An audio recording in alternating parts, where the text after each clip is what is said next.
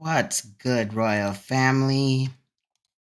We're finally in here. Nobody's in here yet, but hopefully the notifications will go out. I did forgot to turn them down on my phone as well. But today we're going to be talking about the Oklahoma Slumber Party massacre. It was crazy as hell. Now, really quick before we get started, I am going to present my screen because I feel like this song definitely speaks volumes about what we're going to talk about today.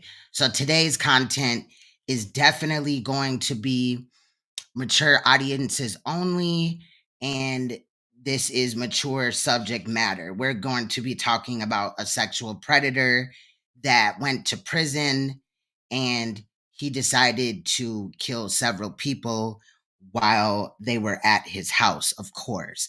Anyway, before we get started, we're going to listen to Forgotten Victims by Cash Me Out, aka me, and then we will venture off into the topic today.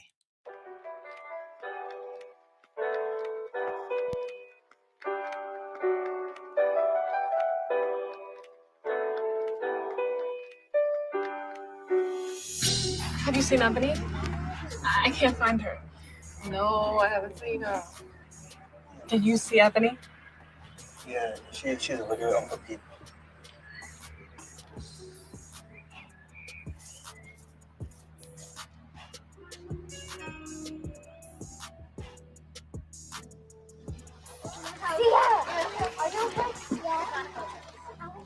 Ebony?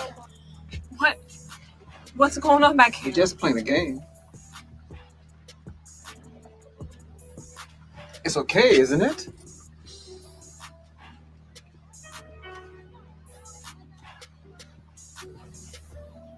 Paul, I was just worried. As long as she's back here with you, everything is all right. Mommy? Shh. Shh. Mommy! Shh. Stand against the predators amongst us. Be the voice of change. Break the cycle.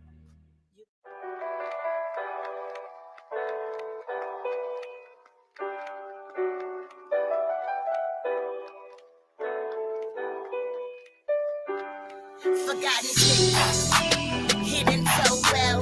Victims of their past, but they will never tell. Touched as children are scared by violence. They choose to hide it and keep the silence. Still forgotten victims who choose to hide. Push back their feelings or bottle them inside. Victims of abuse, scared to protest, but many are ashamed due to rape and incest. Still forgotten victims, hidden so well. Some memories of abuse, but very deep they dwell. Women and men hiding feelings of shame, but they are still victims and shouldn't be blamed. Still forgotten victims who choose to hide it. Keep quiet cause society takes sides and downplays violence. Many fear being believed, but they are still victims, so don't be deceived. Forgotten victims, hidden so well. Victims of wanting love, but truly living in hell. Day after day, they may suffer new pain by someone often close, but it could be far away. You may not have a voice, but I'll be yours today. So wipe those tears away and let my words relieve the pain. Don't drive yourself insane or add stress to your brain, trying to figure out why you've been treated this way. Just hold your head high and know when karma comes around. So knock them to the ground when their time come around. The best way to heal is to seek help and talk about it. Cause you never know, your experiences might help somebody. I had my time of being quiet, hiding behind my tears for so many years. But one day I understood with my experiences I could help the next, so I'll dedicate my last breath to prevent future victims from this pain, and so all my survivors can stand tall again. I'll be your shield from the wind. The paper or the pen, take my hand, it just say win. Forgotten victims, forgotten victims, forgotten victims, hidden so well. Victims of the past, but never will they tell.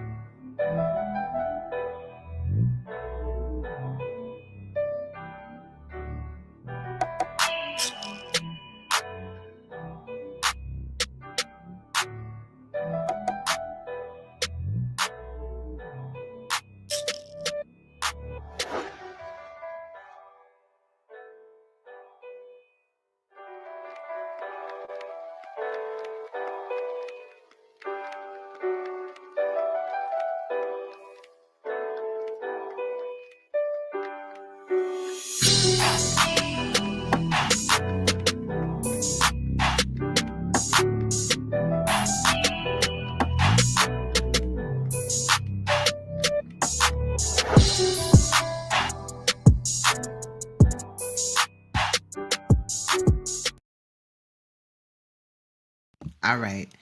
I'm going to cam up first of all because today we're gonna be talking about, and I gotta go get it. It just got done too.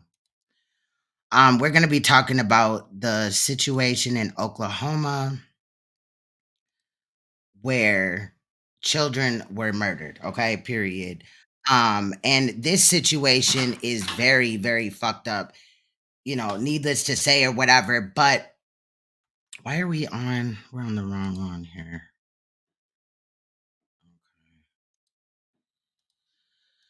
So, okay. So, this situation is really, really messed up. If you can imagine 7 people dying. Now, this is basically, you're gonna hear all of the details in here.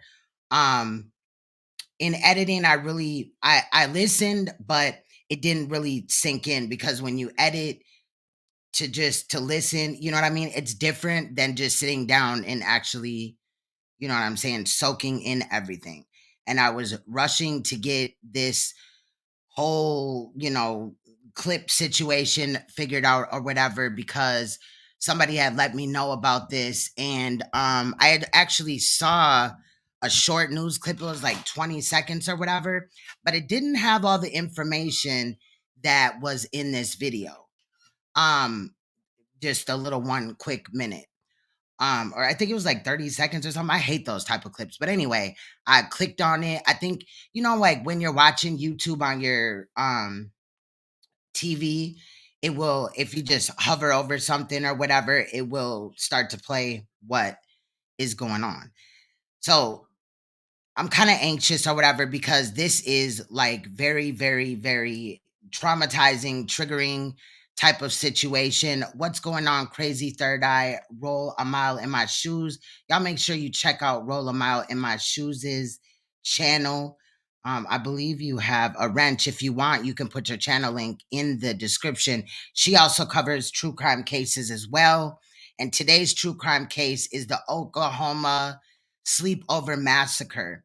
And basically, this woman named Holly had children before marrying this guy named Jesse.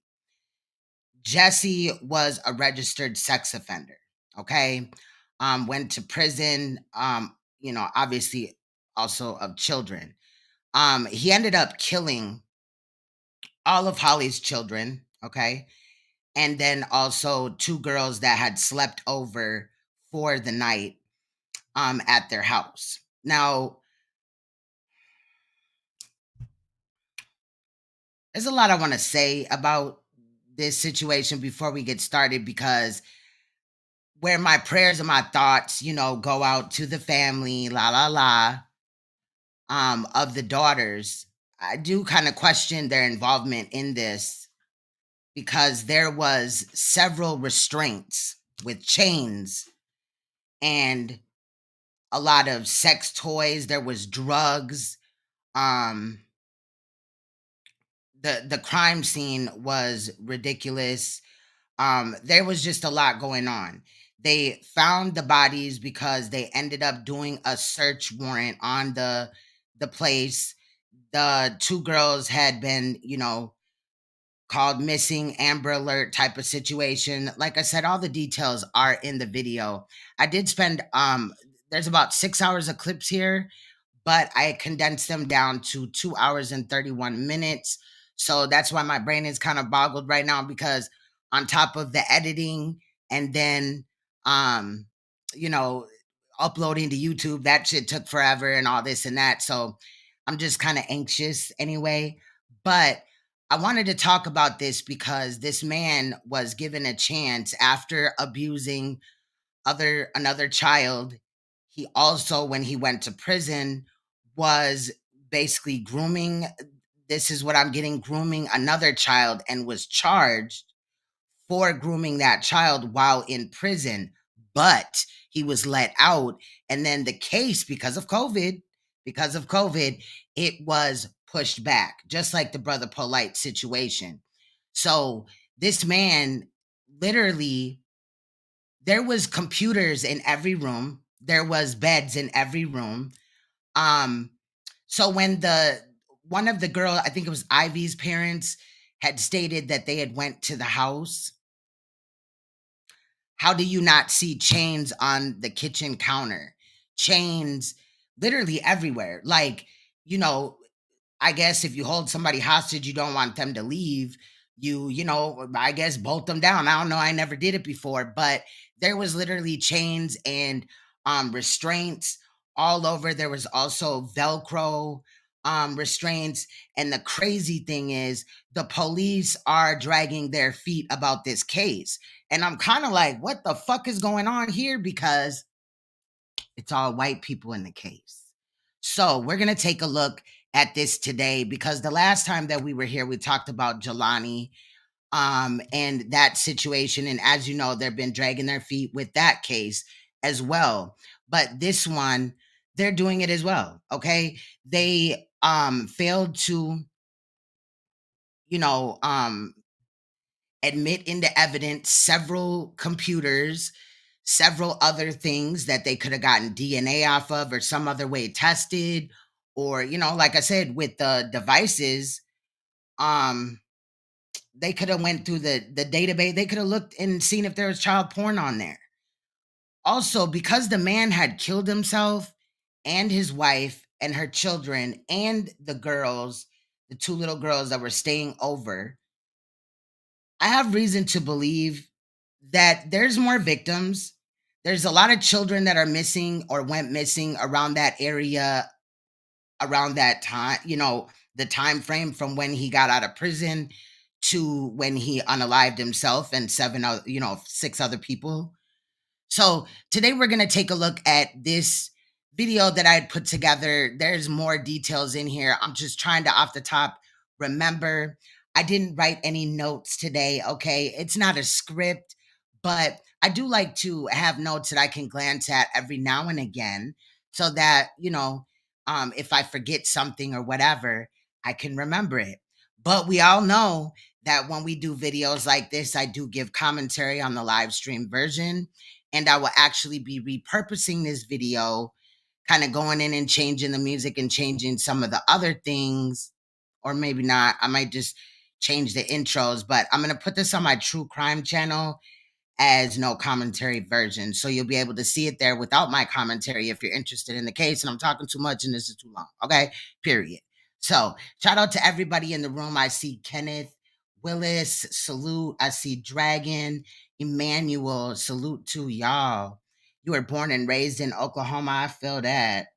I ain't never been there, but this case right here, I don't know if you heard about this, Dragon, but wow, this is crazy. So with no further ado, we're going to get into this video. Again, we're looking at the Oklahoma sleepover massacre that happened, you know, roughly, it hasn't even been a month yet, but let's just do this shit. You know, like for those that go live or post videos or whatever, it's just always weird when you come back. Oh, I did post a couple of videos in my video section, and then also a couple of shorts. So if you haven't seen them, check it out. Shout out to everybody in here. There's going to be a lot of case information here. Now, if we do come up against a content ID where YouTube, you know, they copyright sometimes these footages and things like that, which is weird because when we look at these type of cases, we're often, you know, it's unmonetizable, however they allow the news to. So the news is really starting to oftentimes, you know, copyright it. And then when you play it live, it's not that they don't want you to use it, but it's played live. So the content ID is a whole different thing.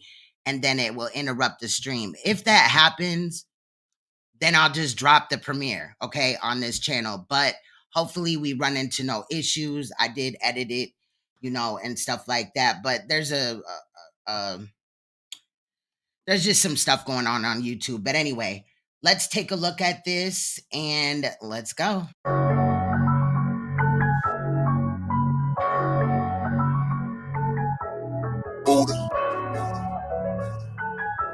What's going on, Juco?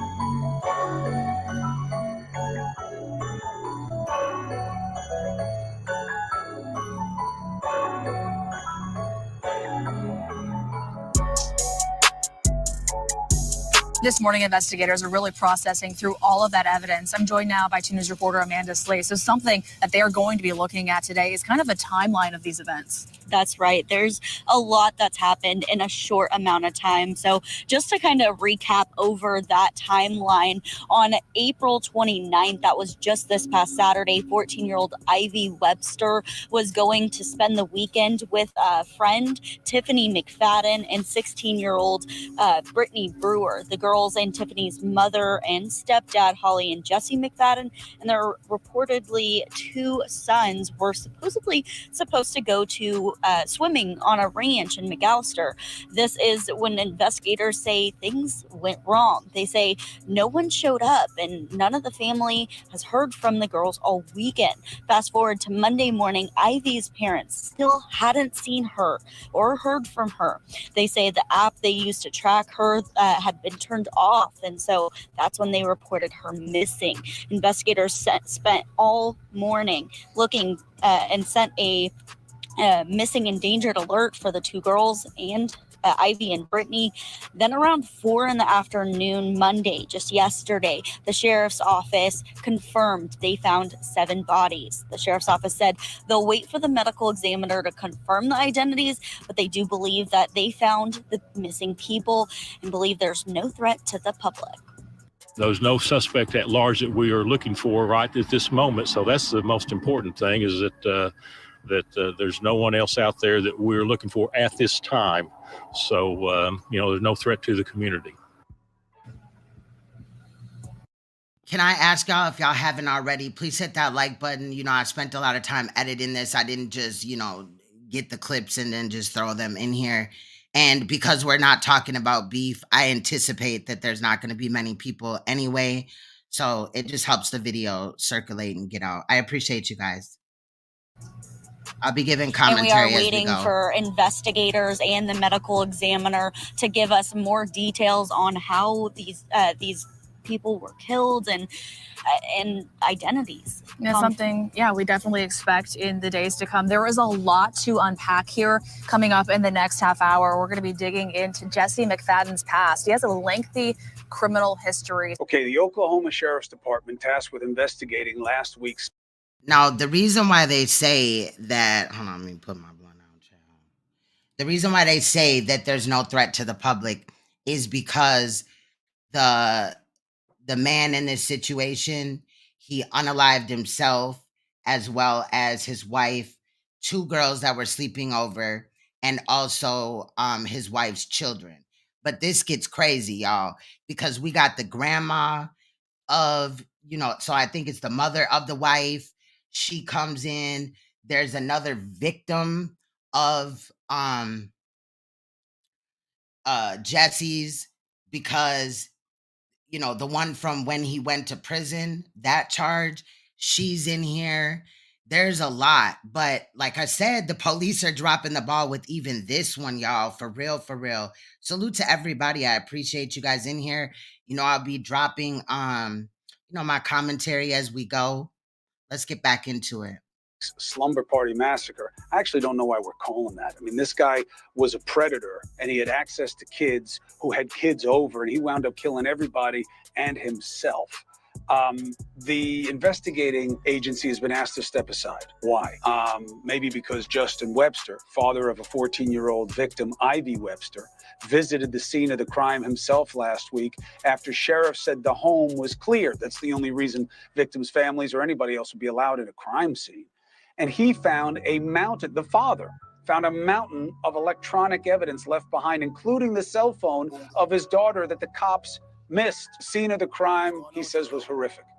Chains, restraints, drugs, weapons, all over the house. Justin also found a list of names and birth dates, potentially pointing to other victims the suspect may have planned to target. This is so bizarre. I know you were being funny, but I said that for a reason. Especially with all the pain you're already dealing with. Justin, thank you for joining us. First, let's deal with Ivy's legacy. And you have a change.org petition that you want people to know about, and that matters most. So what is it? We had her name is Ashley Mann. She's one of the residents here in Henryetta. She's actually a sex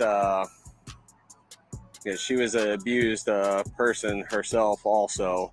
And so this really meant a lot to her when this happened here in our small little town. And she took it upon herself to start drafting a petition. And I asked her to come over so that way myself and my family could go over the petition and begin to add some other stuff that we thought we would want as a family of victims. Who's been fired? Of a horrendous crime. We basically just drafted it together and she posted it on the change.org, and where we've given it to Congressman Fettgetter. They found a lot of information. This man, his wife, and he, like, I swear it was him. There's another father, because the kids that slept over, they were not brother and sister. So it was their daughter and another man's daughter that ended up going over there. But they said that they had been to the house. And I'm like, why would you let your kids sleep over somewhere where there's literally chains, as you guys will see, literally chains on the kitchen counters, like chains, like you saw down at the bed rail, the floorboards down there. Like, there was chains like all over in here. And the police did not pick up most of it. They left it. There was bags and bags of stuff and all type of other stuff. They basically just grabbed a little bit and left. A lot of it they just left there, and it could have been tested, or especially them computers. Like, why was there a computer in a bed in every room? Like, what's going on? Test the mattresses, test the bedding. You know what I mean? Like, it's ridiculous. What's good, observing stuff? Shout out to everybody. Osan, Yemi, salute. And we want to make sure that I think a big point for us was the name of the law. We wanted to come up with a law that protects all the victims. And here in Henryetta, our mascot are the Knights. So we wanted to name the law the Knights Law. And I think that's a great name to protect all our little Knights that are victims and affected by this. So let's go to the investigation. You went into the home, they said it was cleared, and they literally missed your daughter's cell phone. Yes, so from my understanding is the sheriff's office, Okmulgee Sheriff's Office, was the point agency in the investigation. And they had contacted the OSBI here in Oklahoma to do a partial assistance. And as a partial assistance for the OSBI, they can only assist as far as what the sheriff's office wants them to assist in. Now, this is the house. Okay, some of this footage is of the house. So you got a bed right here in the living room. And so when they were going through the house, the sheriff's office, I think there was maybe just a few of them inside. Computers. Now, I got about 4 computers, but they're in, one room. They're for doing work on the house with OSBI, and they were telling OSBI what they want to take and whatnot. So this dude had computers in every freaking room, damn. So just to clear up the bathroom, though, up that confusion between the sheriff's office and the OSBI cameras did what they could as far as the sheriff's office leading them. The sheriff's office is the one that let us down, not once, not twice, but 3 times now during this entire investigation. And it's become very, very frustrating. Wait till y'all see the 2 daughters' rooms of the wife that was married to this man. Their room was like a normal bedroom. You know what I mean? It was very weird. It's very contrast to like the rest of the house. And then in the son's room, and when I'm talking about these kids, I'm talking about Holly's kid, the wife's kids. She, her son had like weapons in his room, like bow and arrows and all type of stuff. And I'm like, what the fuck? What was your biggest concern after you walked through that house? The biggest concern for me would be they completely missed the entire story. And basically what we're hearing is that, the sheriff's office, they took point out in the property where my daughters and the other victims' bodies were found. And after they found the bodies and the suspect, Jesse McFadden, they basically called off the rest of the investigation and the search of the house and the rest of the property. And obviously, as you've seen on K4 News, I had Kaylee Olivas with me as a reporter inside the house. She's the one who got most of that footage that I'm hoping the nation has seen by now. I agree with that. Roll a mile in my shoes. I agree with that. But no disrespect to, I believe her name is Ivy, her parents, that man that you just heard right there, and his wife. But I think that they knew more or something, because bro, when you really see the videos of like the house, like, no. It is a very dark. And there's cameras, like webcams. Who needs? I have 2 webcams. I have about 4 computers or whatever, right? I might have 5, you know, old one that's in the closet or something. But I don't need webcams for both of them, you know, for all of them. I only have 2.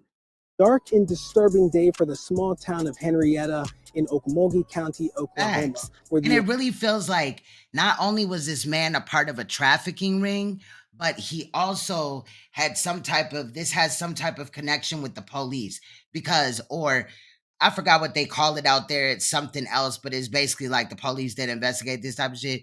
So they really like are not moving their feet when they have spokesmen come out or whatever.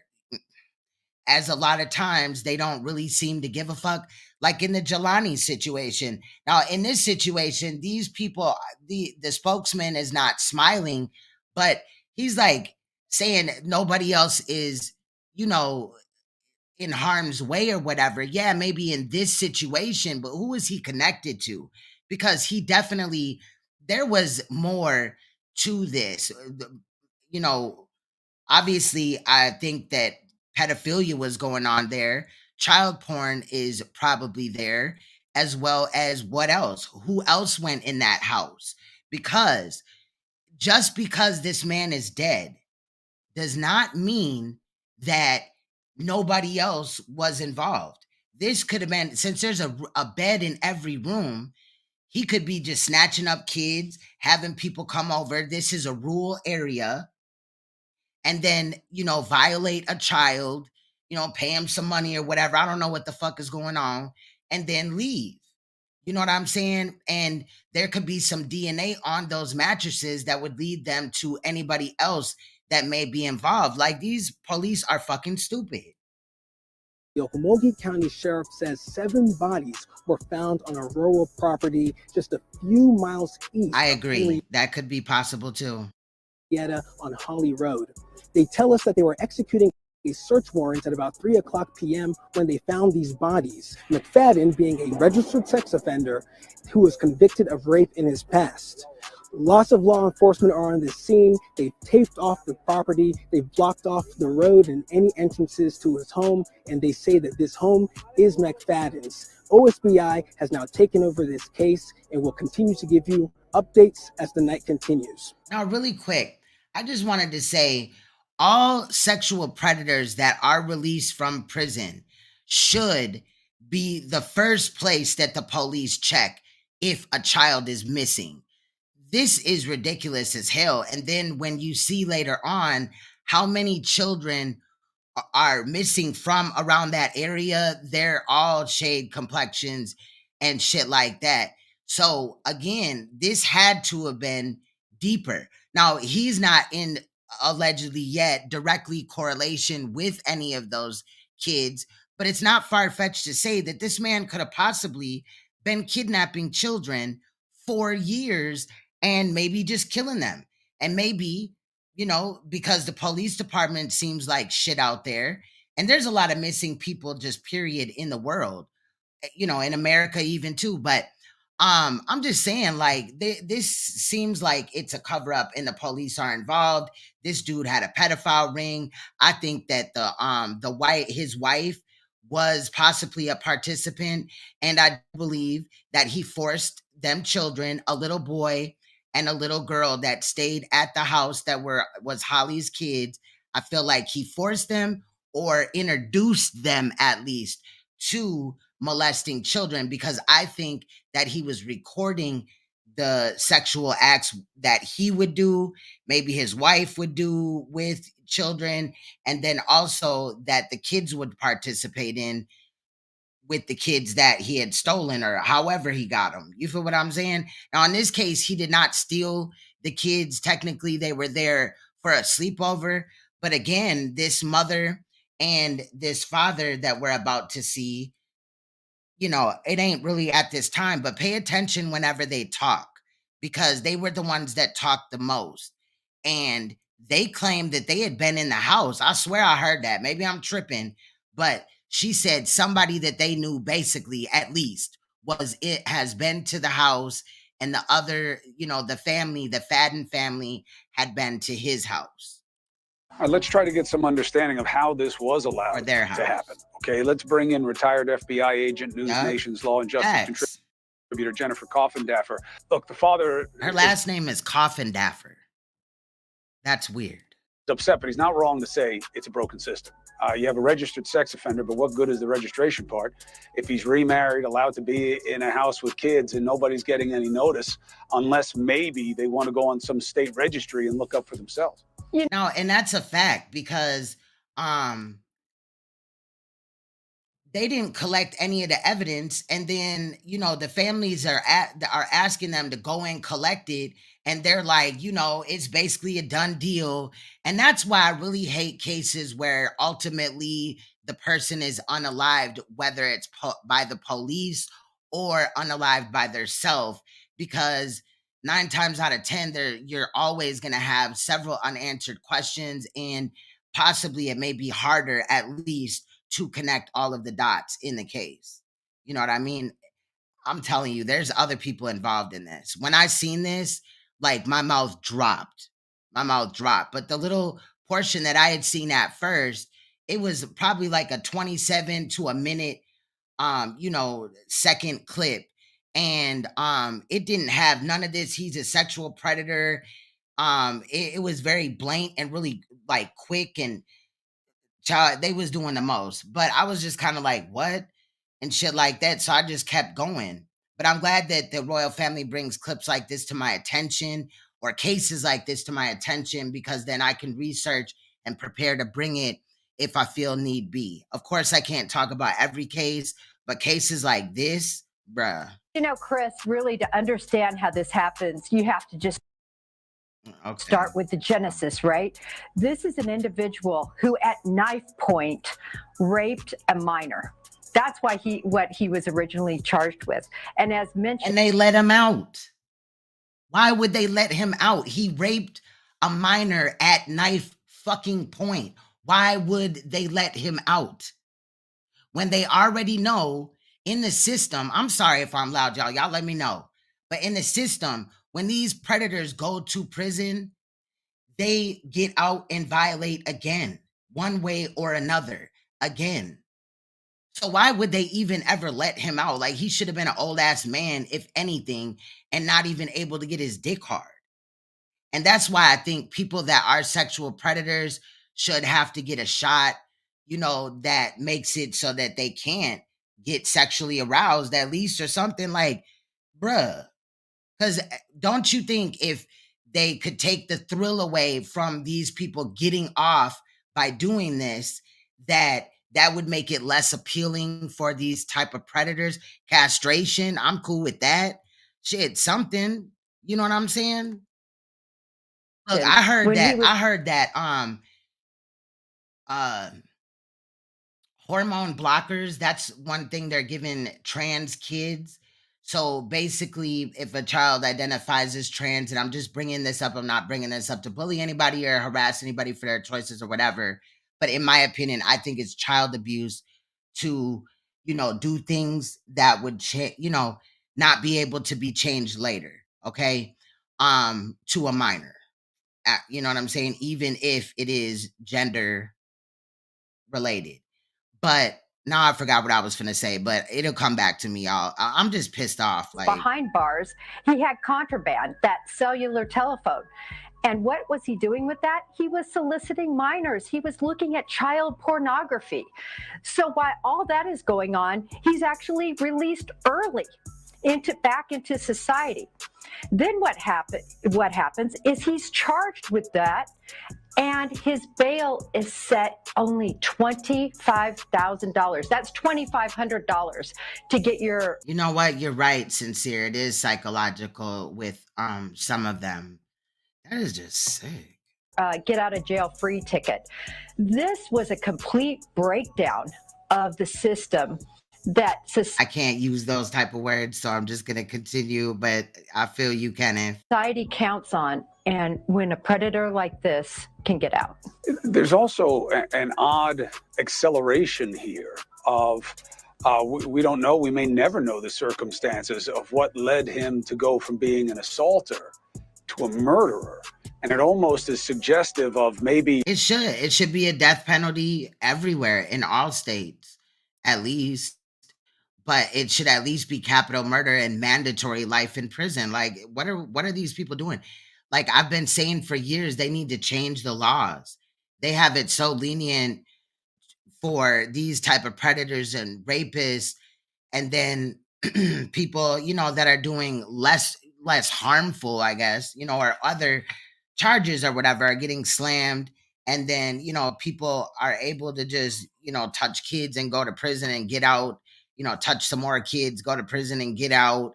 It's ridiculous. They need to really protect children. Being exposed for something. But have you ever seen a case like this where someone goes from being a sexual assaulter to killing his entire family and the two guests and himself? Right. So the important thing to look at was the evidence in this case and the facts that came forward from the individual that was involved in the solicitation that they were going to trial on Monday. So he actually was texting her basically about backing down, and she wasn't going to back down from her case. And he then blames her for what he is going to do. And so this was completely premeditated. He didn't want to go back to prison. He's a family annihilator that used his rage and anger about going back to prison to justify his actions. I did exactly what I promised I would do when I got out. I got a marketing job, making great money, and And he actually had stated that he's not going back. Like, he refuses to go back. You know what I mean? Advanced, been there 2 years now and made a great life like I promised I would do with you. Now it's all gone. I told you I wouldn't go back. This is all on you for continuing this. Now, this was a text message to a minor? This was the individual that was involved in these charges. So is she a minor now? This occurred when he was still in prison. He was making these calls from a cell phone. But yes, this is his victim. And, it really speaks volumes to his narcissistic attitude. He's going to turn this action and put it on her, his victim. How about accountability by the state regulatory agencies for allowing this man to be in proximity to kids, let alone living with kids? It's such a breakdown, Chris, and it's unfortunate that this is not unusual. It happens so often. Individuals like this are released early. They're released into environments that are not safe for the children they're around, and nobody is monitoring him. But they've been out here searching for 7 people who've been missing since the weekend. Kind of backing up a little bit, I think we all got that Amber Alert on our phone early this morning about 2 missing girls, and the story started to develop throughout the day. Now, really quick about this video. I tried to keep them in order, but then it didn't end up happening and they all got jumbled. So I do apologize, but it's all the information, but it's nothing, too big. Step out of the way so you can see kind of the situation that's been unfolding here. The District 25 Task Force, they're calling it, has been out here all afternoon searching this property. This is the property where Jesse McFadden has been living with his wife. and stepdaughter and 2 sons. Right down the street. Oh, actually, Kenneth, because you said, I'm surprised that the population in prison didn't give him the business. One of his cellmate is actually finna be in this video. So we'll be looking at that as well. Is one of Tiffany, the daughter's best friends, Ivy Webster. They hung out here all the time. The parents told me they were always at one person's house or the other. Well, turn of events, Jesse McFadden, unknowingly to the parents of the girls who are over here with sleepover, is a convicted rapist. And he was actually supposed to be in court today for a hearing on a child porn related situation. So the girls were all over here at a sleepover and kind of went radio silent. Parents had no idea where they were, and things got suspicious and things got weird. And so that's where we are. So, Erin, talk to me about the investigative scene out there. I know that you've been out there all morning, all afternoon. Is it a big area? Kind of walk us through what investigators have been doing throughout the day. So if you're familiar with Henryetta and you come in here through Highway 75, there's a quick trip and a talk about that main little intersection. You go east a few miles and there's beautiful properties. It's wooded, it's hilly, and there are a few houses here and there. So I spoke to a guy who apparently owns all of this property where the McFaddens were living, and they were caretakers for Holly McFadden was a caretaker for this property. And he said that a few days ago, Jesse McFadden had parked a white Chevy Avalanche across the street, which is also his property. And he said, "Why are you parking it there?" And he said, "Well, I'm trying to hide it from a family member." And he thought that was strange at the time, but didn't really think anything of it. And that white Chevy Avalanche was the car that authorities originally were looking for in that initial Amber Alert that went out today. And our drone footage did capture finding that car abandoned. However, the truck was not near the bodies. The bodies that had been found, they had to get an ATV and they went back, I don't know, maybe about a mile or two back behind that property. And that is where 7 bodies have been found. And Erin, I know that this all started with that missing persons report that was made this morning. So that didn't make sense. That didn't make sense at all. So she said there was 7 bodies found in that ditch. How did he bury himself? Which is also his property. And he said, "Why are you parking it there?" And he said, "Well, I'm trying to hide it from a family member." And he thought that was strange at the time, but didn't really think anything of it. And that white Chevy Avalanche was the car that authorities originally were looking for in that initial Amber Alert that went out today. And our drone footage did capture finding that car abandoned. However, the truck was not near the bodies. The bodies that had been found, they had to get an ATV and they went back, I don't know, maybe about a mile or two back behind that property. And that is where 7 bodies have been found. And Erin, I know that this all started with that missing persons report that was made this morning by Ivy Webster's parents. They said that the bodies were in the... A chance to talk with Ivy's mom. Tell us what she was thinking, what she was feeling when her daughter didn't come home this week. It just said there were 7 bodies, right? In there. Well, if you got the mom, which is the wife, Holly, Jesse, Holly's 3 children, that's 5, and then the 2 girls that slept over, that's 7. So how did he bury himself?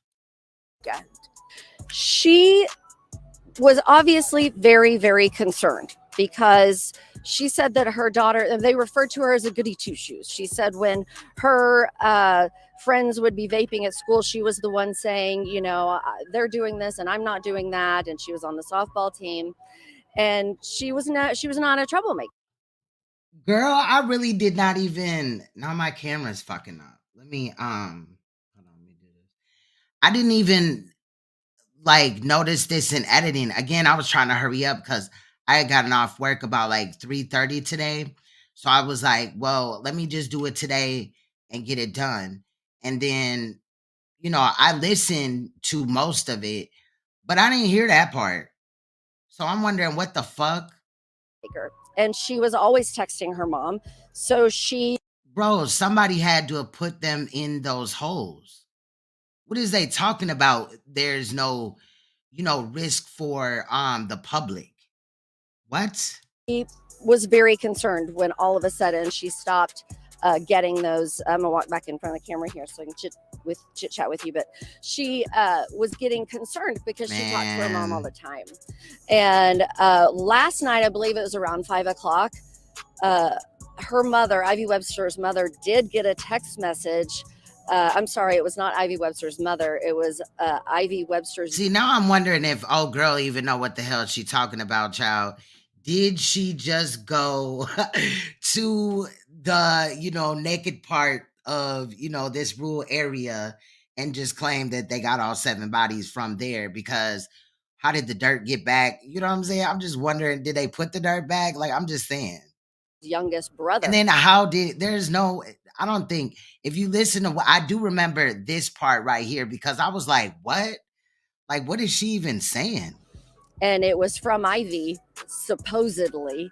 And all it said was a conversation. And look, she don't seem real confident. It seemed like she just don't know nothing. So again, y'all, just, this lady in the pink, y'all just, take what she says as a grain of salt, because she just said that the man that killed himself and 6 other people were found in, saying some dirt. She said 7 bodies. I heard that shit. About a mutual friend. What's good, Max? Shout out to Max. If you want, you could drop your channel link. Sincere, I think you're a mod, aren't you? It was nothing about where she is and why she hasn't been returning her mom's text. So she was sort of getting even more concerned at that point, because she thought that was not Ivy talking to her brother at that point. And I know, Erin, that you said that the parents weren't aware of Jesse McFadden's criminal history. When I was digging through details, it seems like he was just released from prison just about 3 years ago. You can drop your link as well. Discharged at that time. Tell us what you're learning about his criminal history today, including the trial that he missed this morning. Yes, there was a situation where he was supposed to be in court today, and because I've been out here all day, I don't have a lot of those details. It was a child porn related issue, soliciting a minor online, I believe was the other. And he did that while he was in prison, y'all. He did that while he was in prison. So they said that they couldn't keep him in prison while he fought this case, but they should have took him to jail. Charge. I did, when I was talking to Ivy Webster's parents, I said, what kind of guy It's good, Jeanette. was Jesse like? And they said he was weird, no doubt about it, but it wasn't weird enough to warrant a concern. They just thought he had an awkward personality. They thought he was kind of overbearing with the children. They kind of referred to him as sort of a helicopter parent.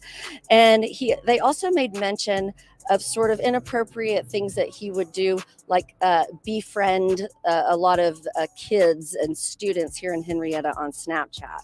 Now that screams to me that this dude is a fucking predator and he's grooming any child that he can get his hands on. Like, period. He probably molested Holly's daughter. And Holly may have known about his fetish to touch children. And, maybe there was an agreement, like, just don't touch my kids. I don't know. Maybe she was involved as well. Maybe she wasn't.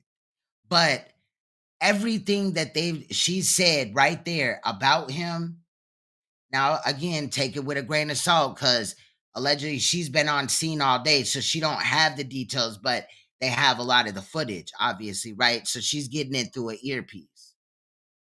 But I still feel like somebody should be actually telling her what's going on or whatever, faster. I don't know. She just doesn't really seem confident. But everything that we've heard screams out sexual predator to me.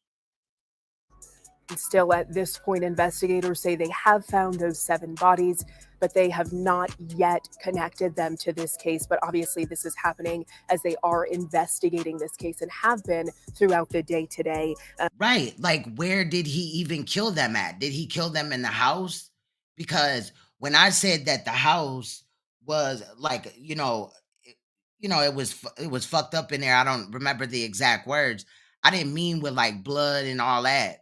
I meant by like, fam, there was restraints and drugs and all type of shit that was alarming. Like, who needs a chain and like a restraint at the kitchen table or the kitchen counter? I mean, like, or anywhere, like in your house, like, fuck is going on? But the one bedroom, the girls' room, was nice. It had clouds and little hammocks and things were matching and it was clean in there. But the rest of the house, it did not look like, even the son's room, it looked weird.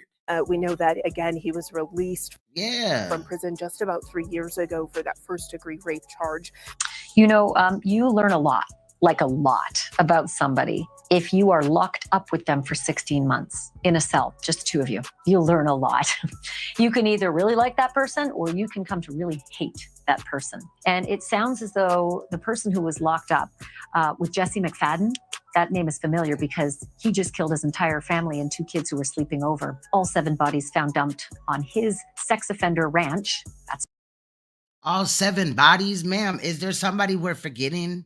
Because there was 5 children, him and his wife. That's 7. Like, what is his registered address in Oklahoma. And now his former cellmate is speaking out. To be clear, now his listen former to this, cellmate y'all. was not in for the same filthy charges that Jesse McFadden was in for. Jesse McFadden was in for criminal rape. He raped a 15-year-old at knife point. And while he was in, he had a contraband phone and he was actually looking up naked pictures of kids.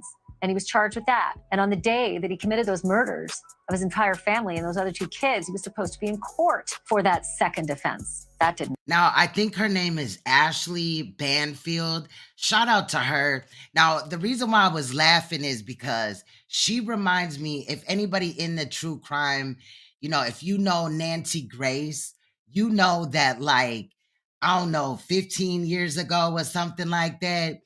I don't know when she started, but that's when I got onto her, okay? And she, like, popped off, like she was ready.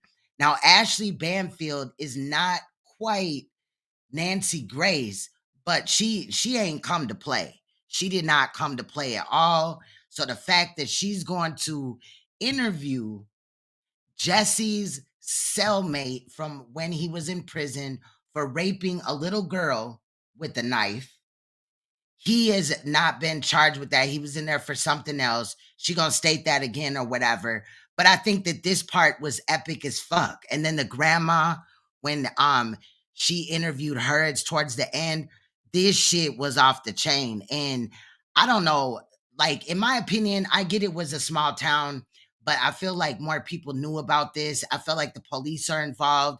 And obviously, if 7 people, were in the house and they found 7 bodies, how did he bury himself?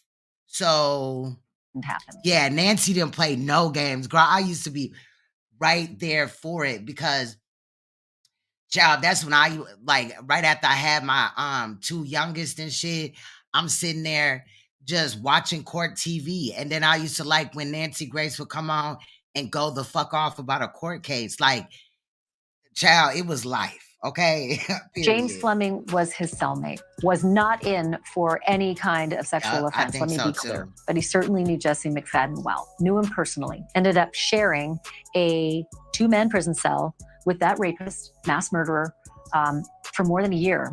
Again, clear, James Fleming was not incarcerated for any sex-related or violent crime, but he joins me. I see that it's playing slow. I don't know if motherfuckers trying to flag me or what, but all right. Live now. James, thank you so much for being on. Again, this video will be up on True Crime TV, my true crime channel, without the commentary. So if you just want to watch it without the commentary, that's fine. Sure, all of this comes as an absolute shock. Can you give me some insight as to the person who Jesse McFadden was, the person you knew? So when I first met Jesse, Facts, he just Max. seemed like a normal, clean cut, another inmate, another convict. But you know, as we moved in together and we shared a cell, you know, it's about I would say about 6 months into it, I just realized how weird he was. Now, that is a fact. Small towns, they know everybody. I've even heard of small towns like in North Dakota, you know what I'm saying? Like some years ago or whatever, people used to leave their car keys in the car, their doors unlocked, like because it was such a small town that, you know, somebody was going to see your ass and they knew everybody's business. His conversations would always turn into sexual conversations. He was just a very awkward guy. I caught him, you know, stalking nurses down at the medical facilities. You know, he was just your very, very awkward, weird person. There was some report that he had actually assaulted someone in the prison as well. I don't know. I'm not sure about him assaulting anybody in the prison. Okay. While you had, you say that you never were at ease, that you slept with one eye open. Tell me about that. Oh, definitely. So about 6 months into our living arrangement, he came out and told me that he was in prison for rape. You know, of course, not in all prisons, and in some states you would have to request it. If you were like a predator, you could request to be in you know, I forgot what the fuck it's called. In a unit basically that's for, you know, people that are often targeted, right? So, but in other prisons, if you sign a paper and you know, go through some procedures or whatever, you can end up getting out of those. Yes, PC. I was gonna say closed custody, but that's the same thing.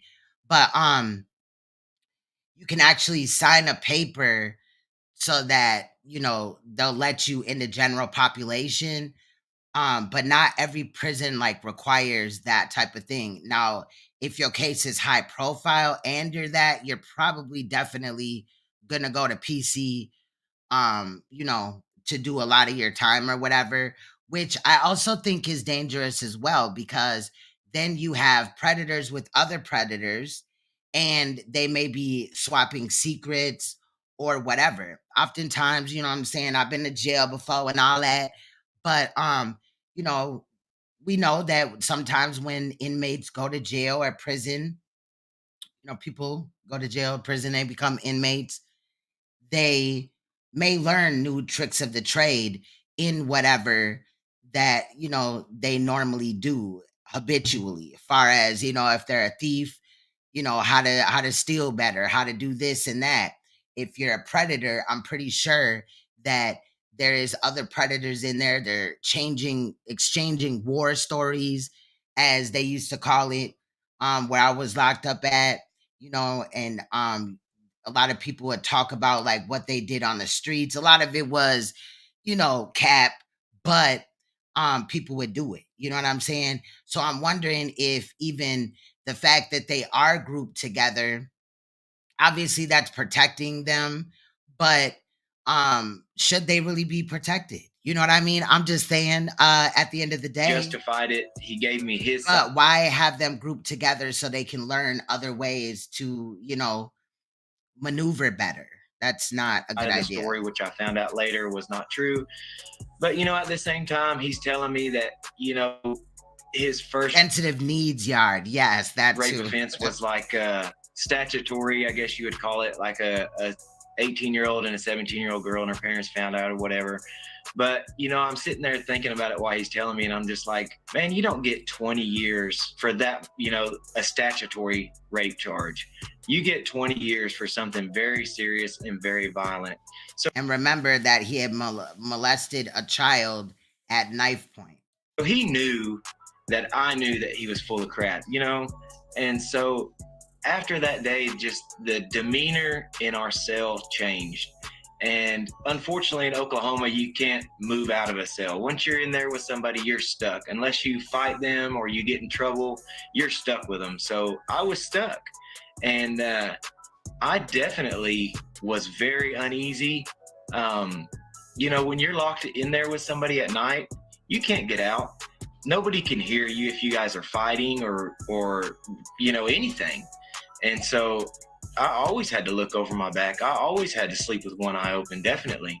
Were you angry that he was let out of his sentence 3 years early, ultimately still facing similar kinds of charges of child pornography? Well, yeah, of course. You know, we stopped being cellmates in 2015. And even throughout the rest of my incarceration, and then whenever I got out of prison, I kept up with him. I was looking on the Oklahoma State Court Network to see when he was going to have to face, you know, the charges that he got. He was at that other prison. I was, you know, looking up to see where he lived. That's how I found out him and Holly got married. I was looking up to see, you know, if he had faced these charges that he was accused of, that he was guilty of. And I saw their marriage certificate, and it just blew my mind. I don't know why they would let him out of prison, why they didn't just take him straight to county jail and await those charges. And I know you're upset because you reached out to police to, you know, let them know that this was a registered sex offender, and it was nerve-wracking that you couldn't even see where he was registered. And then ultimately after the killings, you let them know how upset you were. The one thing that I just want to let our viewers know about is that you actually had quite a deep connection to Holly, his wife, who he just murdered, along with her 3 kids and their 2 friends. That you used to be a pen pal of hers when you were incarcerated. She told you that that she loved him, or she told you that she loved you. And then on February 20th and February 21st, you had this text exchange with her, still as a friend, saying he was pen pals with Jesse's wife. Hey, and she texted back, "Hi, how are you?" And you said, "Doing great, finally enjoying my life. You know, I see you have a different last name." And then she says, "Yeah, me and Jesse got married." And you say, "How are the kids?" And she says, "They're great and huge, LOL." So clearly you had a good relationship. So right there is something that's kind of odd, just like the fact that they said that Jesse killed all of them and then he buried himself after he killed himself. Or did he like get in the dirt with the bodies, shoot himself, and then, you know, all the dirt just fell perfectly on top of them? Relationship with her. This must be devastating. But maybe we're seeing pictures of, you know, after the cops put the dirt back. I'm just saying, like, maybe he killed all that, like, built, you know what I mean? Like, he made the hole or whatever, and he killed all them, and he put their bodies in there, and then he like shot himself and fell in. I don't know, because there's no way for him to bury himself if the dirt was over him. That is, you know, news. I just feel like that's weird that they just kind of aren't addressing that. Not only Holly, but her 3 children are dead.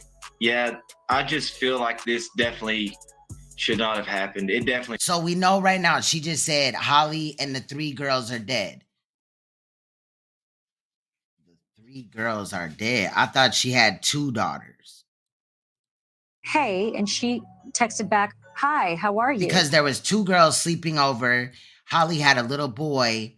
And then if she had 2 daughters, that might have been the 7th person if she had another daughter that I forgot about. So. And you said, "Doing great." Does great. anybody know how many daughters that Holly had if you heard about the case? Finally enjoying my life. You know, I see you have a different last name. And then she says, "Yeah, me and Jesse got married." And you say, "How are the kids?" And she says, "They're great and huge, LOL." So clearly you had a good relationship with her. This must be devastating, this news that not only Holly, but her 3 children are dead. Okay, her 3 children are dead. So like I said, she had 3 children. There was 2 other girls that slept over, right? So that's 5. Plus Holly was unalived. And then also Jesse, that's 7. So how was 7 bodies in that hole if there was dirt over them? Yeah, I just feel like this definitely should not have happened. It definitely should have been avoided. And it's just really weird that he happened to be the cellmate. It's cool that she interviewed him either way, But how was he also her pen pal while he was in prison? Like, what?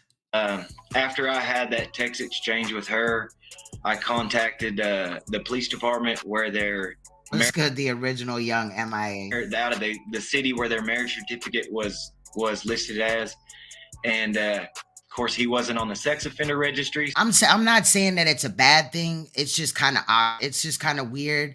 But I don't know. So I contacted. Like, in what order did all this happen? You know what I'm saying? He seemed like he was her pen pal in prison. That's what the lady just said. To them, I said, hey, there's an offender in your area. Oh, He's she's not on old. the registry. She is old. Shit, I was playing. I'm just They playing. say, I'm kidding. well, I'm kidding. I'm kidding. The state has a public list, and I went and checked that list, couldn't find him, got back to him, said, hey, you know, this guy's a predator. He has multiple offenses. And then, like, at the same time, okay, maybe he got out of prison and then, you know, she had met Jesse or whatever. But I'm wondering, like, was there any, like, what point did he get out of prison? And then, you know what I'm saying? Because, like, he didn't see no letters coming to the house with his old cellmate's name on it. Like, that's just weird. You know. And they lived together for 7 years. And then, so he had to have known his name.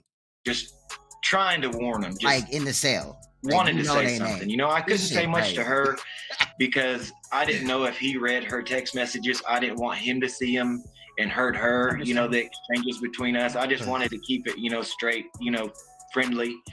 But, you know, when I reached out to the... I meant it in a good way. I mean, but if she was involved in harming children on a serious note, then she is a hoe. She a dirty, nasty, ratchet ass hoe. But if she was just unalived and she didn't know why her husband had locks and chains and restraints all in the house and dildos laying around, like, when y'all see these pictures in this fucking house, this shit is crazy. There's dildos everywhere, cameras, computers, definitely porn going on, definitely, you know, kitty porn, and beds in every room. Why is there a bed in every room? Like, the kitchen, the living room. Now, I'm just playing. I don't know about the kitchen, and but they didn't get back. And obviously not the bathroom, but what the fuck, bro? You know, I was just like, what the heck, man? This could have been avoided. This could have been avoided. As this morning, we are learning new details about the discovery of 7 bodies in Oklahoma. 2 of the victims, teenage girls whose parents say they never imagined the danger their daughters were facing. Jesse McFadden was due in court Monday. Right, but the way that he said it, though, Jeanette, was kind of just like, you know, I knew that his charges had to be more fucked up than what he said, because he just told him it was statutory rape, but he had actually molested a child at knife point. But he said it like, the cellmate said it like he just had a bad feeling about dude. But like, it's just, I'm saying, it's very weird. Charges of soliciting a minor and charges of possession of child pornography. Officials say he is one of the bodies found. The others believed to be McFadden's wife, their 3 kids, and 14 and 16-year-old girls who were friends with their children. Now, one of those girls' parents says they'd known the McFadden since 2020, but didn't know that Jesse was a registered sex offender and had spent 17 years in prison for rape. Police have not released any details about how anyone 17 years died or who killed them. Any second that I could save to save. Now, these are Ivy's parents, I believe. That's their daughter. Again, later on in the, they start to kind of rub me the wrong way too. I don't know if, you know, they are involved. I would hope not. And I'm definitely not trying to disrespect this family by, you know, stating that. But I've pretty much seen a whole bunch of shit in cases, twists and turns and shit like that. So my eyes aren't off of Ivy's family at this time. Some other children to make a change is what I want to do. Her parents. And if I can tell Ivy's story and tell our story and get our government officials. It's the beard. It is kind of a creepy ass beard. Like, you know, when he eats food or whatever, like it goes in his stomach, like he gonna get a bowel obstruction. I'm telling you. To start speaking up loud to keeping these pedophiles in jail. We told you a lot of evidence that was discovered, even after all of the additional evidence found on Friday by the families. You know, the police just opened up the scene again. Families came back and found another trove, even worse than the first trove. Bloody clothes of toddlers. More. And they only went back because these people had walked through the house. So Ivy's mother and father, as you see here, there's some people there, and there was a news crew walked through the house and saw a whole bunch of things that the police could have took and used, you know, to look at or look into, got DNA off of, especially those computers. They don't tell them what's on them, hard drives, any of that. They left it all. And then they found the evidence of drugs and all that. But these people still, at the end of the day, ended up walking through a crime scene that the police then, after they were notified and they saw the video and the news station got involved, then they went back in to take a look and collect evidence. But they had already let other people also in the house. Restraints. Holly's handwriting on ledgers with children's names and birthdays. That's evidence that may have actually implicated Holly in these horrible crimes of her sex offender husband. Crimes in which she herself ended up murdered, as did her 3 children, before Jesse McFadden turned the gun on himself. This was exclusive video we brought to you on Friday. But now, in light of what's under those floorboards, the additional phones that were found with children. That's what I'm saying too, because if they don't know whose clothes those belong to a toddler, there was no toddler in the house. That, you know, the girls that were staying there, they were teenagers, and then Holly's children were also teenagers. So where's these toddler clothes that were still wet when the family went digging around in the house? Wallets on the back. Good, Leonard? Additional drugs, additional restraints. We're now looking at this video with a whole new perspective. So I'm going to play this for you, and I'm going to pause it each time so that we can start looking not just at the restraints or the liquor and the drugs and the syringes, but now at what might be in the background, now that we know how much else was in that house. Bloodied children's clothes under the floorboards. Restraints stuck behind the dresser. In this first tape I'm going to play you, the families of Ivy Webster and Brittany Brewer, who were the 2 kids who came on a sleepover and were murdered. They arrive on the scene. They are all focused on finding their daughter's phones, right? But then they notice... Wait a minute. No, because later on in this, I swear there's another man that claims to be... Maybe that's Holly's kid's father. I did rush at editing this. So again, you know, take even what I'm saying as a grain of salt. I'm just saying we looking at this shit today. There are beds in every single room. It is unusual. Phone or phone case with like the screen ghost face on the back. Okay.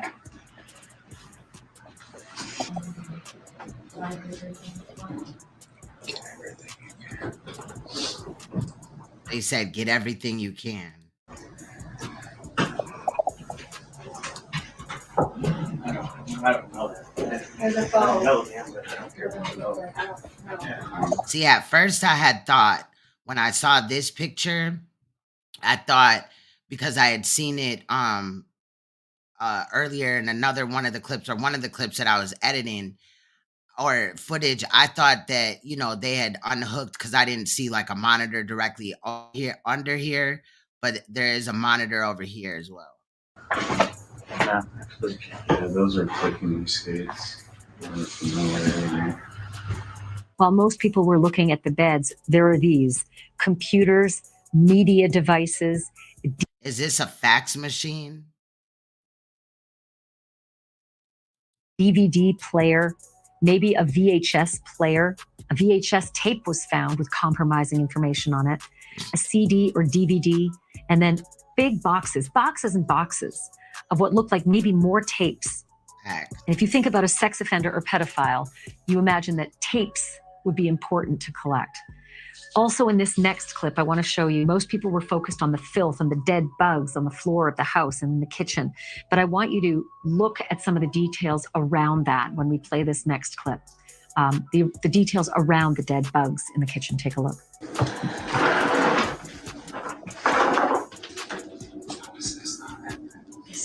Do you remember when they said that they were making Riley sleep on their bedroom floor? Where was she sleeping at? There is no room on that floor. So there are the bugs. And she just said that, remember when they said, I think one of the children's name is Rye or something like that. When they made Rye sleep on the floor in the room, they said that there's no room on the floor. And then here, over here, you know, The focus here is that heating vent on the floor. And if you can see, the top of it is actually pulled out and cast to the side. Maybe it's an accident, or maybe it was a place to hide something, but that vent in the floor is pulled out and it's out on the side beside the hole in the floor. I want to take you now to the storage room. This is where the parents actually found their dead daughters' cell phones up on a shelf in a cupboard. I want you to look at it again, but take a look at some of the other details on the shelves near where the cell phones are found. Give me something to grab. take a picture. Take pictures. It's on video. That's them. Hey, that's them. Okay. Here, use this sack. Dump these locks there. No, those locks? That's evidence too. So is those He drugs. just wants us. Is That's that it. hers? Yep. Okay. Hold on. Call the sheriff. Yep. Don't touch them. Don't move them. Yep. Let's back out. That's good. Okay. I'm calling. Are you done looking? No.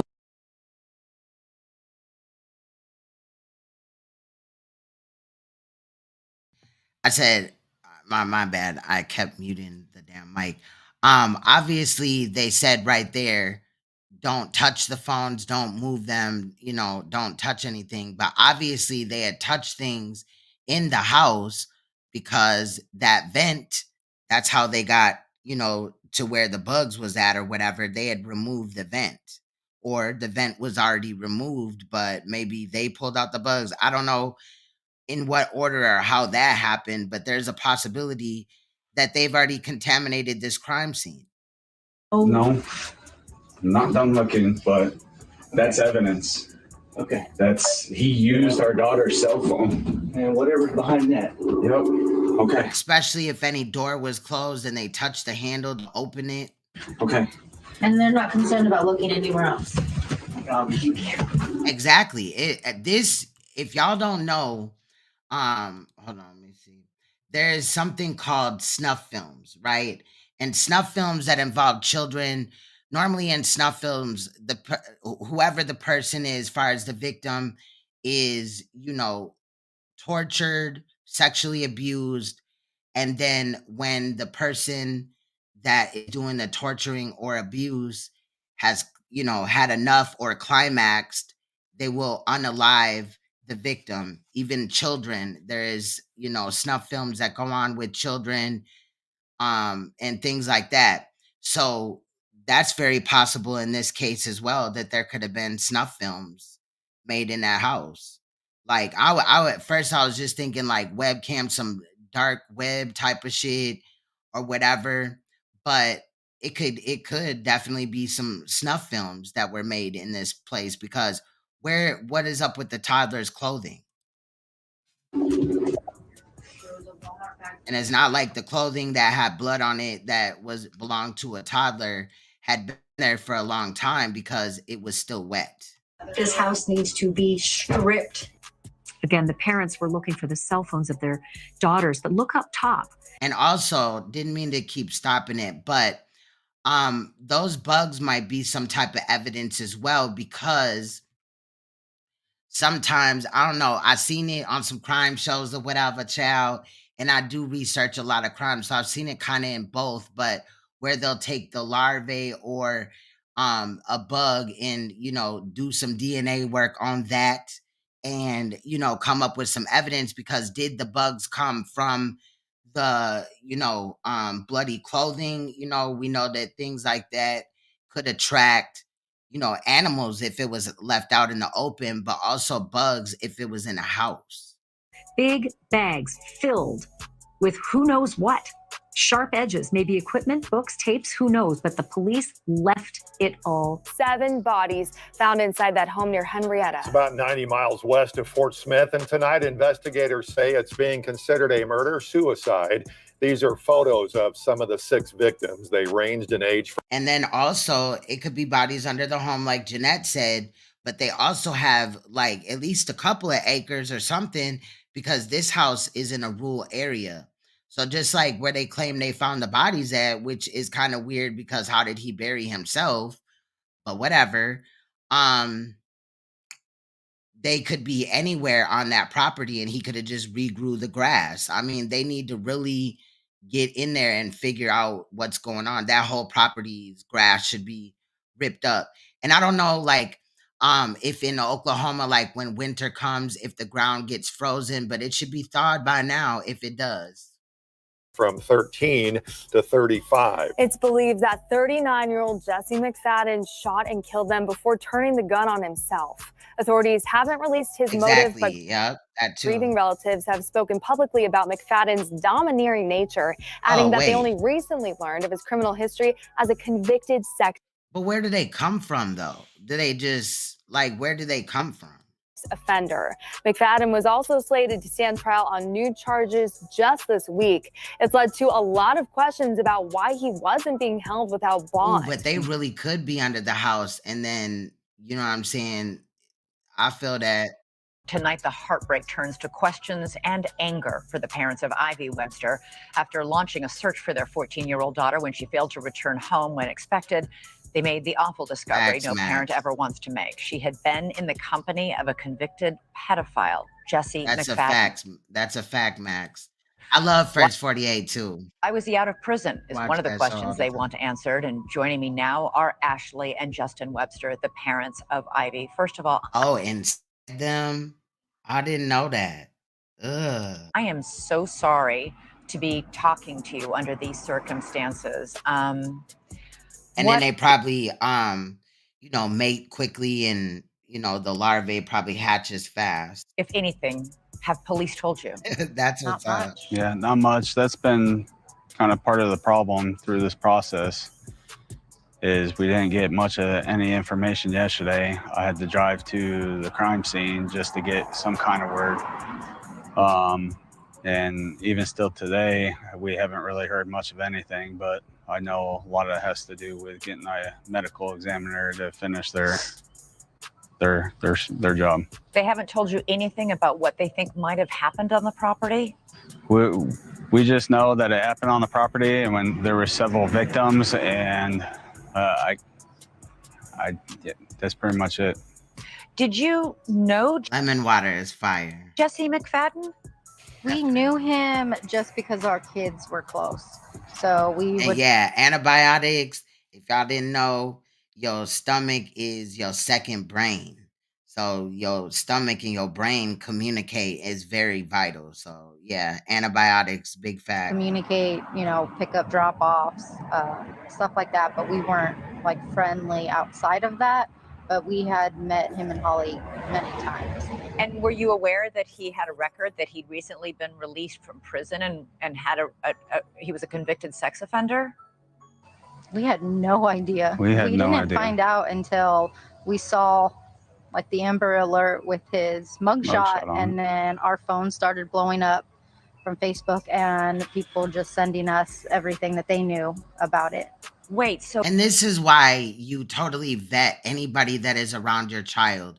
I don't let my kids sleep over at anybody's house. And if they're going to be alone with anybody at their house, you know what I'm saying? I need to know everything, bro. I need to know everything. Like, period. Background check. This is a small town. You had no idea. I say motherfucking ass. Fuck out of here. This man had been recently But seriously, a quick background check could have alleviated all of this. From prison after being convicted of rape and was due in court just yesterday for child pornography. You had no idea.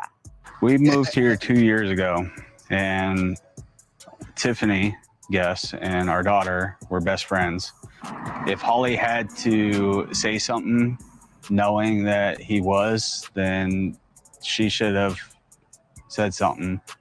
But we didn't really know anything about this guy. Okay, so your kids go over there and they don't come home and mention anything about restraints or anything like that? because them restraints that was there, they didn't look like they were just placed there. Yes, some of them did look hidden, like the ones that were right by the bed. You seen they had to move the mattress. There was just a mattress on the floor. Like that just screams like pedophilia. And I mean, it can happen in rich environments or impoverished environments, but I'm just saying it just screams like porn shoot or something. I don't know, like what the fuck. We had to read on him. I don't know what it is. Like it's That he was a little weird, but hey, I will dox the fuck out of anybody around my children. Like, not dox them, like come up here and put out the information, but I'm saying behind the scenes, yes. Like, I need to know everything. Where was you born? What was your grandma's name? What color dress she's wearing today? You know what I'm saying? I need to know your blood type. I need to know everything, bro. Like, period. but we felt comfortable, especially knowing that several of our daughter's friends would go over there all the time and hang out. They would go over there on the weekends. Tiffany would come over here at our house and stay here on the weekends, and it was just back and forth, and we never suspected any kind of maliciousness. Right. So this was not the first time that the girls had all had spent time at each other's houses. Not the first time there had been a sleepover. No warning at all that this was somewhat different. Nothing about this weekend's plans was damn, I'm just rereading that. A little bit different or off to you. No. Nothing. Jesse usually took Tiffany and her friends to the lake all the time. They've been kayaking. They've right been by to the that pool. ranch that was brought up, but they didn't. They said that they never even went to the ranch the other day. Was that a reward for, you know what I'm saying? Like, bro, did these people talk to their children at all? Like, I'm just saying, like, what the fuck is going on? Because a lot of the times when predators molest children, they'll try to give them some type of reward or whatever. It could be McDonald's. It could be a favorite, like a toy that they wanted. It could be on a trip somewhere. You know what I'm saying? If the predator, you know, gets to take them somewhere type of situation. But oftentimes when you have somebody that comes around and for no apparent reason just wants to be in your child's life, I'm sad to say that you have to be totally suspicious of that behavior. Like, that's just what it is. Yeah, they'd go roller skating. Because that's what these predators do. They look for children that aren't, you know, really like attached to family, friends. They can show up as, you know, pastors, coaches, you know, a friend of the family, a mentor, really anything, a principal, a teacher, you know what I mean, a bus driver. Camping. They were always doing stuff. So when was the last time you spoke to Ivy? The last time me and her communicated was Saturday late at night. Me and her were sending Snapchat pictures to each other. What was she saying to you in those? And then I got a message. She was just sending me pictures with filters on. And then I sent her one of her dog. And closer to midnight, she's like, "Mom, you're past your bedtime. You got to go to bed." Now, I'm also looking at his eye movements because he's looking down at her. And yes, this beard is creepy as hell to me. Also, these glasses, the way that they just coincidentally reflect her eyeballs. Like, I want to see her eyes. She just ramped up to cry right there. And again, I'm not trying to disrespect this family if they had absolutely no involvement with this case. But she ramped up to cry, and then she just kind of pulled it back in allegedly, and I just have questions about that. And then I got a message the next morning, Sunday morning, that was from her phone, but I don't believe it was from her anymore. And I see no tears. Saying that they were going to McAllister and that she would be home later. We think Jesse wrote That one. that one. Why? And it probably had already happened by that point. Because the way Ivy is, Did she say that? I missed that, Jeanette. she's my best friend. And she is constantly, "Mom, I love you. Okay, Mom, we're gonna go to eat. Okay, Mom, we're done eating. We're gonna go do this now." She's very, very, she lets me know everything. And this message was just kind of like, "Hey, we're going to McAllister. I'll see you around 5." Now, And that part right there was important because later on they said that they had already been to McAllister, and it's questionable if they even went anywhere, period. Okay. But the lady just stated that her daughter is her best friend. So obviously, if there was something going on, allegedly, I'm just laying the storyline that we're being fed here. If the girl was going over there and there was some type of crazy situation, she said that in a way to which, like, it would lead you to believe that the daughter would have divulged, like, oh, he got people chained up, or there's chains, or he touches me, or this, that, and the fifth, or I saw this or that.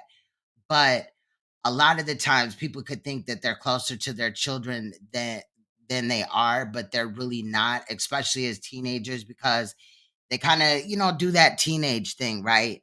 But it is often, not only should you basically dox whoever your children is around, child, but you should also, check in with them regularly, ask them questions, even if, they may get mad. Like, is somebody touching you? Is anybody treating you unfairly? Is there anything you need to talk to me about?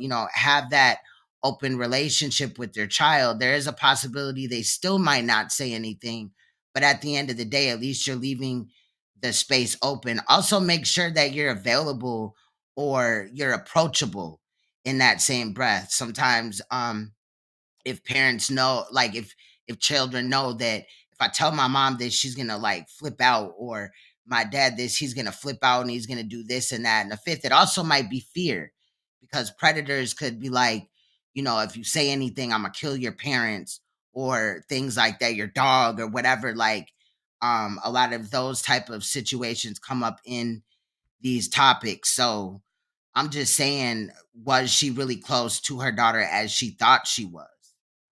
And I said, okay, well, like, let me know if you can come home soon or earlier. It's a school night. Okay.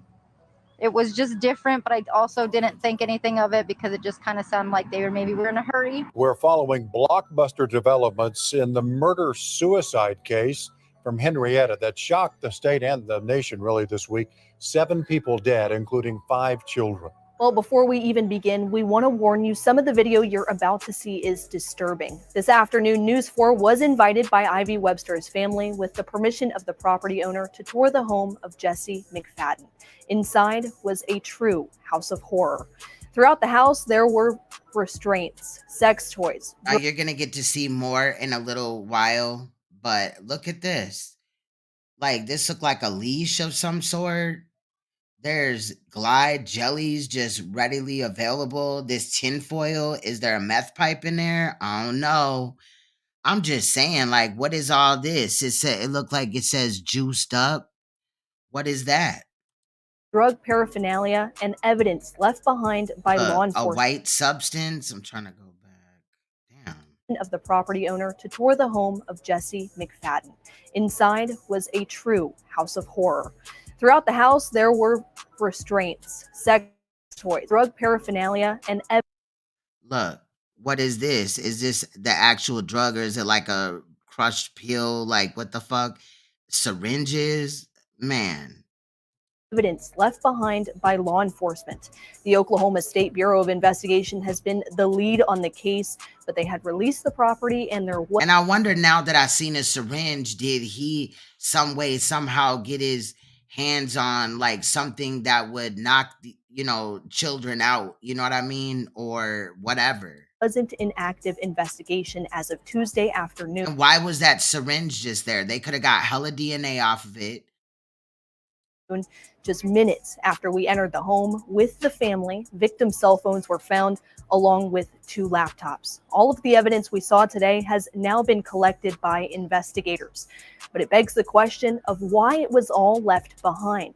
I'm calling. Are you done looking? And earlier they had mentioned something about a room with a chair in it. We were kind of just in there in that one clip where there was like a Dr. Pepper. It was just the last clip or whatever, and there was all type of stuff on that shelf. I'm wondering if, like, did he have other people participate and that was his room that he recorded the stuff in and whatever? I'm just, child, this shit is wild. I'm not done looking, but that's evidence. Okay. He used our daughter's cell phone. And whatever's behind that. Yep. Okay. Now, right there, why would he have just assumed that he used the daughter's cell phone off bat? You know what I mean? Maybe he just had the cell phones. I'm not trying to take up for the little slimy fucker, but I'm just wondering, like, why he would insert that as facts when, you know, the phones was just up there. Now, they did allegedly get a text about, you know, going to McAllister or whatever, but like I said, I don't think none of those trips ever happened that they were told. Oh my God. Right, exactly. Drugging them kids, meth. Could have been. Definitely could be. Okay. Tiffany's It does look like a white substance. print is the cow print. And the calf slippers over here. Yeah, that situation right there, the Heaven's Gate mass suicide, that was crazy too. I'm distressed that the families had to experience that horror. And Hey, Lavina. then had to encourage the police to please come back, investigate, and actually take this evidence. But even more so, I think I am concerned about potential other victims that may have been raped or murdered in that home. And it doesn't seem like that is an issue. Yeah, I don't think I've. That's true. That's true. I mean, ultimately, I'm just saying, like, it's weird that they were on that shelf anyway. Ever seen anything like this? And my first thought was like these. And then, like, why did he leave all the evidence in there? Like, I'm glad that he did because we get to see it and kind of know a little bit more of what was really going on there. But, like, why didn't he, like, it's just weird. Poor parents with everything they've gone through, losing their daughter, now like touring the crime scene, this untouched crime scene where these hellish activities clearly happen. So, I mean, my heart just goes out to them. I can't imagine what they're going through. But what you mentioned, I mean, there's two other things that stand out to me. Number one. Exactly. And that's why I'm thinking that the police are somehow involved, like, especially in these small towns or any type of police department, you'll get corrupt cops left and right. You know what I'm saying? But for some reason, they are totally dropping the ball in this situation. They're allowing people to contaminate crime scenes. They left evidence. Them computers are the first thing that should have been removed and went through in that house. Besides, you know, the sex toys and all the clothing that was found in the vent. Like, and then remember that they allegedly found the bodies because due to a search warrant. That led me to believe that the bodies were found in the house. But allegedly all 7 bodies were found in that hole and that doesn't even make sense because how did he bury himself? You know, could there be other victims? Could there be child pornography victims on those computers? Why wouldn't investigators take the computers and go through them? There could be other victims out there. Why would they just leave the computers there? And then number 2, this sick pedophile twisted pervert. And then I got another question. I didn't, you know, I know sometimes I'll cut the screen off. I didn't cut the screen in this clip right here. They did this on their cell phone. As you've seen, he was on top and she was on the bottom earlier. But why wouldn't they have gotten a better view or a better camera, you know, to document all these things? How do we know he didn't have other men over to this sex den? I mean, clearly they had the shackles. This is a place that was set up and had been there for a while, it appears. How do we know there aren't other men in? And then I want to know what room that this is in, because it's obviously not the daughter's rooms, because I think we've seen those already. In other things that happened there in the past. And why wouldn't police want to go through that entire house from top to bottom, fingerprints, looking for everything? I mean, yes. That's dirty though, Max. That's crazy. But could there be other people out there that did awful, awful things in that house? Now we're learning just so much more may have been happening at that home. A series of crimes against children. In fact, if the evidence that's been collected just in the last 48 hours proves to be accurate. And also we're learning about a real colossal failure of law enforcement. because this was a week ago and only just over the weekend, almost 7 days after the murders of those 6 people and the suicide of Jesse McFadden, were the state authorities actually there with excavators and drones, and then discovering potentially that the pond, newly created just 2 months ago, might actually yield evidence, possibly more victims. Now, who created the pond? That's interesting right there. But excavation is digging up like dirt and stuff like that, which is something that they should have done and secured the whole property inside and out. Possibly even more bodies. And evidence about the wife who was murdered in this horrible murder-suicide? Well, it's possible now that Holly may have been involved. Now, that is not far-fetched. I know a lot of the times you will hear people say, you know, oh, women don't molest children. That is a lie. Women do molest children. I actually have had about 7 videos on female predators. Those are normally the first videos that get strucken down when I, you know, look into this type of content, because for some apparent reason, like people don't want it out there that women molest children as well. Women's roles often to get them into it are, you know, basically you go find or lure the child here. You do the grooming. You might do the breeding of the child if you were a female sexual predator.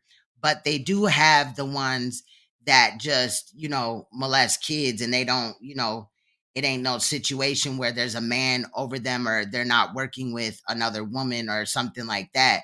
But these type of females out here do exist, and they're exempt from any sense of sympathy or morals as a woman, as a mother. And they can be mothers, but they're just basically egg donors. So it is very possible that Holly, the wife of Jesse, was involved or at least knew, making her guilty too, of what her husband was doing. Evidence collected at the scene much later than police had left it. And if that's the case, then I can almost promise you that those children were molested. Opened it back up to the public. Evidence now collected shows she may have an integral role, in fact, in the abuse of other children, other victims who may still come to light. We have exclusive videos that were shot by a family member and turned over to us of some of the evidence that was collected and some of the activity on the ranch yesterday and today. The Oklahoma State investigators coming out. I think this is fuzzy like this because they were far away and they were watching them, so they had to zoom in and you lose pixels. And looking into containers on the property, RVs on the property. We'll have to apologize for the grainy nature of this video, but this was shot almost hurriedly as the Oklahoma investigators showed up back on the scene with their mobile analysis unit. Medical examiner also. Never mind, take that away because that truck is in real life close as hell. Appearing on the scene today and spending hours upon hours at that scene. A medical examiner not typically called out to a scene unless there are bodies. Still no announcement from the authorities if in fact they have found more bodies. But the drones flew overhead. Who knows if they had heat seeking? Evidence was processed out of a car. As you can see, the evidence envelopes at this point. How would heat seeking be used in this situation when the people were unalived for a considerable amount of time before any of these resources were used? Better late than never, I guess. But really, 7-8 days later, they had taken a couple of drones. They brought out all of this heavy equipment, excavators, earth movers, potentially to dig on that property for more bodies. Here are some of the things I can tell you that family members were able to find. And this is after Friday, after they'd been able to actually go through the house the first time. Bloody toddler clothing that was found beneath the floorboards. The blood apparently still wet enough to get on the hands of the person who picked it up from under the floorboards. A 4-inch stack of Polaroids. 4-inch stack of Polaroids of children. VHS. Like I said, they were abusing them. Them Polaroids Polaroids, if y'all are ancient, Polaroids develop right there in front of you. And if he would have brought these pictures in to develop them, well, somebody at Walgreens, CVS, Walmart would have probably called it in. So Polaroids are often used in cases where children are being sexually abused. They'll also might, send a copy to a friend or whatever. But yeah, so that's wild. A whole stack like that.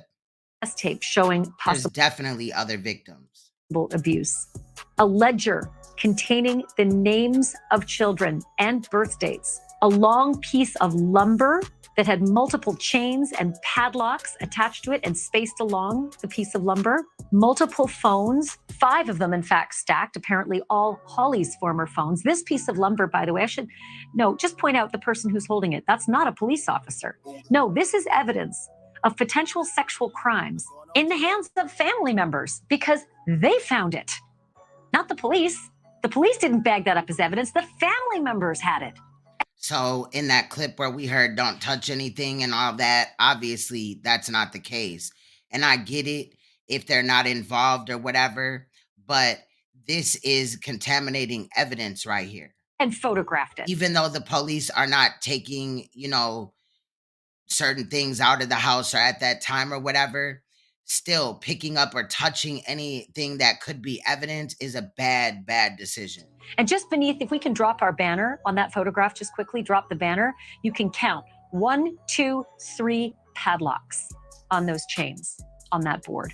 As far as the phones, yes, Holly's former 5 phones, but also 3 other phones. We don't know who owns them, but one additional phone on top of those 3 looked like a child's phone because it had a Panda wallet that was attached to the back, the kind of Panda wallet that a child might actually have on the back of his or her phone, probably her phone. That was also discovered at the scene. This is not an active crime scene. This case is solved. The pictures that you see scrolling on your screen right now are missing children in Oklahoma. And we've only chosen the missing children who have gone missing since Jesse McFadden was let out of prison in November of 2020. So for the entire time that I'm going to discuss this next segment, you will see these children and their names and their faces and their ages. They are all missing. This came to us from the National Center for Missing and Exploited Children. The curious thing is why were these kids not top of mind when they found that horrible sex chamber? Why did they not think it was possible, maybe even probable, given that Jesse McFadden murdered his entire family and 2 kids on a sleepover? And then he had all of that sex paraphernalia and dungeon-like equipment in his home. Why is it not plausible that maybe one of these kids may have been there? Maybe one of these kids may have died there. Lynn Wyatt is the aunt of Holly. Holly is his wife. She got a bullet to the head too. It is possible she was even complicit in these sexual crimes that occurred there. Why? Because she said, although it's being disputed, she said she found blood-covered children's clothes under the floorboards of the house, ledgers with names and ages, that's not being disputed, hidden Velcro restraints, not disputed, handfuls of pictures, somewhat disputed, dozens of cell phones, and even bones on the property. And yet, a deputy told these family members, this isn't an active crime scene, it's solved. What good would it do to continue working in here to solve? The only person who knows what happened here is dead. What good would it do? What good would it do? Look at these faces. Look at these faces of missing kids. This is what good it might do. We might get some answers. Every one of these kids represents a family with a hole in their heart. They need answers. They deserve answers. And they deserve police to give them those answers. Joining me now is... Even though this is a good deal of children, also this is looped twice as the conclusion. Kathleen Canning Mello. She was an FBI agent and profiler for more than 30 years, specializing in violent crime and investigations involving children. What are the chances, Kathleen, that there were more victims, possibly some of these kids, that had seen that home? I think there is definitely a I believe these are the children that are around that area. You know what I'm saying? Not the the town maybe, but the area, you know, and connecting states. Ability, and given what we know about Because there's other children that are missing as well, but McFadden's behavior, the fact that he was a sexual predator, and I'm seeing many characteristics of psychopathy in his behavior as well. During the decades-long patterns that we have seen during his lifetime of offending, I think it's a question that needs to be answered. And I think now I'm happy and relieved to see that the OSBI is now investigating this case, and especially having taken control of all of those electronic devices, because those would be the first things that we would seize in a case like this in order to determine what kind of collection he may have had in those. Now, she said that's the first thing that they would have took in a case like this. Why did the police drop the ball as well? I know she's not responsible for their actions, but that was a big ball to drop initially. Also, if there's ledgers with children's birth dates and things like that, it's pretty safe to say possibly that there may be some type of evidence in the home, cell phone, something like that, even the car, to indicate maybe who he was dealing with. Because in a situation like this, if you're, you know, recording child porn, making child porn and things like that, you have to have somewhere to send it to. So oftentimes there's groups of these people, and if they would have done their due diligence, they would have been able to possibly bring in other sexual predators through just that. Not only finding missing children and other information that was very important, but they also, it could have become a bigger situation. That's why I'm just side-eyeing this police department and all people that are, you know, involved in this case, the alleged investigation of this case, because it seems like after they had found out that the man, Jesse, had unalived himself and he had took 6 victims with him, you know, they kind of were like, well, case is closed. Come on, let's just, you know what I mean? No. And was it intentional that when they went in there, they didn't see the drugs or the, you know, sex toys and the other restraints? They were allegedly doing a search warrant. Those devices, who he was. I don't know if you ever been in a search warrant before. I've been through a few. And let me tell you, it looked like a tornado ran through that bitch when it was done. That house was not searched like that. Responding with over the last few years. And what's really, I think, important to note when I'm thinking about psychopathy, you know, his lack of empathy, the fact that he had early behavioral problems going back to his teen years in terms of his sexual predation of others.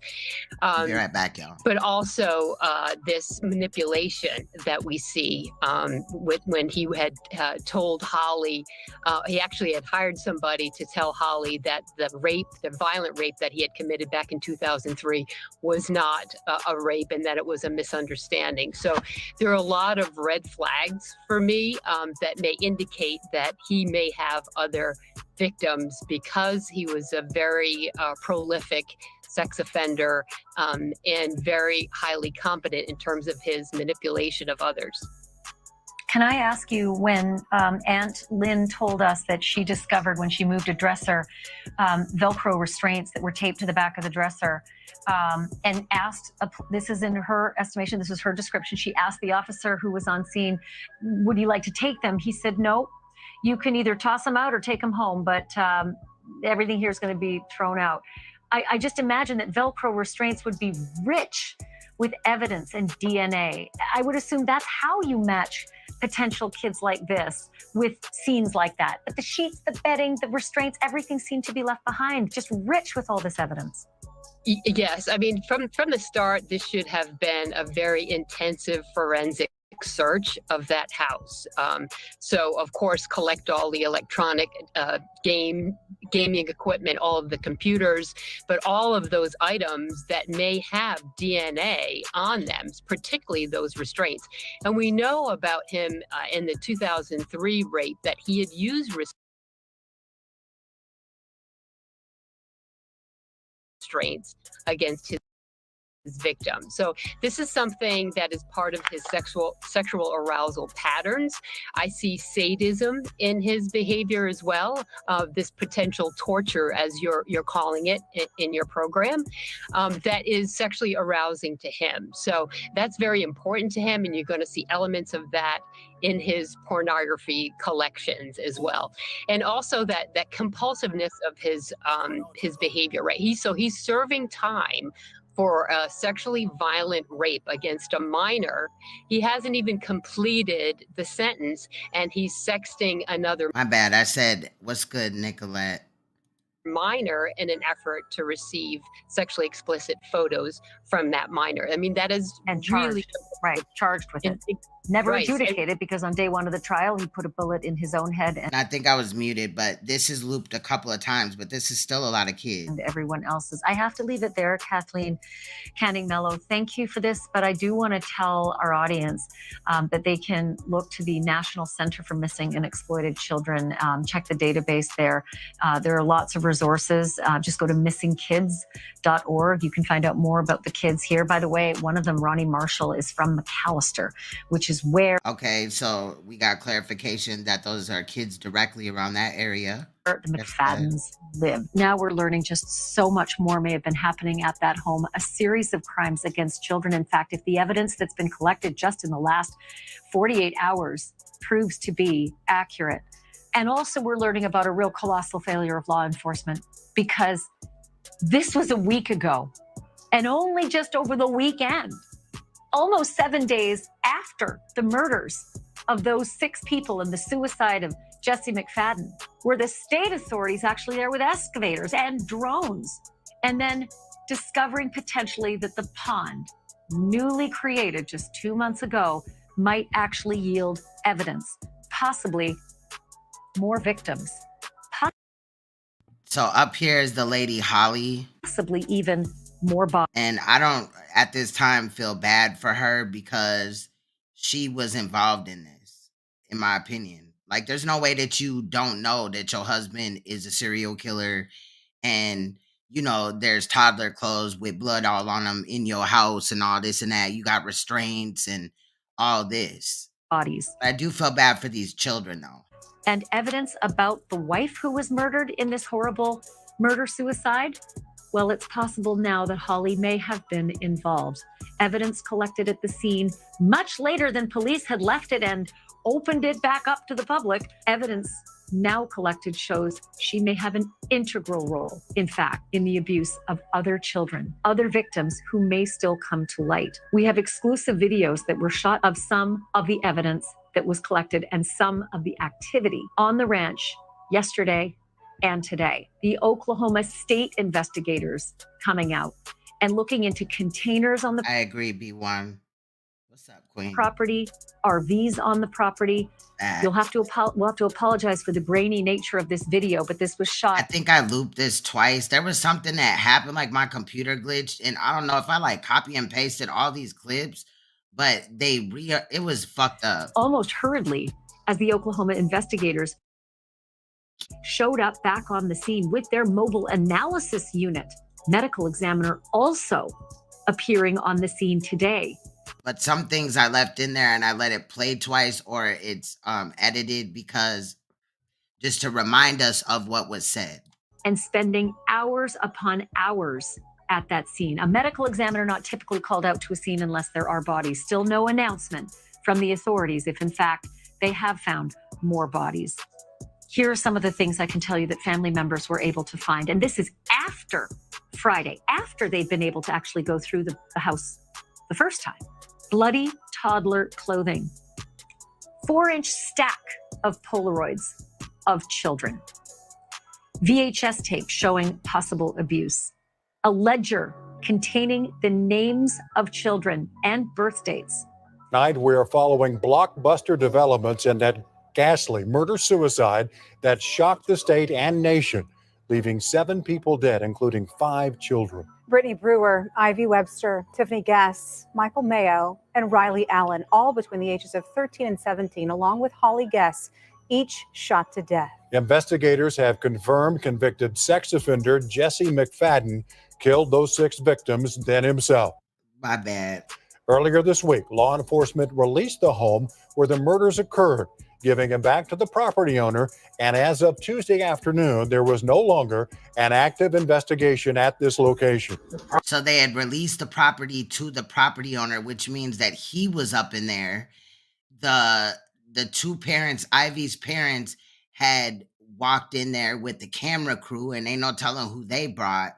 But here's the homeowner right now. So the dad is going to, like, you know, have a conversation with him, and it's kind of wild. Problem is, we don't know what else to do.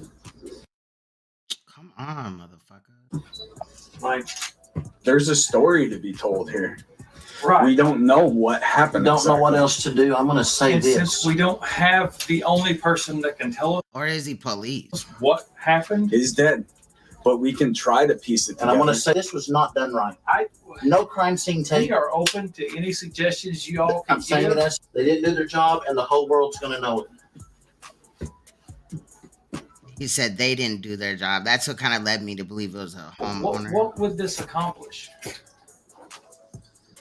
I'm a grieving parent that my daughter got raped and murdered. And you're telling me right now that I don't have a right to know what happened? And then just the way that this man, whoever he is, just said, what would that accomplish? Just wow, bro. Like, do you know what the fuck is going on? Because it seems like several people do not want this to become a bigger situation. They don't want more investigation done in this. And like this man, you know, if he wasn't involved, I feel like he knew that it was something ain't right, but I ain't got no proof. Okay.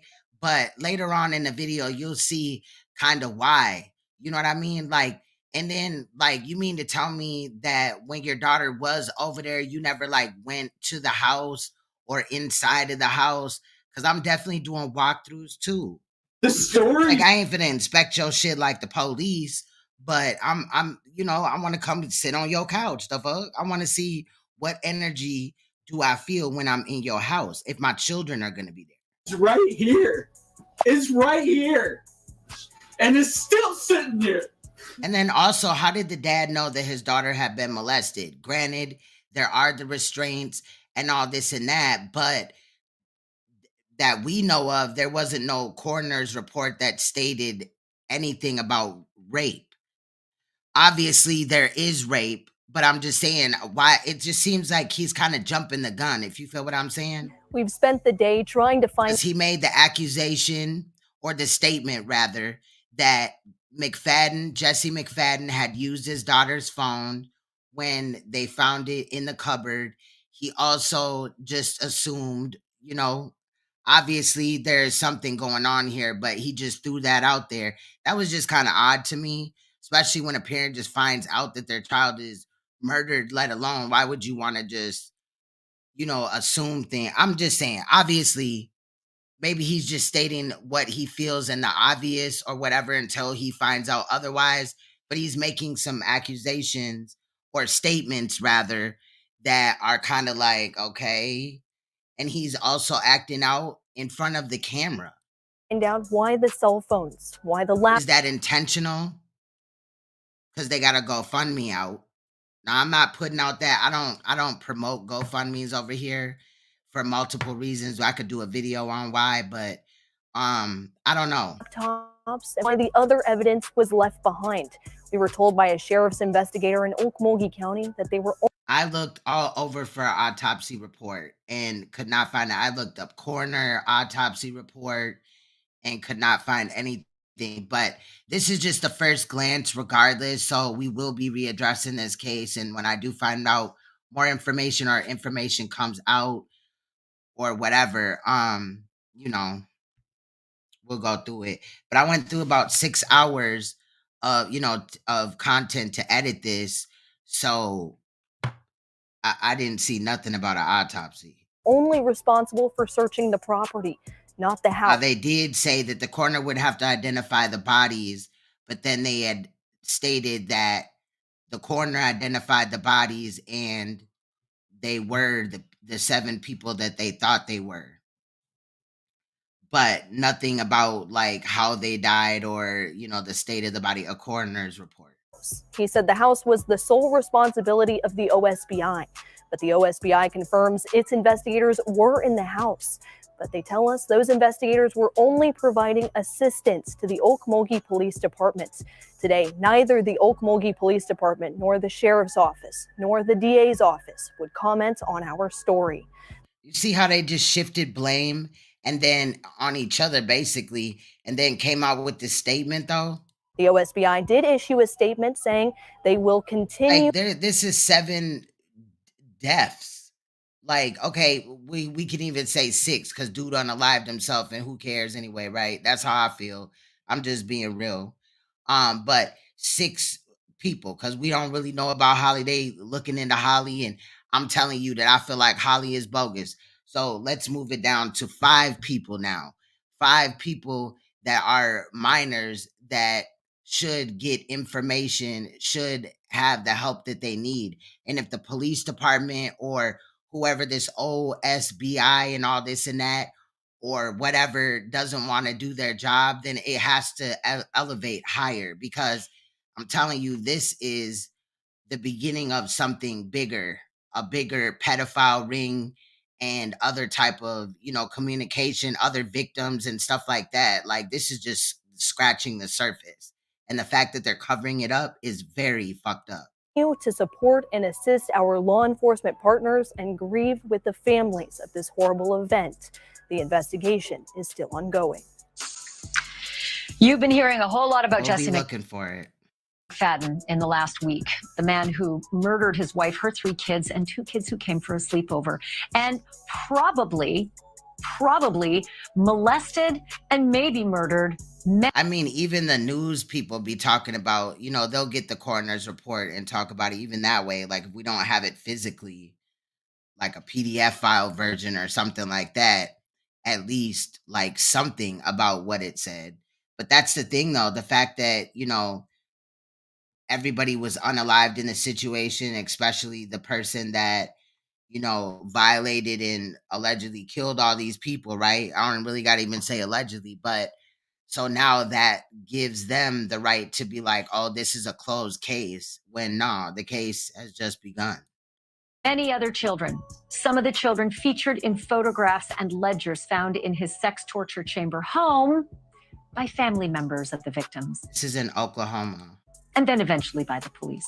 And it turns out Jesse had a younger brother, still does, in prison, a guy named Cody McFadden. And apple didn't fall far from Jesse's tree there.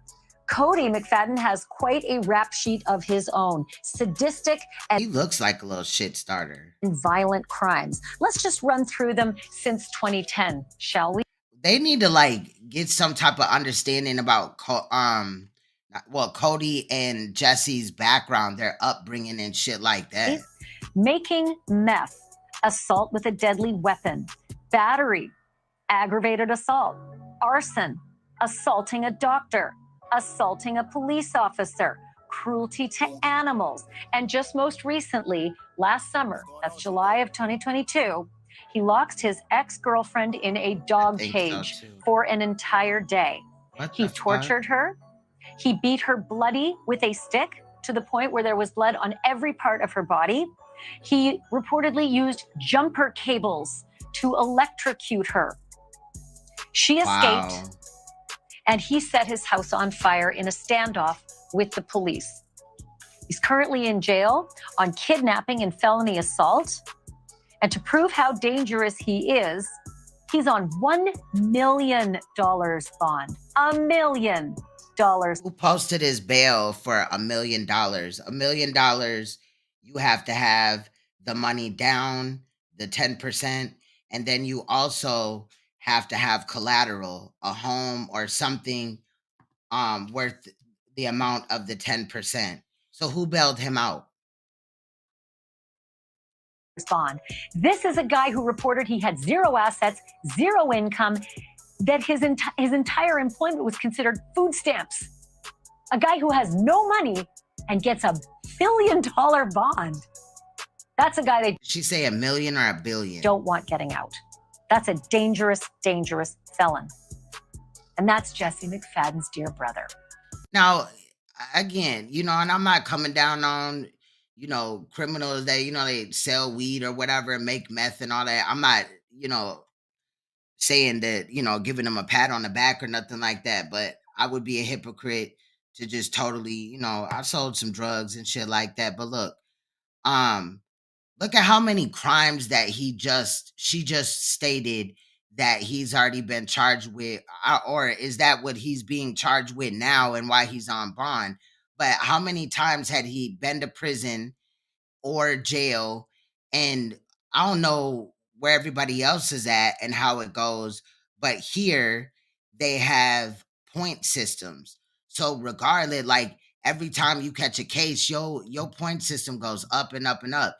And depending on that, the statutes, the sentencing guideline will put you in different boxes depending on how many points you have and what the case carries. Why was that man even allowed to be out? And what type of upbringing did those two have to where they're doing these things? The girlfriend in the dog cage and most of that shit that she said was like, what the fuck? Why is he still walking the street? Why aren't they taking this shit seriously? And who posted his bond for that high ass amount? You're not going to get anybody out of jail on bail for $1 million without coming up with the 10%. And then you also have to have collateral worth that 10%. So come on now, what is really going on? I want to bring in Robin Dreek.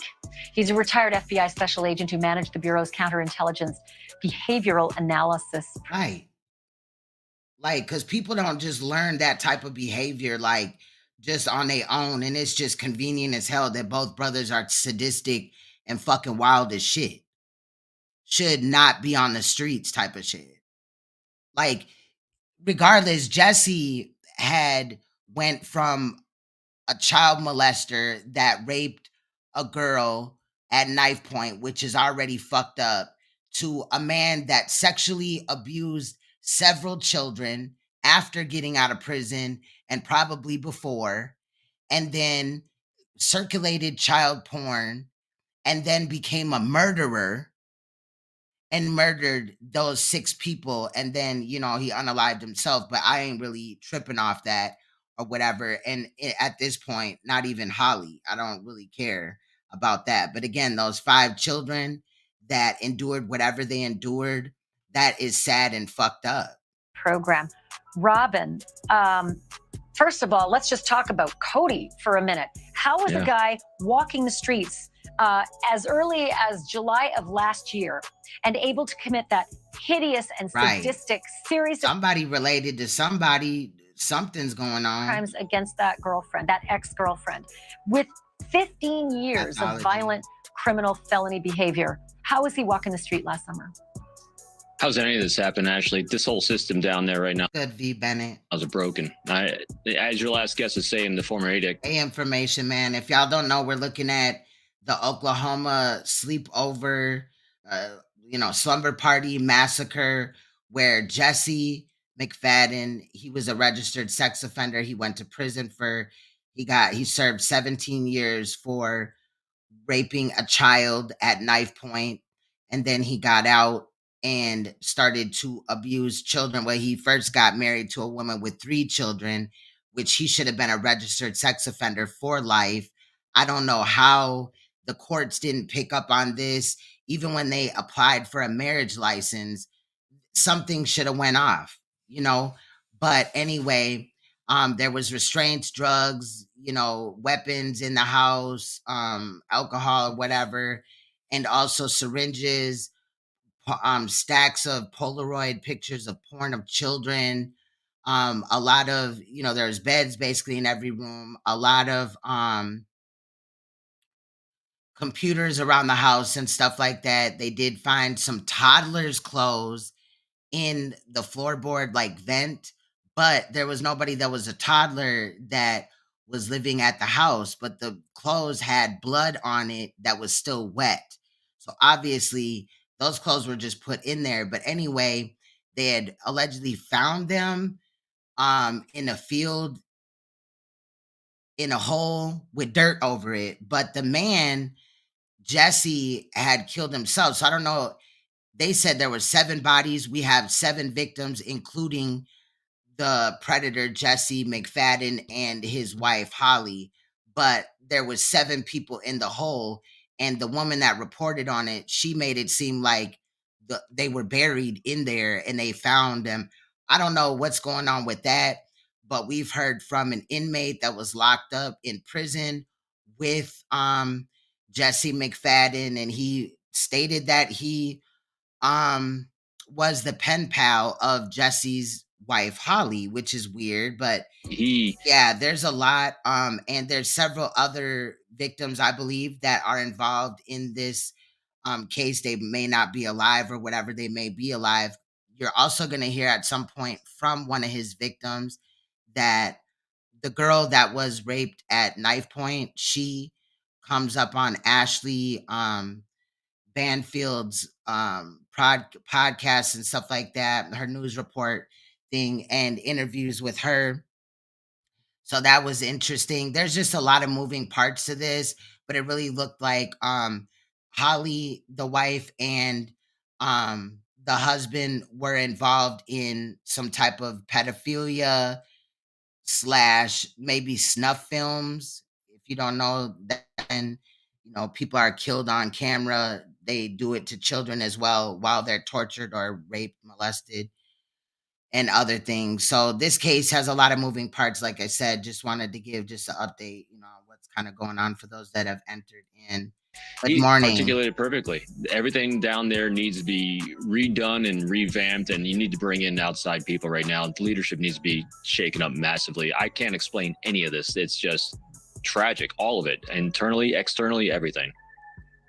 I feel like the FBI should be all over it, and the Oklahoma authorities should just pack up and head out, especially how they're treating the press, telling the family members, we're not their friends, don't speak to the press, and then denying us any transparency at all when we just asked for the warrant. The results of the warrant, please. In the same place you screwed up so massively for 9 straight days. Can't get that either. Our Freedom of Information request was denied. No reason given other than the law, which is baloney, and we know it.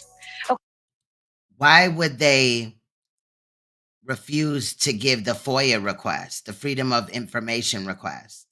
Okay, the other thing I needed to ask you about is looking at Cody McFadden. I mean, they're calling it a closed case and saying that the public should not be, they're not in harm and all this and that, but it appears that this is much bigger and the police are not helping at all. As compared to Jesse McFadden, is there such a thing as a bad gene? It's shocking to me to see this much sadistic criminal behavior among brothers. So, yes-ish. That's what I was thinking. And this is a very small town, so I'm sure that a lot of people in the town knew as well. I'll say it just seems like in this town, like this is one of the things that people are hush-hush about. If you've ever lived in a small town or you've heard about them depicted on TV or anything like that, a lot of people in small towns know everybody's business, period, point blank. So it's just really wild that these people had 3 children in the home that had to go to school and friends come over regularly and all this and that, but nobody picked up on suspicious behavior besides that, he was super involved and he was kind of pushy. He was a little weird and he seemed to be a helicopter parent, as you'll hear throughout this video when talking about how he was dealing with the kids. But that right there also screams that something is going on as well. It's always a blend of nature and nurture in situations. And clearly there's a lot of nature in here too, because lightning very rarely strikes twice to that degree genetically, but it couldn't happen. But definitely there's a lot of behaviors, and both these individuals have what I call reps. They had a lot of early reps in life and started with animal cruelty most likely and started to abuse them, and they just kept escalating throughout their lives. And when you start feeding on that and you're in a community that's feeding on that, and like I just learned on your show tonight that there's a lot of other child offenders in the area, that is just a really bad situation where people are feeling safe to do really heinous crimes. And so that makes a recipe for disaster as well. And that information came to us from the lawyer for Ivy Webster's parents. Ivy Webster, one of the sleepover children who had come for a slumber party and ended up murdered along with 6 others.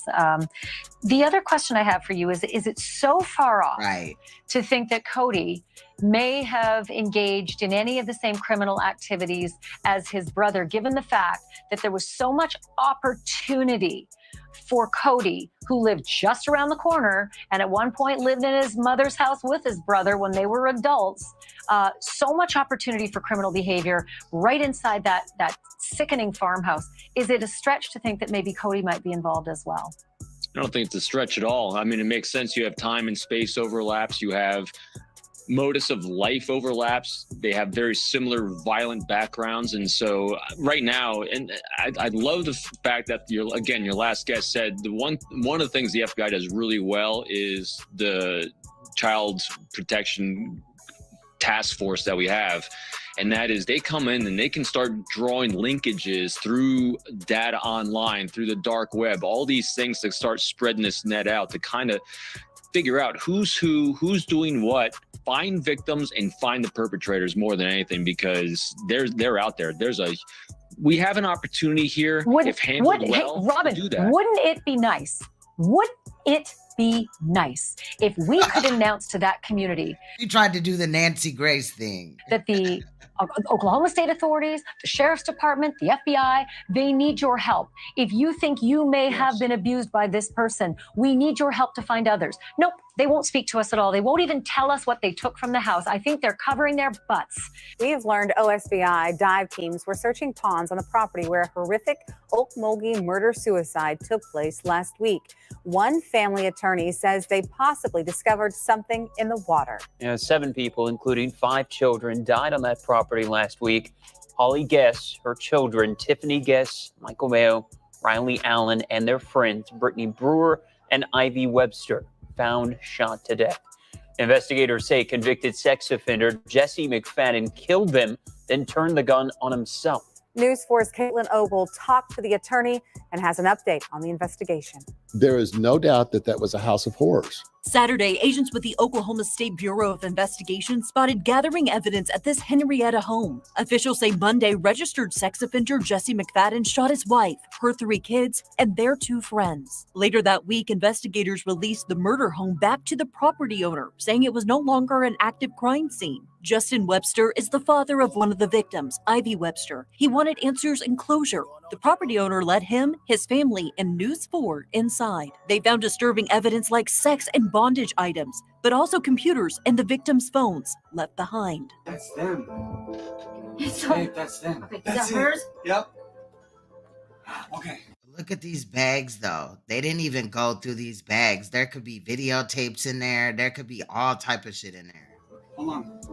Call the sheriff. Yep. Don't touch them. Don't move them. Local law enforcement had no idea of the value of what was left behind.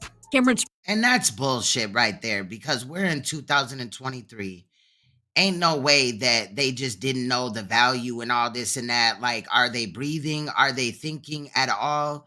Because that is a gold mine for any type of police department in an investigation. There had to have been evidence all over that house, probably evidence on those mattresses, evidence on the sheets, evidence on the restraints, evidence on everything, literally. Bradling is now the Webster's clothing they found. Attorney. He says those devices could have been key to finding more predators, more victims, and maybe even pictures of these victims before they were murdered. The OSBI was called in. It's now their case. Agents bringing in a U-Haul. If they brought a U-Haul, they probably carried everything out of that house. What happened here is a national embarrassment. Caitlin Ogle, Oklahoma's News 4. Really is, though. The Webster family also says the medical examiner was on the property early. I mean, are they just that, like, not trained or whatever? Like, what law school did they go to? There is no way. Fags, they had to have been either lazy as fuck or just unexperienced, uneducated. But to me, it had to have been lazy because, or trying to cover something up, because at the end of the day, bro, ain't no way that, they were just, ignorant to the fact that they had this gold mine of evidence in this case. Regardless if the victims were dead or alive, you're seeing all this. You see the Polaroids. Well, I guess Ivy's parents had found the Polaroids of all the children. What did she say, like 2,000 or something pictures of other children or somebody's child. But when they did this search warrant, they clearly did not go through this house. So as we work to get answers from investigators, families of the victims are trying to get answers from the legal system. Loved ones who say the killer, McFadden, may never have been able to commit the murders if the... Can you send it to me, Nicolette? If you have it, I'd like to take a look at it. Because this is gonna, if y'all is new to this channel, y'all, we used to be on Queen's Throne TV and like live streams. We would be live streaming a lot and stuff like that. I'm gonna get into live streaming more as I can. Y'all know I just got a promotion and shit. And I'm trying to do my job to the best of my ability, y'all. And then with kids, and my kids are in like every sport. So now it's like soccer and track and child, it's a lot. But I do want to start, this makes me want to jump back into looking into sections and things like that, not just these just regular cases. We're going to cover them too. I'll probably just do videos on them, but I really want to look more into this because I swear, not only this, but just the topic again. And that's how my channels got shadow banned in the first place, talking about, things like the Black Eye Club, the Red Shoes Club, things like that, and these children, you know what I'm saying, in other situations surrounding that.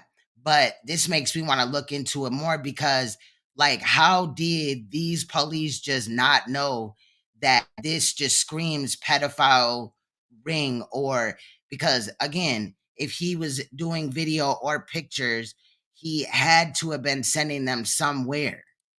Court had taken them to trial faster. Was there any cameras in the house? Like, I get it, there may be webcams or whatever, but any other camera, videotapes, you know what I'm saying, like VHS cameras, anything.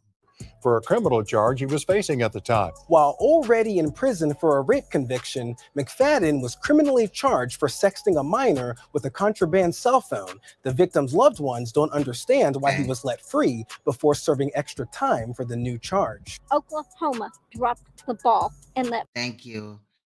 What's good, Zen? My family died. The families of the victims found dead in Henryetta on Monday want to hold Oklahoma's justice system accountable. Okmulgee County Police believe Jesse McFadden killed himself. I feel that, but man. After killing 6 others. But victims' loved ones don't understand why McFadden was allowed to be released from prison in 2020 after serving a rape conviction, when in 2017 he was criminally charged for sexting a minor with a contraband cell phone while in prison. They should be held accountable. While in prison for raping that girl at knife point.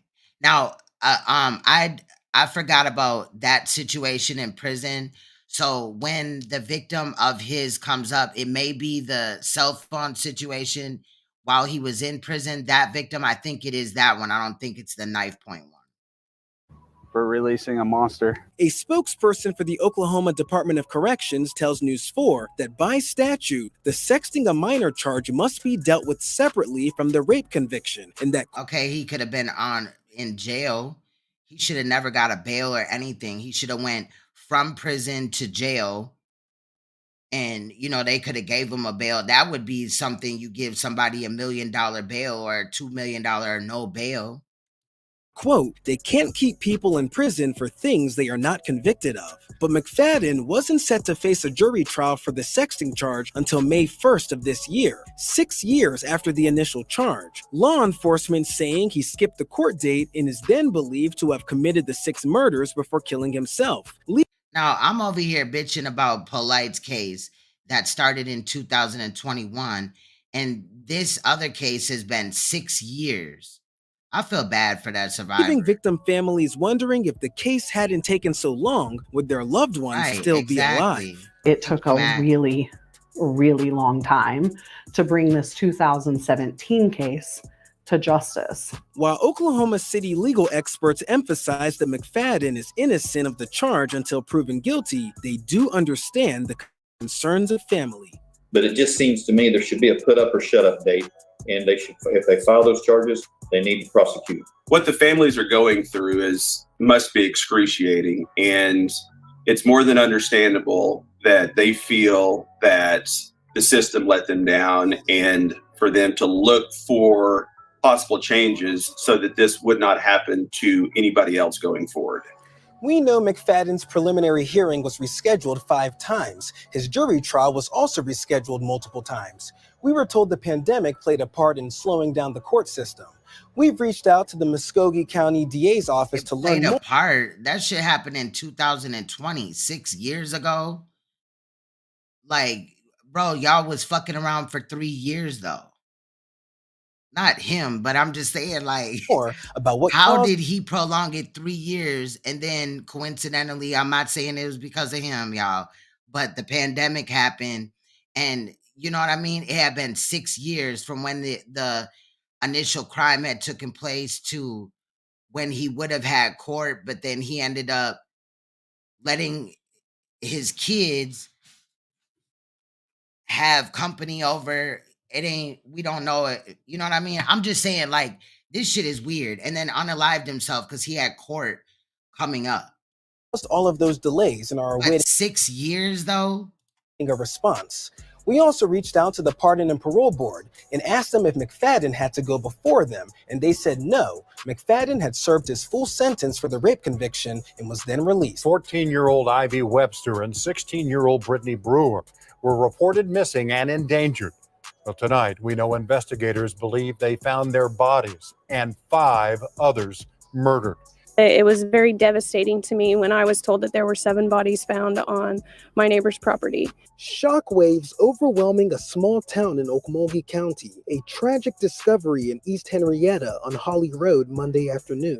The Okmulgee County Sheriff and Oklahoma State Bureau of Investigation reporting 7 bodies found on this rural property, including those of 14-year-old Ivy Webster and 16-year-old Brittany Brewer. Brewer's father devastated. See, and then earlier they had said that the parents that we had seen earlier, which is Ivy's parents, were they each both had daughters or whatever.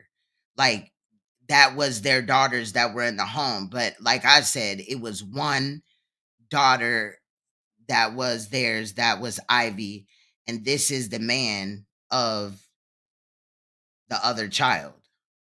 I'm just lost. I still, it hasn't sunk in yet. I still think she's going to walk in right behind me or walk up next to me. It still hasn't sunken in that she's gone. The 2 girls. And I wonder, did he ever go in the house? How does he look at Jesse McFadden? You know what I'm saying? In his behavior, how does he know them? Does he know that he was, does he know that he was already convicted of a sexual offense charge against a child? Like, the news didn't ask that though. Been missing since 1:30 a.m. according to the Oklahoma Highway Patrol. Believed to be with Jesse McFadden, a registered sex offender who served prison time for a rape conviction. 7 bucks. And I also want to note that that's the only clip that I've seen where that father was really speaking or whatever. Now, Ivy's parents are like singing like canaries. They talking, you know, making statements and acting up for the camera and shit. And that's what makes me feel like Ivy's parents know or have some type of involvement.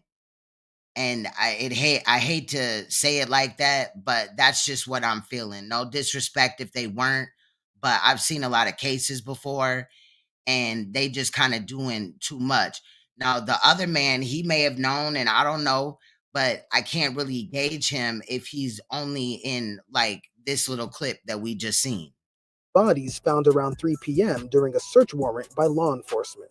Our hearts go out to the families and friends, schoolmates, and everyone else, and it's just a tragedy in Okmulgee County. It's a tragedy all the way across. through this all, we will get through this through the whole community. This remains an active investigation. We're told the medical examiner is working on the identities. There's people recovering information, as far as evidence goes, and just the course of the Now, this is not the coroner. This is just a spokesperson right here. investigation. Because again, this is a very fluid investigation going on. So that's just what's going on right now. Was there a note or anything left behind? I don't know anything about a note. Don't know anything like Could that. you be more detailed about exactly where on the land they were found? Just on the property, just not in the residence, but just on the property. But that's about as detailed as we can get right now. Is there any other information you can relay? Not really, because one, we're not going to say anything. It's going to jeopardize any investigation, and we're just it's going to be very vague on some things, and that's just the nature of what's going on right now. Have you guys been in communication? My bad. I forgot I was muted. I said I feel that one. They have been. Can you say how long the bodies were there? No, I cannot say how long they've been there. He just seems, and I get it, this is an active investigation, but he kind of seems standoffish. I can't say that either. Again, that's the medical examiner's responsibility to identify them. Is this considered a homicide investigation? It would be considered a homicide, yes. Are you able to talk about the search and how you guys ended up at this property? Well, no, that's on the Violent Crimes Task Force, or how? Just what led your task force to get here to this property to find our victims? I don't know. I'd have to get the information. I have to get back with you on that. What led You look like one of them racist ass rednecks and shit. them to believe that? Is this being investigated as a murder-suicide? I can't comment on that. I don't know. There's 7 individuals who are deceased, and again, the manner and cause of death is up to the medical examiner to decide that. Can you kind of recap what these 2 teenagers were doing over the weekend and kind of just their activities and how they ended up with McFadden? No, I can't comment on that. The source of that information would be whoever the agency that submitted the information on the Amber report that went out by the Highway Patrol. They're the ones who have to vet out, missing kids and stuff and decide, do they meet the criteria? So that would really be a question for that agency. What's OSBI's What? He didn't even, what? role in this? The OSBI's role is simply to assist in the investigation. We have agents out here that do interviews, and also we have agents here that do crime scene investigations. So that's the 2 major roles that the OSBI conducts. And who would be interviewed in a situation like this? We don't comment on who we're interviewing. You don't comment on nothing. And he's just shifting blame. Can you just speak to the nature of this case and this possible crime? I mean, this is a very heavy situation. Well, as far as the nature of the case, there's 7 individuals who died here on this property, and that's the nature of the case, to investigate, what happened and, try to identify any perpetrator and just do that. I mean, that's with any investigation such as this. How would you describe your feelings right now, or even OSBI's, with how grave this all is? Well, anytime someone loses their life, that's a serious situation. So that's about the best way to describe anybody's role in anything, is to say that it's something where somebody has lost a life. It felt like he was about to fall asleep. What is this man even talking about? He's just saying words like. McFadden had any criminal history, or has OSBI been aware of him before? I couldn't comment on that. I don't know. See? Will you be investigating if there was anything leading up to this, if there were any warning signs with McFadden? Well, as far as warning signs, don't know about that. We'll just they'll be looking into every aspect of the investigation that's pertinent to the crime and everything. But as far as the tactics or strategy, couldn't comment on that. Do we know? Because there's going to be no strategy. When more details will be This released dude about is. the victim? Well, again, the biggest thing on the victims is, I think what you guys are interested in are the identities, ages, things like that. So really that information truly comes from the medical examiner. Where is he at? Will he be speaking to us at any point? I have no idea. You'd have to contact the medical examiner on that one. it's just a little unusual. This man ain't giving up nothing. Unusual to have this many deceased. And we know McFadden and the 2 teens, but we don't know who the others are in relation to them, you know. Okay. Well, as far as a relation, I mean, there's a relationship somehow, but as far as discussing who is what relation, that's not going to be discussed right this moment. Will you be coming forward with any more information about the condition in which these bodies were found? Well, again, we talk about the condition of the bodies. That's really the medical examiner and their investigation of the individuals. Oh my goodness. Use the word perpetrator, but just to be clear, there's no one else being looked for at this point. There's no nothing outside this land right here that's you're not looking for someone. Well, okay, I said perpetrator. Maybe I just need to stand corrected on that. Perpetrator or perpetrator, because there's still evidence being processed. So if it leads to anyone else, of course, those will be followed up on. So, not to say that there's any more people involved, but just so to answer your question, I'll say perpetrator or perpetrators.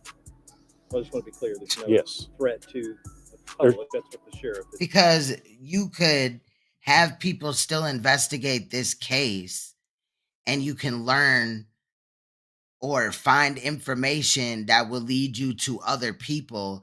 And you can also learn the characteristics more, because it seems like this county is either just lazy or they're not knowledgeable of how to actually work a crime scene, or for some reason they just don't want to. Yeah, there is no threat to the community as we know it at this time. What do you think the community of Henryetta needs to know most? Okay, would you repeat that? What does the community of Henryetta need to know most at this time from law enforcement concerning all of this? Well, just like I said, there's no suspect at large that we are looking for right at this moment. So that's the most important thing, is that there's no one else out there that we're looking for at this time. So there's no threat to the community. This morning, we're learning more about this. That just felt weird. 7 bodies found on this Oklahoma property belonging to a registered sex offender. Among them, police say 2 teenage girls recently reported missing, along with the bodies of 30. And that's a fact, B1. That's a fact. He's just capping. And when it came to the last case, Jelani Day case, I believe his last name was Day, they had a spokesman that basically, like, he was smirking. In the Jelani case, the police officer, whatever, and basically he had the same type of response as the other dude did. And I've seen that before in other cases. But yeah, they just don't want to give us anything. If the case is done, what is all involved or whatever, then give us the details about the case. Because it seems like you're not looking for anybody, and there's nobody to arrest because the person that did it unalived himself. So, what more else is there for you to do? But you're not even, they're not even dealing with the shit that they're supposed to deal with. Convicted rapist Jesse McFadden, his wife, and 3 children. Hasn't hit me just yet. I still think she's standing right behind me or going to walk down these steps. Nathan Brewer's 16-year-old daughter, there's that Brittany, man and her again. friend, 14-year-old Ivy Webster, were at a sleepover at the McFadden's home. Their families say the girls were friends with the McFadden's teen daughter. When Brittany and Ivy didn't come home, an Amber Alert was issued. It was so hard because I feel like at that point I knew. What they say they didn't know was that McFadden had been released from prison in 2020 after serving 17 years of a 20-year. He looked different. From the picture before to the picture now, I would go back, but he looked definitely different. Still the same ears, but the nose looked different. The hairline definitely receded, but Sentence for rape. He never did anything personally where we were like, So you didn't know his history? No, we had no idea. Now the girls' parents are pushing for change. Any second that I could save to save some other children to make a change is what I want to do. And if I can tell Ivy's story and tell our story and get our government officials and everybody to start speaking up loud to keeping these pedophiles in jail. A woman who testified against McFadden, leading to his conviction. In Yeah, they 2003, are. says he never should have been released from prison. He had actually held a knife to my throat that night and told me if I told anybody that he would kill me. So, okay, that's the girl that is going to be interviewed later. So it is the rape victim. McFadden was still I kind of had to hurry through that clip or whatever when she had popped up because I was trying to hurry up and be able to go live. So entangled with the law. He was due in court Monday, I just knew it was one of the victims the day the bodies were found, on child porn and from a other previous case. charges. McFadden's mother-in-law says his family didn't know about his criminal past until just a few months ago. As for the 7 bodies found, police are still investigating how each victim died. So what did they think he was in prison for? And who's responsible. Good afternoon. All right, here's the press conference. My name is Joe Prentice, and the spelling is Joeprentice. I am police chief for the... Exactly. They didn't check the house, the property, anything. City of Okmulgee, and I also command the District 25 Violent Crime Task Force. With me is Carol Iskey, our district attorney, who sponsors the Violent Crime Task Force. And like I said, he probably didn't bring them to McAllister at all. And he probably also never brought them on a trip. Them kids were probably programmed to, groomed to say that to their parents. Like the mom had said, oh, me and my daughter were close.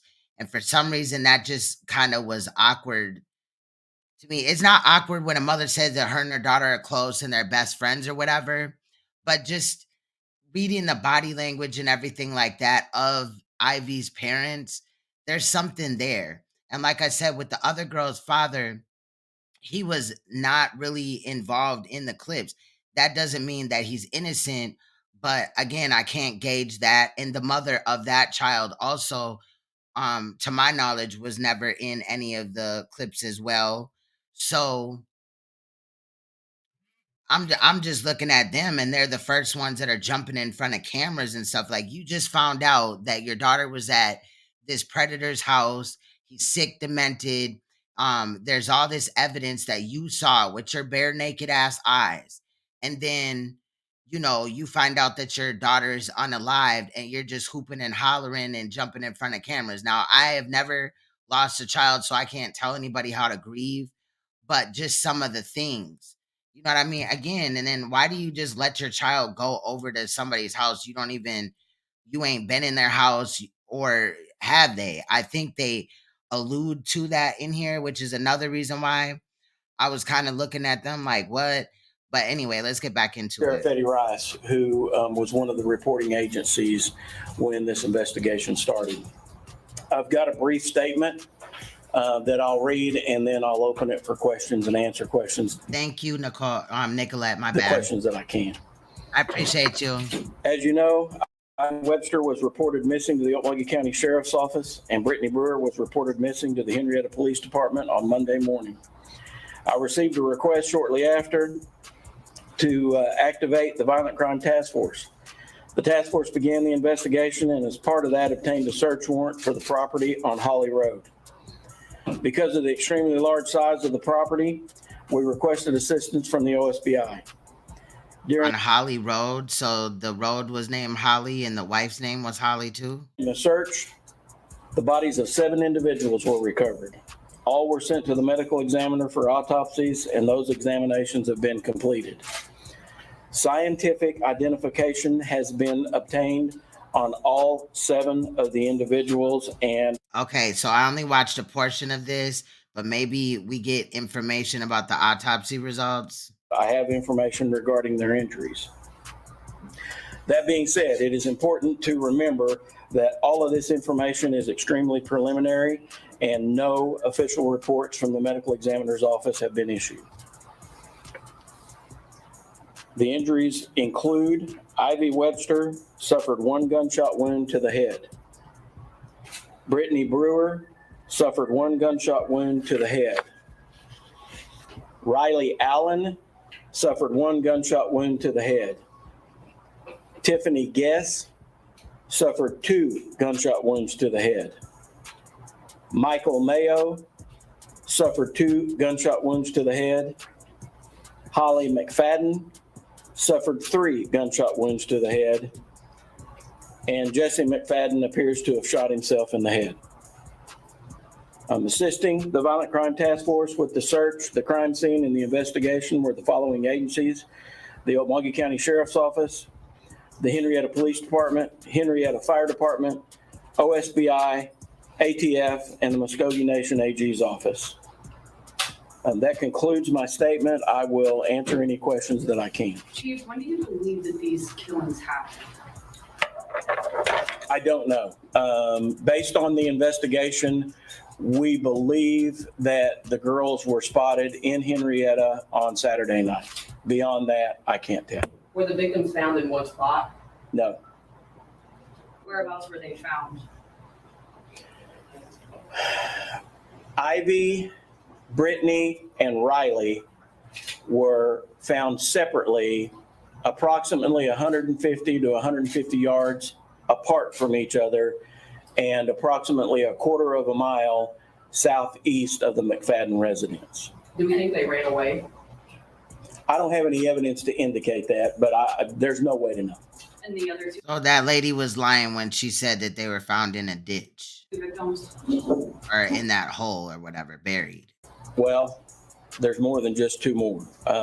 The other 4 decedents were found together approximately 450, 500 yards east and a little bit south of where the 3 girls were found, and they were all together. Was anyone able to call 911? As far as I know, there was no 911 call made. And do we believe that all these killings happened around the same time? I don't have any evidence to indicate otherwise. Chief, what led you guys to getting that search warrant? Because Emmy's office was there immediately with you guys when you guys were doing that. You guys got to the property that morning because he was the person you were looking for and stumbled across something and then back out like normal and ask for a search warrant? Something very similar. That morning, deputies and task force members went out to the property in an effort to see if there was anyone there. While at the property, they got no response at the door, and they observed what they believed was a freshly disturbed area of dirt in the yard or the curtilage area around the residence. They came back and reported that, and we got a search warrant for the residence and the property. Have you traced back this gun? I'm sorry, one at a time. Very similar questions. Have you traced back this gun, and how did McFadden get the gun, and what kind of firearm was it? We did conduct an e-trace on the firearm. It was a 9mm handgun, and it was purchased in January of 2022 by Holly McFadden. When you were talking about disturbed dirt, are you talking about graves, for lack of a better way to put it? That's what the concern was when it was observed. We have since discovered that the property owner, who is not the McFaddens were renting. The property owner had cleaned out a horse pen and had dumped that debris there. So they didn't see a body and then back out? No. There weren't graves dug or anything? No. Do we believe he executed? Okay, so that takes that off the list. Note? I'm sorry? Did McFadden leave a note? No note was found. Do we believe that he executed them? I don't know that I would use the term executed. I believe that McFadden shot all of the other decedents. Do the victims have any defensive wounds or anything? I didn't observe any. I haven't had any reported to me from the medical examiner's office, but I would caution you and remind you that this information is extremely preliminary. Any other trauma to the body? One at a time. It's weird though that he brought them out to the woods or whatever, or like why was he interested in preserving the house if he didn't own it and he was gonna kill himself anyway? I'm just saying. And then the evidence in there, like he could have cleared that out. I'm glad he didn't, but there's still some things that are weird about this. Overall, what do you make of the situation? Family members tell us they believe this person planned this. What do you make of this? I'm guessing you've never dealt with anything like this before. Several questions there. I follow the evidence.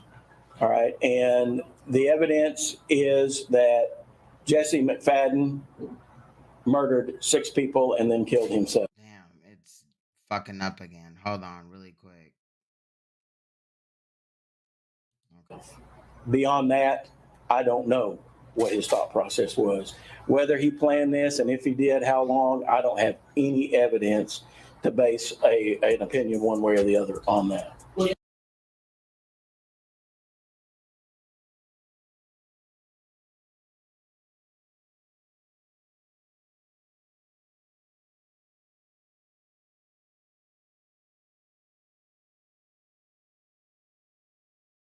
Anyone tied up?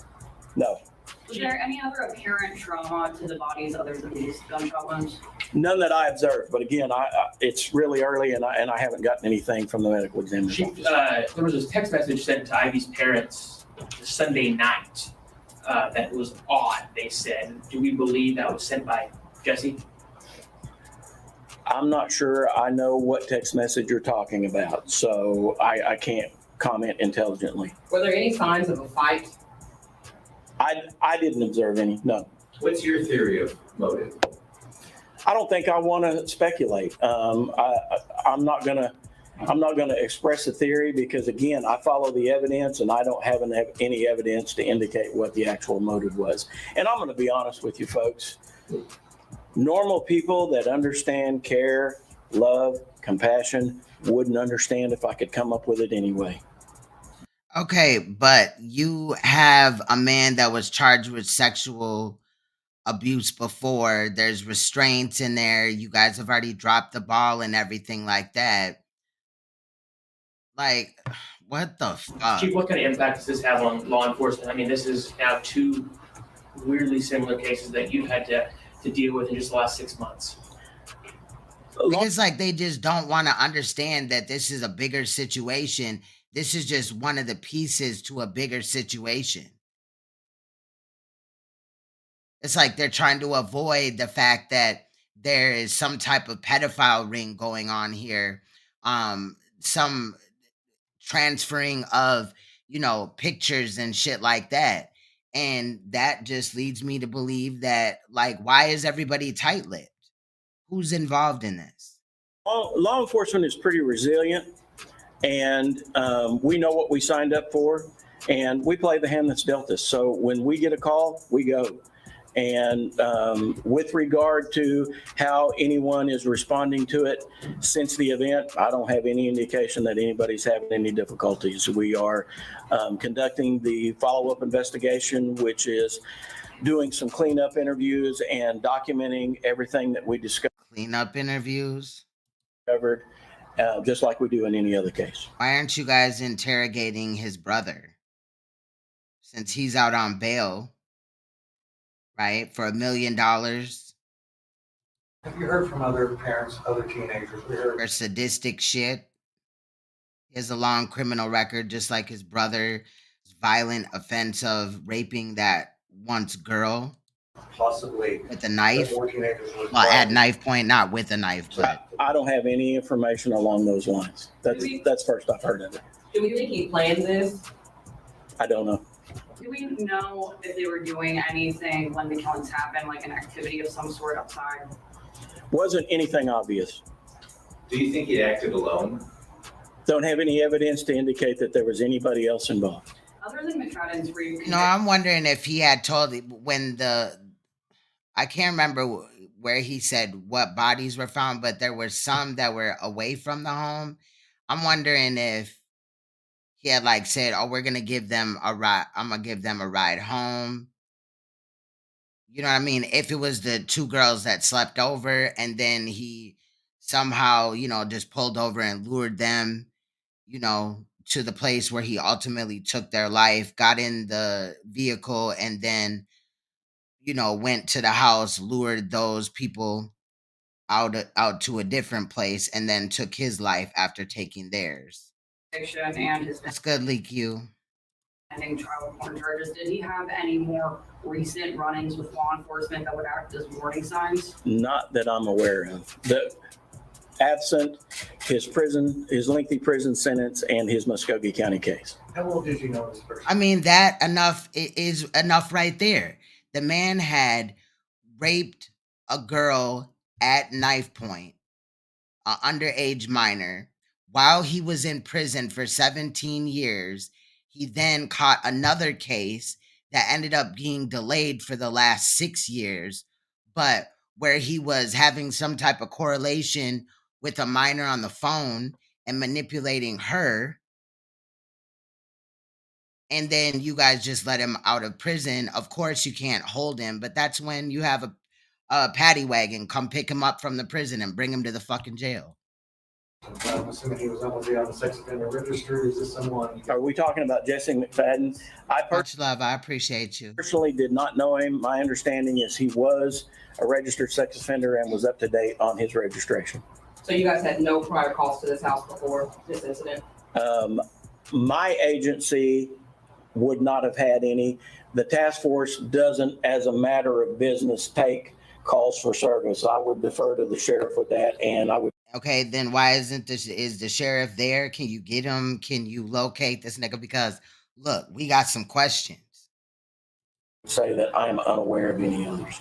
I mean, did they ever go, the sheriffs, did they ever go to this house and, you know, walk around and look, or, you know, whoever was supervising him, parole or whatever, or when he was on just the registry, they never went to the house and noticed that he had shackles and chains just laying around, even on the kitchen counter.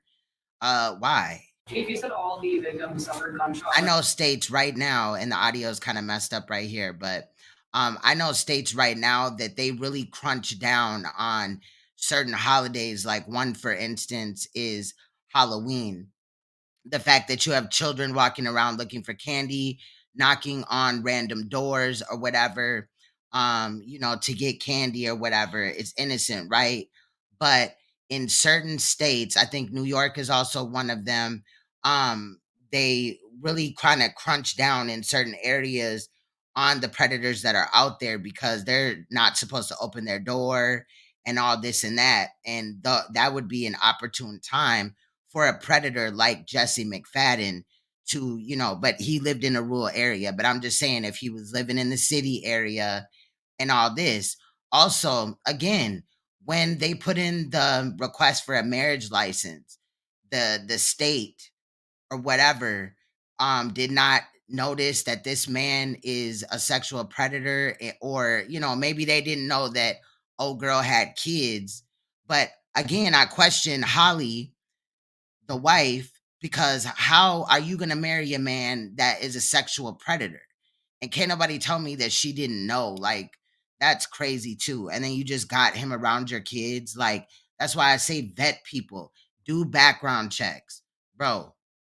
Then also just don't allow just random people around your freaking kids like that. To the head, did they come from the back or the front? Some were to the side of the head, some were in the back of the head. There were injuries in the front of the head. So I would defer to the medical examiner for a firm answer on that. The short answer is I don't know for sure. I know you're unsure of when exactly it happened. Is there any reason to believe that he did this and then waited a while and then killed himself later on? Again, I follow the evidence. I don't have any evidence to indicate that. Anything is possible. Do you have any time?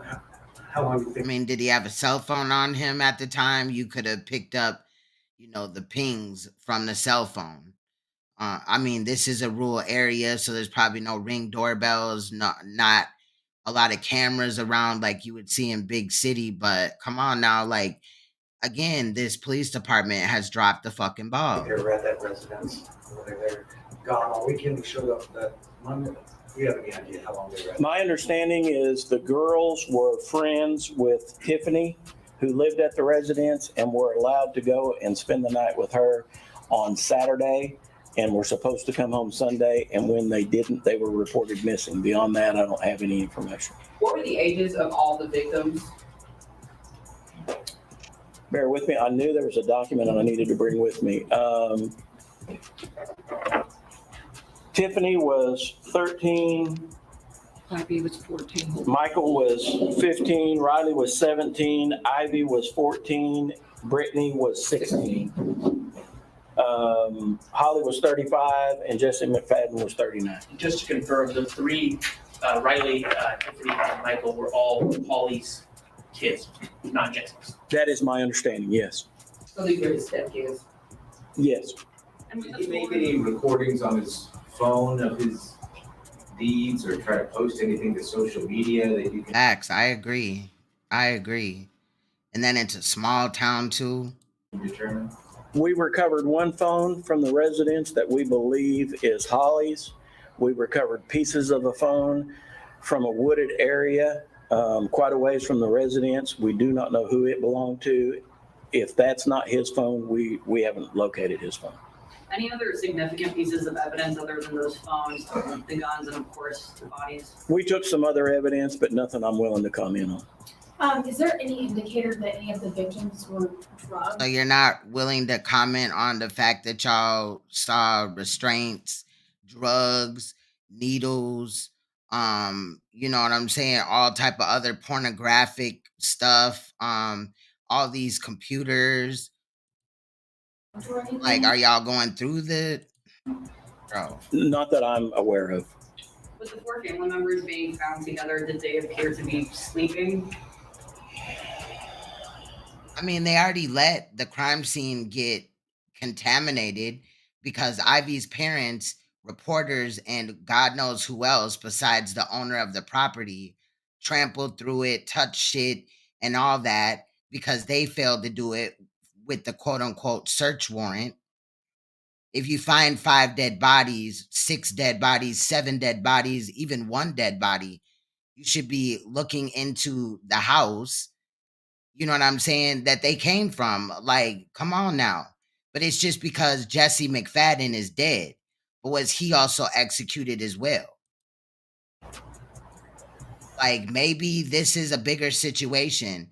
Maybe this is a pedophile ring, and they felt that by him, you know, he was, you know, the fact that he was fighting this case or whatever, they felt, nigga, you about to put us in danger, or maybe, you know what I'm saying, they felt that he snitched or whatever and just executed everybody there.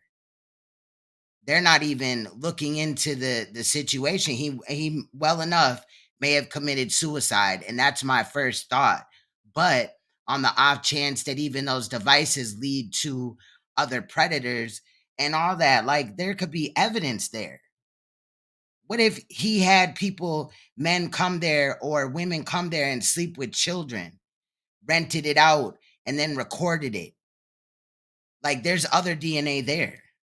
Without going into a lot of detail, that scene appeared to be staged to me. And that is my opinion based on what I observed. So they staged it and said, you know, and put drugs there and needles and all type of shit. Is he saying that Ivy's parents staged it? And the bodies. I don't want to go into details. I think the bodies had been moved from where they were originally killed. Were they all found outside? Yes. Okay.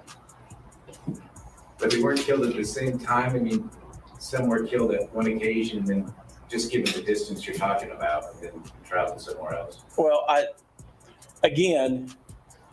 there's no way we can know with certainty, but logic tells me that some were killed in an area 400 to 450 yards away from others. So yeah, there would have been some space of time there. Yes, sir. Yes. Are you certain about McFadden's sex register or sex offender registry? Okay, but how did he move the bodies then? Did he walk them like the other people that he hadn't killed yet, you know, to where he was ultimately going to take their life from where he just took other people's lives? Or did he transfer the body in a car or a truck, or what is going on here?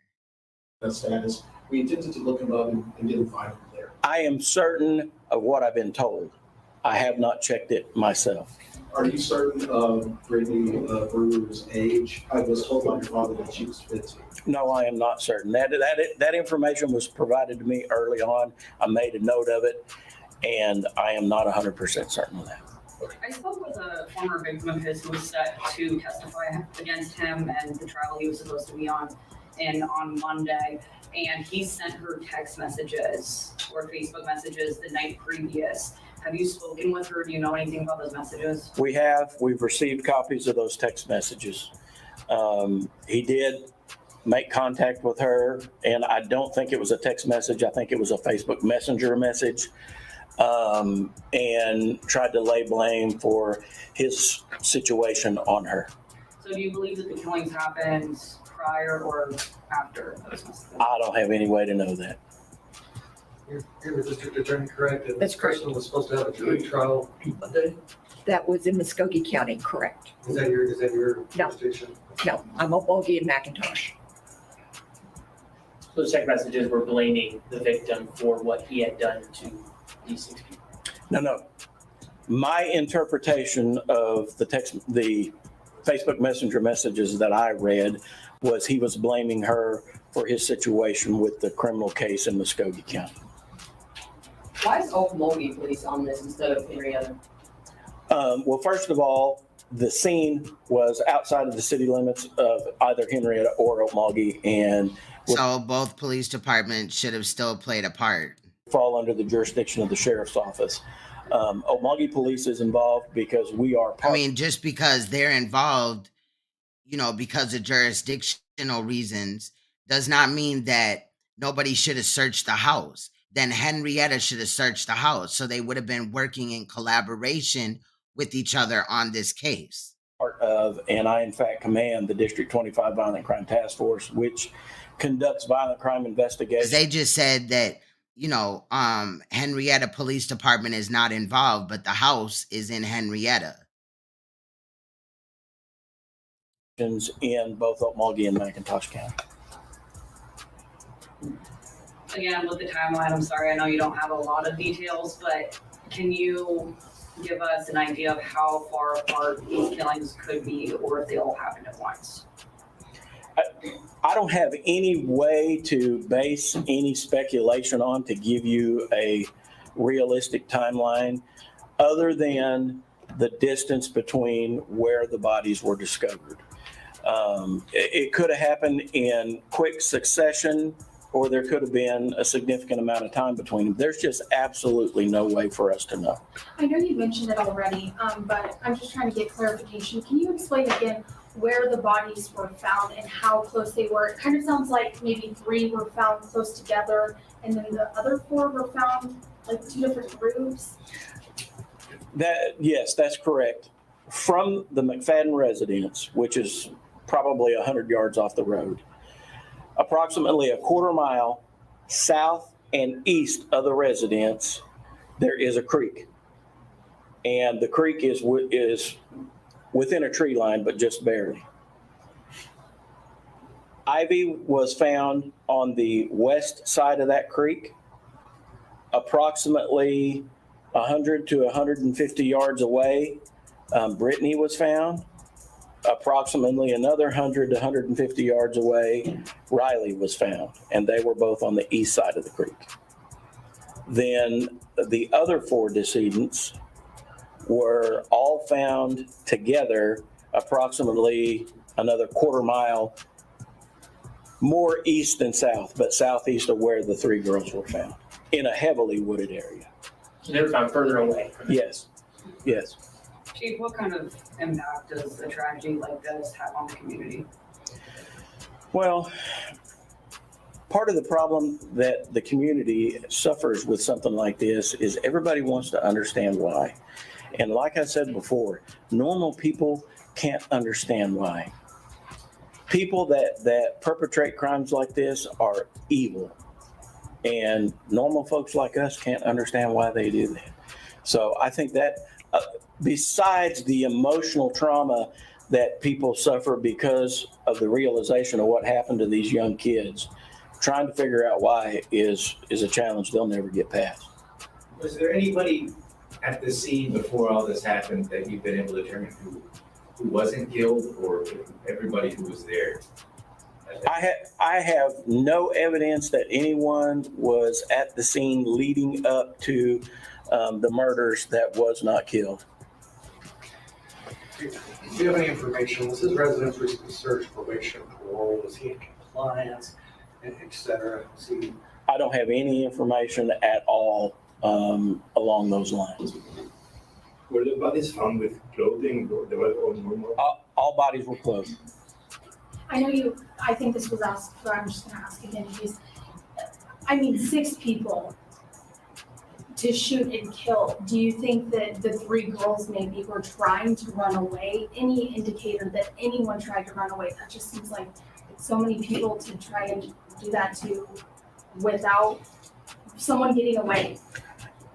You're having the same difficulty that we have trying to figure out exactly what happened, because all we have is where the bodies were positioned and the injuries to them to try to indicate what happened, and there's just no way to know.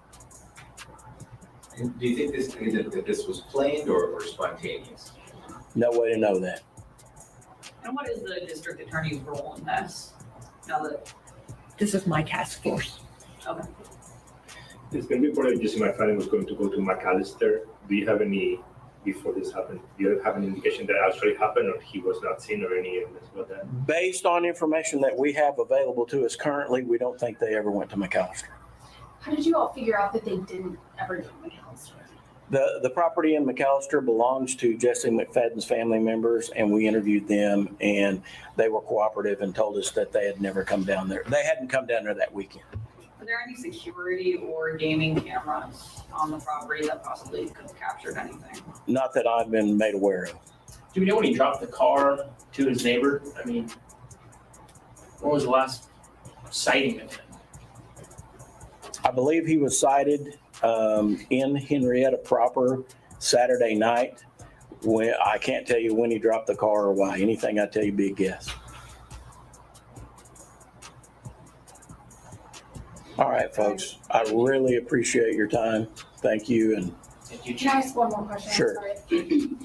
sorry. Typically when there's homicides, murders, someone goes on trial. This someone is now deceased. What's next in this investigation to figure out what happened to bring families closure? And what's next? we have been in contact with the families and have shared information. In fact, we met with the families today prior to this press conference to give them the information that we gave you all, so they would hear it from us and not from the news media. Again, there are questions that will never get answered because the only people that know are no longer here. We will continue to document everything that we have found and anything that we discover in follow-up interviews moving forward and generate a report. We will submit that report to the district attorney's office for her review as a. But that's just really hard for me to believe because, again, you guys left all that evidence in there. Formality, because he is capping. There's no prosecution to be had here. Can you describe the reaction of the families when this information was given? Today, I was not present, so I'm not sure. Yes, sir. What was I saying? Just for the purposes of our understanding, do you think you might be able to help us out and give and present some type of map of the crime scene that might help us better explain for people how spread out the crime scene was? Right, the original Young MA facts. Currently, I don't have one for you. At some point in the future, crime scene investigators will map it. I have no idea how long that'll take. Okay, thank you. You bet. At this point, has the case been ruled as a murder suicide? We don't ever just rule a case, to use your term, but we don't have any evidence to believe that it's anything other than 6 murders and a suicide. Thank you, Chief. In closing, what's your message to parents? This has affected so many people. We've heard from victims' families who had no idea this person's convictions, previous history. What's your message? And it sounds like I don't know if it was easily available out there. What's your message to parents who see this? I want to be clear. All right. I do not believe that the parents of Brittany or Ivy did anything wrong, and they are devastated by the loss of their children. That being said, I don't think you can be too careful with your kids. Know where they're going and who they're going to be with. All right, folks. Thank you. If you saw the interview with Holly's Aunt Lynn last night, who told us that she herself lifted floorboards and discovered bloody toddler clothing, blood that got on her. Fresh enough that it actually got on her and that she had to get it cleaned off. The police had to help her clean it off. That happened. She said that the police reached out to her and told her not to talk to media, that we are not her friend. That is what the police told this grieving family member, not to talk to the media. We are not their friend. And just so that we are all clear, friends here, okay? Just so we're all clear, the only reason that they were there is because those family members called the press. They called the press and said, please come with us and show this. Show this, put it out there. And that's what we did. And wouldn't you know it, state authorities came back, processed the scene again. But we're not their friends, right? We're not the family members' friends. This is what the police actually told family members. So I want to know, what is it? What is it that the police are trying to hide here other than covering their asses for what they didn't do before? That's what I'd like to know. See, they don't want old girl and old boy talking to the, reporters or whatever, because they don't want that. They don't want this information getting out like that. More people are going to want answers and shit like that. In the meantime, I want to bring in Chris Swecker. He is the former assistant director of the FBI Criminal Investigations Unit. Chris, pardon me for being so bloody angry, but to see not only potential unknown victims treated this way, right? Nothing to see here, not going to collect any blankets, not going to collect DNA, hard drives, naked pictures of babies and children, bloody clothing. We're not going to collect any of it. There's nothing to see here. Really, what's the point was what the families were told. Not only are they not going to satisfy potential victims out there and give them closure, they're also not satisfying the story for these poor grieving parents who know that their children were killed on that ranch. I am at a loss to explain this, Chris. Please help me get off the ledge. No, I don't think I can. Ashley, I served in Oklahoma City, one of my first offices in the FBI. There are a lot of professional police departments there, but this isn't one of them. I mean, everything I've read and heard about this case just points to gross professional negligence and just maybe even ignorance. I mean, I just, it's astounding. Anybody in law enforcement would recognize this as a potential internet predator. They've been around for a long time, and they get on cell phones and they get on computers and they make contacts through contacts. So they use children and other children to get them in contact with other children, and they do horrible things. And I'll tell you this, and Chris, if he was capable of putting a bullet in the head of 5 kids and his own wife, why should these police not think, dear God, it is so possible there were other children killed here, other people, other victims killed here who were restrained to these filthy mattresses on the floor, who might be depicted in some of those pictures they didn't bother to find. And can I also tell you, one of the officers in the second go round, when the police came back, Aunt Lynn was in the house and moved a dresser and found Velcro restraints attached to the back of the dresser. She pointed it out to the officer that was there and said, you should take these. And the officer said, no, you can toss them out unless you want to take them home yourself. Those were the words she said the officer actually used to her. This, as she also discovered a phone with a Panda wallet. I think we have a picture of it. I want to ask our control room to put that phone up. It's the kind of little Panda wallet on the back of a phone that you would likely only see with a young or teenage girl. There it is right there. A little phone with a Panda wallet on the back. That was found that the police had never found. And at this point, I'm wondering if there's so much compromised evidence in this house that even if there may be other perpetrators, other men who use this location in collusion with Jesse McFadden, how are we going to prosecute them now that the police didn't bother to collect it and the families had to? Well, I'm shocked that the Oklahoma State Bureau of Investigation wasn't working on this from day one with that many, a multiple mass homicide involving children. With internet, obvious internet, this is a lair of an internet predator and an in-person predator. Whenever you have an internet predator, you have someone who is exploiting children in person as well. And they're often networked, as you pointed out, Ashley. There's high potential for other victims. That should have been recognized the second they walked into that crime scene.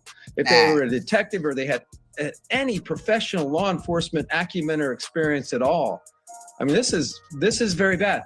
I hope that they're getting the FBI involved, because this is what they do. They have entire units devoted to this type of thing. They know how to exploit computer and electronic evidence. I can criticize them in some areas, but not in this area. They're very good. And they should have called them in from day one. But like I said, this is screaming that it should have been on their list. They should have definitely contacted the FBI. Like, and especially the fact that they dropped the ball, but why didn't they? Not because they were just, professionally or grossly professionally negligent or whatever he said, which I do agree with a lot of what he said, but it's bigger than that. They're hiding something bigger than that. These police aren't just dumb and lazy, unqualified. They're covering something up, and other people are involved. Well, we haven't seen any jackets with FBI. We haven't. The thing that worries the families, Chris, the thing that worries the I'm sorry, we have a delay, but the thing that's worrying the families is that they believe that their daughter's rapes may already be online and they don't even know about it. So we're going to have to continue to follow this. And hopefully when we do see some FBI presence on this, maybe we will get some of that resolution that you're talking about. But I'm as distressed, if not more than you, about this. Chris Wecker, thank you as always for your expertise.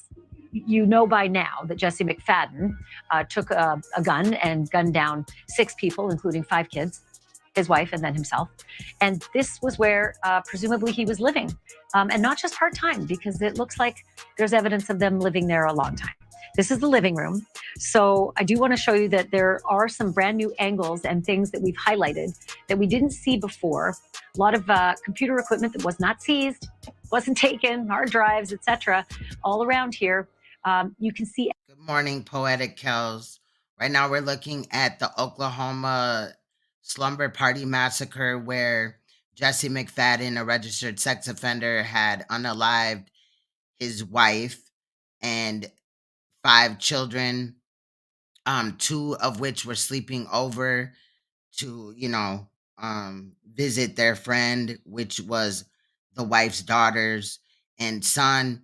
But anyway, Jesse had unalived them. I kind of think that the mom is involved, but the police are definitely dropping the ball. They missed a whole bunch of things in this house. And this case, to me, is screaming pedophile ring. So just to give you a quick update. Evidence that would have plenty of DNA on it. Got a little bit less than an hour left. Maybe hair fibers, follicles, anything that could identify other victims, maybe other perpetrators, still sitting there for the families to videotape. Families. This is what they allowed them to contaminate a crime scene. These videos are from one of the victims in the case's parents and a reporter and a couple of other people. I'm not sure who they were, but walked through the house. They also found toddler clothes, even though nobody that was murdered was a toddler. They found toddler clothes in a floorboard vent that were still wet to the touch, to the point to where you touch it and blood is on your hands and you have to clean it off, and stuff like that. Yeah, the police just totally fucked this up. And for some reason, the FBI isn't involved, or I haven't heard that they've been involved. And I did, go through about 6 hours of content to make this video today, to get it down to about 2 hours and 31 minutes. So, yeah. What's so frustrating is that it's the families doing this. It's not the police. The police. And he's already a registered sex offender. He had raped a little girl at knife point. She's grown now, but she's gonna speak. He spent 17 years in prison. Earlier, we heard from his cellmate. It's been going down. Cataloged every single inch of that. This is crazy. Home, this case is crazy. It's the families. And I don't know if you know what snuff films is, but the amount of devices that were in the home. Right here's a printer, but there were several other computers, cameras, and all type of other shit. I do feel like he was A, producing child porn, B, obviously molesting children, but there was other people involved, because every room had a bed. Like, it just screamed out to me that he allowed people to have sex there with children, maybe pay him some money, and he filmed it. Don't know if the police eventually went in, but it was after the families. So the up close pictures show a lot of restraints. You've seen some of them before, right? But you haven't seen all of them. And with regard to the restraints, there are restraints not just in the floor, there's the bathroom, there's also restraints on the walls. Look. There's a restraint on the kitchen counter. What are you doing? What are you doing restraining someone to the kitchen counter? Locks, padlocks, chains. And then we also have evidence from the families again that they moved a dresser and they found restraints in, behind a dresser, taped to the back of a dresser that the police were not interested in. They actually said to the family member, no, it's fine. Unless you want it, you can throw it out. Unless you want it.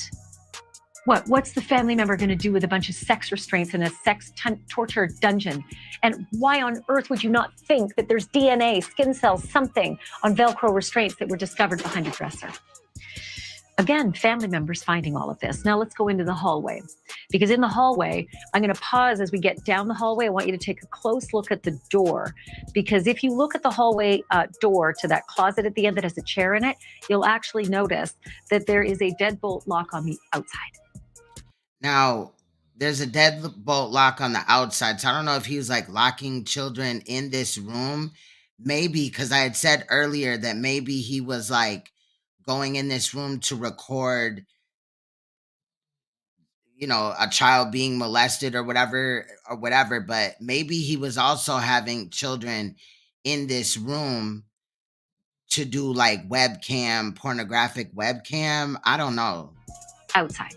Meaning That's you weird. Can lock someone inside It looked like a little closet room. Maybe that's why there was a chair in there, but a deadbolt lock on the outside, keeping someone in potentially. Now I have video that we had not seen before of the girls' bedroom. That was something that made us very uncomfortable because now knowing what the other rooms look like, this looked as though it was a regular teenage bedroom. It's just confounding to know that feet away are sex toys and weapons and drugs and syringes and restraints, chains, padlocks to the floor, to the walls. There's clothes in the closet for teenage girls. There's bedding that's still there. Nobody decided that maybe any DNA might be on that bedding that could be tested. Clouds on the ceilings, just like a normal teenager would have. Posters on the walls, toys, clothing. How long had this house been a torture chamber and a sex dungeon? And how long had it been teenage girls and a teenage boy living there with their mom and their stepdad of the last year? But this is just so uncomfortable to think it looks like such a normal bedroom inside that house of horrors. And by the way, those dungeony things were not hiding anywhere. They were right there in the living room. They were right there in the kitchen. They were right there in the bathroom. They were right there everywhere. Which means the kids seen that. The drugs, the needles. Again, I'm feeling that he had the kids participate. Also probably recorded them doing shit. Had them lure other kids over there. Marijuana chocolate, the drawer full of drugs and alcohol. All of it was right out in the open. It wasn't being hidden from the kids that were clearly living there. So you now have to wonder what was life like for those kids? Did they just think that's normal? Or were they part of it? In the computer room, one of the things about this house is that there were just so many computers, just multiple computers. Maybe they were for innocent teenagers doing their homework, and maybe they were for filming and storing and shipping porn, snuff porn, who knows? Nobody checked because the computers were all left behind, so were the hard drives, which is just unbelievable. To not just me, to the experts who've seen this, to the families who are gobsmacked by the fact that nobody wanted to check the keyboard for, DNA. Who was on that keyboard? It's unbelievable. I don't know why it be doing this, but this is not in the edit, so I don't know why it looks like this on screen, so just never mind that. I will be uploading this definitely to True Crime TV, my other channel. There's a room No commentary with a lot of bags in it as well. And one of the things about the bags is that it was stuffed. They were stuffed so full, it's hard to know what was in them. Could it be mementos, clothing, personal effects, belongings of potential former victims that came through that house? Hard to tell. Don't know. Certainly, the families were too nervous and worried about handling the bags up on. Look at all these bags up on the shelves. The families thought, well, don't touch them because the police surely will. Police left them behind. Didn't want to know. Could it be a missing child's clothing, personal effects stuffed into those bags and stuffed up on a high counter or a high shelf? Why was there just a freezer like dead ass in the hallway like that? Who knows? And then Michael's room, the teenage boy. Inside Michael's room, hunting equipment, bows, knives. Don't know if they belong to Jesse. Don't know if they belong to the teenage boy. Have they been checked for human DNA? Could it have been possible since Jesse McFadden murdered 6 people? Maybe he murdered someone else? Maybe. Is it such a far conclusion? They were left behind. No one checked. And then the white car outside the house. I feel you, but the police signed up for that, so they should. Shit. But I feel you, though. That I know when you just step on the property there, you just get this feeling like I pick up energy and shit. I'd probably be mad as hell, but I don't know. The white car that, vanished the day I think I'd be able to do it, though. I should have been an investigator like that. The family like a crime investigator. Looked inside to get a peek at what was in that car. Word is now it was Holly's car, possibly taken by her mom, Jan. But shouldn't the police have this impounded? Shouldn't they be taking every single piece of trace evidence out of there? Maybe there was someone in the trunk at some point. Maybe Holly was a perpetrator. Maybe her husband, Jesse, used her car to kidnap kids. Maybe is a big word here. All this evidence left behind, and then suddenly the car is gone. There's people recovering information, as far as evidence goes, and just the course of the investigation. Because again, this is a very fluid investigation going on. So that's just what's going on right now. Was there a note or anything left? Yeah, look. Fags. They get real crime in their face and they avoiding it. They don't want to deal with it and shit. Fags. Well, okay, I said perpetrator. Maybe I just need to stand corrected on that. Perpetrator, because there's still evidence being processed. So if it leads to anyone else, of course, those I feel you, poetic. Followed up on. So not to say there's any more people involved, but just so to answer your question, I'll say perpetrator or perpetrators. I just want to be clear, there's no threat to the public. That's what the sheriff had said earlier. Yeah, there is no threat to the community as we know it at this time. What do you think the community of Henryetta needs to know most? Okay, would you repeat that? What does the community of Henryetta need to know most at this time from law enforcement concerning all of this? Now, I know I played this clip earlier, but sometimes I replay things, just little smidgens of things that are, stick out in the case or, we can ponder upon or some type of shit like that. Like I said, there's no suspect at large that we are looking for right at this moment. So that's the most important thing is that there's no one else out there that we're looking for at this time. So, there's no threat to the community.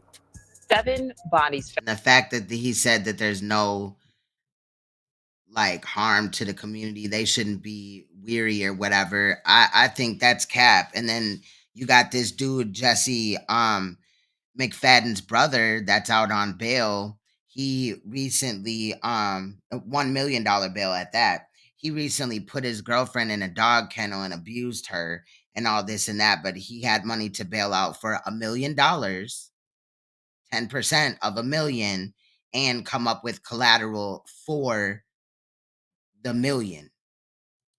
Found on the property of a registered sex offender in Oklahoma. As of this afternoon, all of them have been identified. Among them, 2 local teenage girls, 14-year-old Ivy Webster and 16-year-old Brittany Brewer, who had been reported missing just yesterday morning.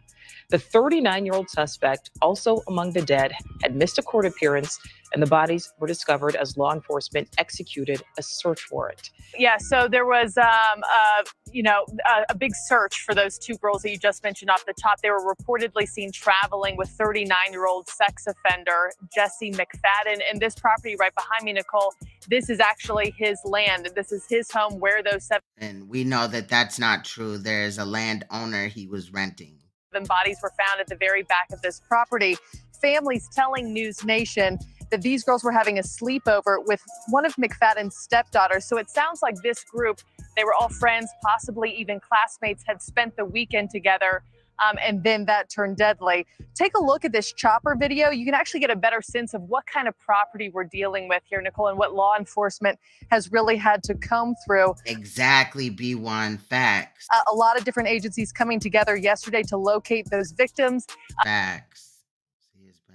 And the possible suspect. McFadden was set to appear in court yesterday on child pornography charges.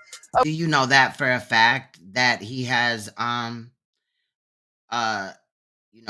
family employed in a government job? Because we also got the brother, and that would make sense because both are sadistic, violent individuals. I mean, they were torturing animals or whatever. We don't know what they did in those situations. There was other type of situations though, especially with the brother.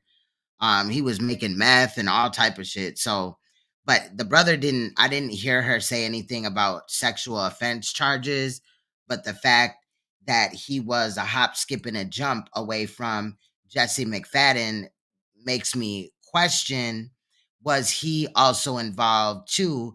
Because it seems like the brother, Jesse McFadden, liked to torture people, and so did his brother. I think his name was Cody. Oklahoma Department of Corrections prison records show that he was convicted of first-degree rape back in 2003, then released in 2020.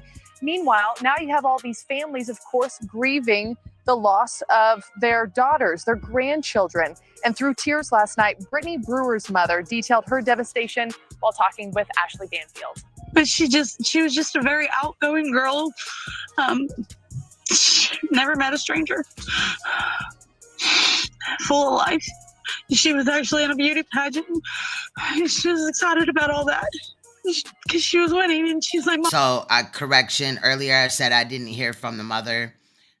This is the mother. Again, I couldn't watch all of it, but I kind of got the gist, and then knew that I was going to include it. But this is the mother of the other child that was sleeping over, her right here. I'm winning. She was like, I really am beautiful. And I said, yeah, you are. And another Oklahoma woman earlier today identifying 4 of the 7 victims as her daughter and her 3 grandchildren. I got off the phone a little bit earlier with OSBI. They say as far as law enforcement is concerned, the confirmation of identities has to come from the medical examiner, who is still working on that. But McFadden's body is believed to be one of the 7. So, Nicole, yesterday, authorities telling Henryetta and the public that there seems to be no more threat. Nicole? All right, so Marky, saying this appeared to have been a sleepover. So we're talking about a group of friends here, and as you said, possibly classmates. Yeah, Brittany Brewer's mother telling Ashley Banfield last night that this group of teens had hung out together before. They apparently were all at the lake this weekend, and Jesse McFadden had offered to take them home.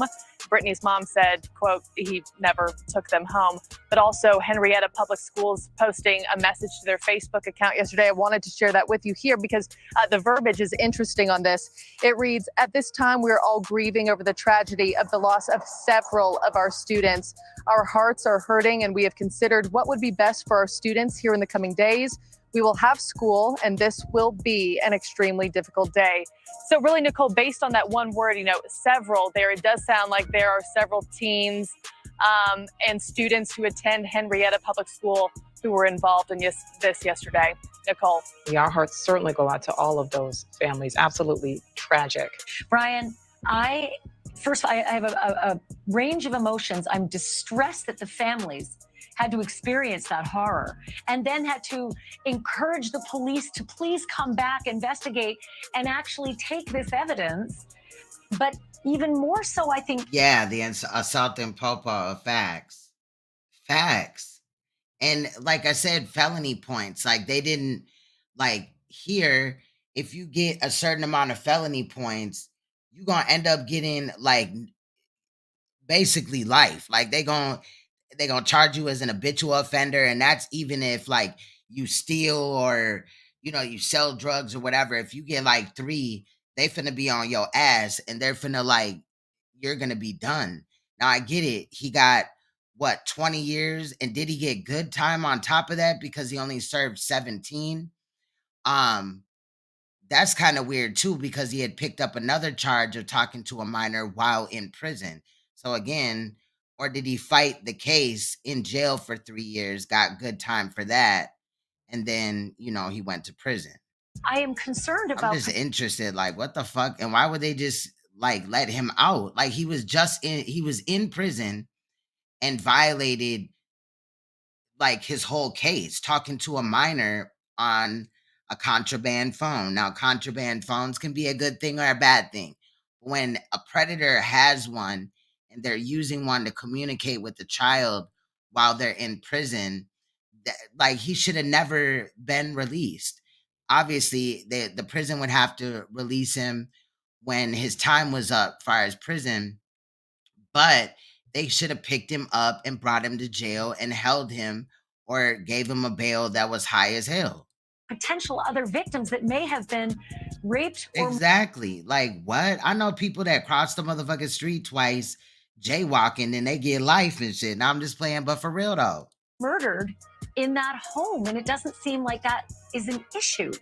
Yeah, I don't think I've ever seen anything like this. And my first thought was like these poor parents. There's 2 other things that stand out to me. Number one, could there be other victims? Could there be child pornography victims on those computers? Why wouldn't investigators take the computers and go through them? There could be other victims out there. Why would they just leave the computers there?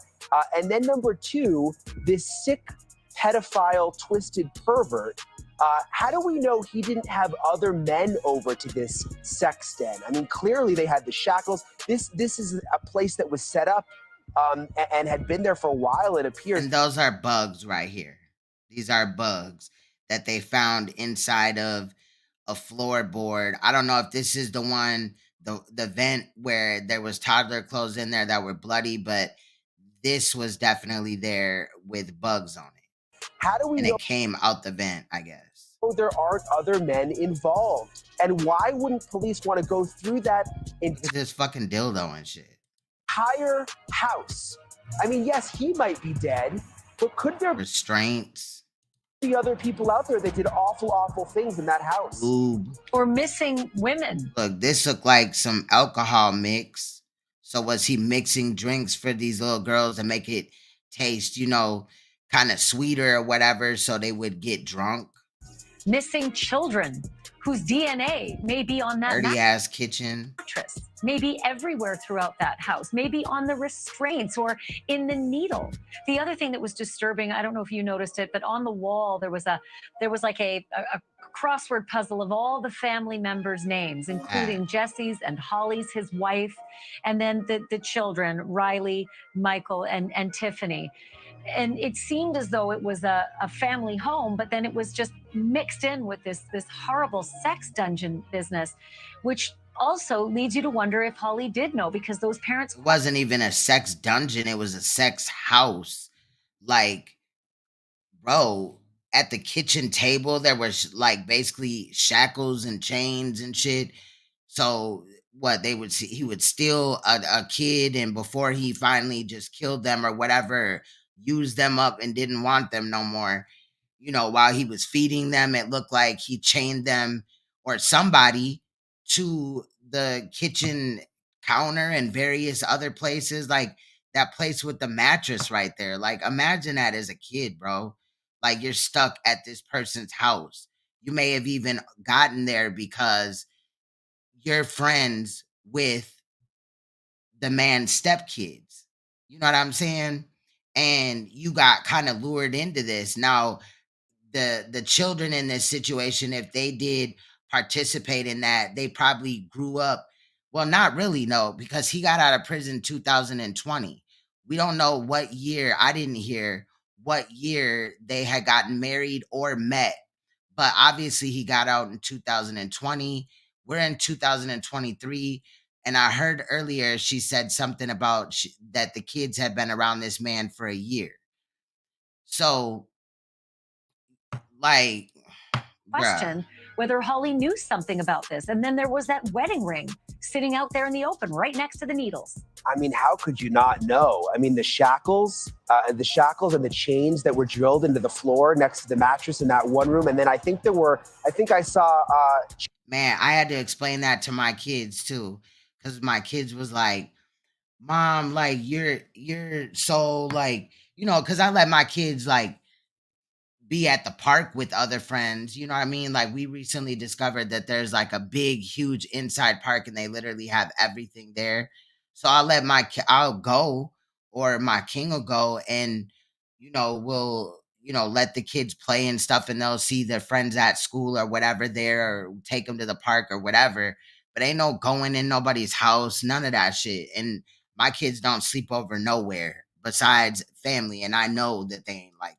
Chains drilled into the floor in the kitchen even.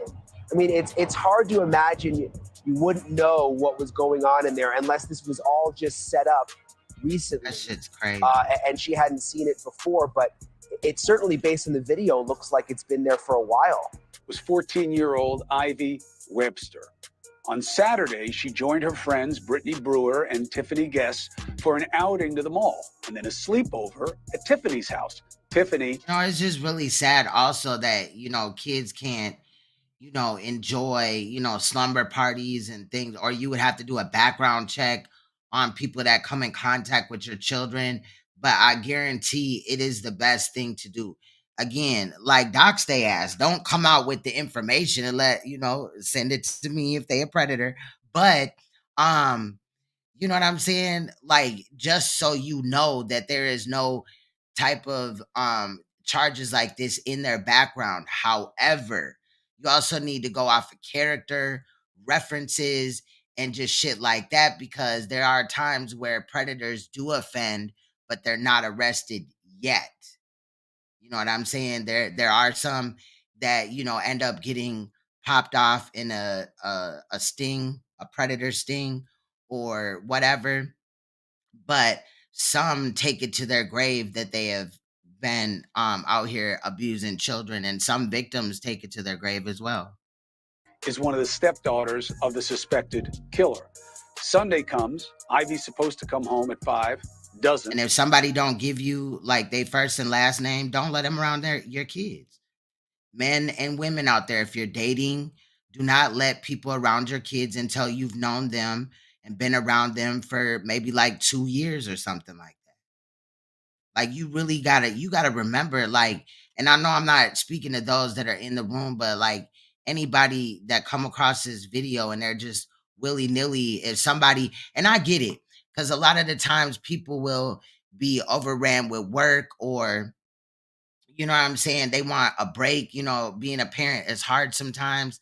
But if you just agree to anybody watching your child, this could happen to your child, or your child could be abused and still alive. So it is best to just like, bro, like, vet everybody that comes around. And again, if they don't want to give you the information, then don't let them be around. You know what I mean? Like, and then you got to go off of body language when you ask them questions. You got to, you know what I'm saying? Like, have you ever abused a child? If they look at you and they like nervous or they get irritated as fuck, you got to maybe explain or whatever. But the average person is not, you know what I mean? Like, if you dating or whatever, like, bro, I got kids. I'm not just finna let you around my kids. You know what I'm saying? So you got to be on that as well, because I'm seeing a lot of cases where baby daddies or boyfriends are, killing people's kids, like women that they're dating or whatever. A search. And it could be vice versa as well. The woman kills children. We've dealt with those too. Goes out for her and another missing. I'm just saying. Joining us now are Ivy's parents, Ashley and Justin Webster. I'm very sorry to meet you under these circumstances. Thank you very much. How are you taking this news? Not very well. It's unimaginable. I can't wish it on anybody. No, God forbid. It's bad enough that you're going to have to deal with it. We haven't received much information. Yeah, we haven't been The receiving way he said you're gonna have to deal with it. too much information at all. Damn. There was a couple of times yesterday where Now this is the parents that I'm suspicious about. Again, if you are new coming in within the last time that I said it, but just their body language or whatever. Remember, they've known Jesse and Holly, the parents, for years or whatever, and I believe they said either they went in the house or they know, somebody that had or whatever. So nobody saw these restraints. because I was contacting Okmulgee Sheriff's Office for information. They kept telling me they were going to give me a call back and never did. So I drove to the crime scene and I tried to start digging myself and asking several officers of what was going on. And finally, the chief of police from Okmulgee brought me to the side and was talking to me and telling me he couldn't give me much information at the time. But I was also very grateful going down there when I did, because that was the exact moment that they found the truck in the adjacent property. You knew the man suspected of taking your daughter's life and the other people who were found, McFadden. How did you know him, and did you know that he was a registered sex offender? So we knew him because he was the stepfather to the kids. We had no idea about his past at all. Besides the Our past. kids hung out with their kids. We've lived in Oklahoma for 2 years, and from the first day our kids got on the school bus with their kids, they were friends. I think it was the Ivy first and week Tiffany, we were in yeah, our house. inseparable. They were inseparable. Ivy and Tiffany. It was either Tiffany coming over to our house to stay at our house, or Ivy going over to their house to stay at their house. And we knew nothing. We met Jesse just kind of as dropping off the kids and picking up the kids and vice versa. And he would come maybe in the house every once in a while and talk as he's dropping off the kids. And they had done stuff like this before many times. For Going 2 to years the straight. lake and hanging out. Our son was best friends with Michael, Jesse's stepson, and he had been over to their house many times, and Michael's been to our house as well many times. I just want to give you this warning. They're about to take you on a tour through this home, and it is very, very uncomfortable, but you will learn a lot about this Jesse McFadden and what he may have done before killing those kids and his wife. Take a look. Phone case with the screen ghost face on the back. Okay.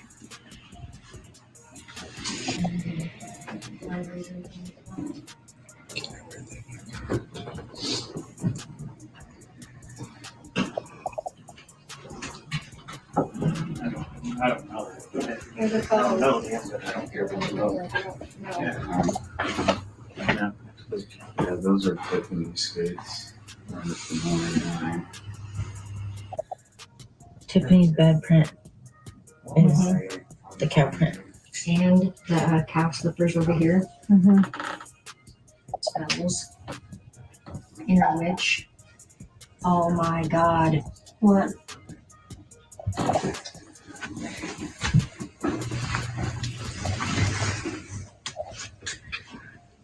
See, there's inner witch, lighting the wick, book of spells, herbal handbook.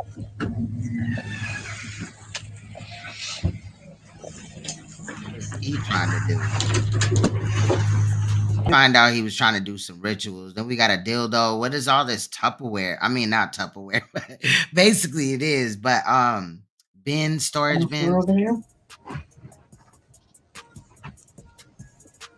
No, and I just thought about it. I only seen that computer that's in the living room so far. I don't know what is in that room with the chair. And I think they pointed to another device that was on the couch, like on a on a little stand or whatever on the couch, but I haven't seen too many computers. This is a huge. But devices, yeah, other devices. Maybe they're just not showing that.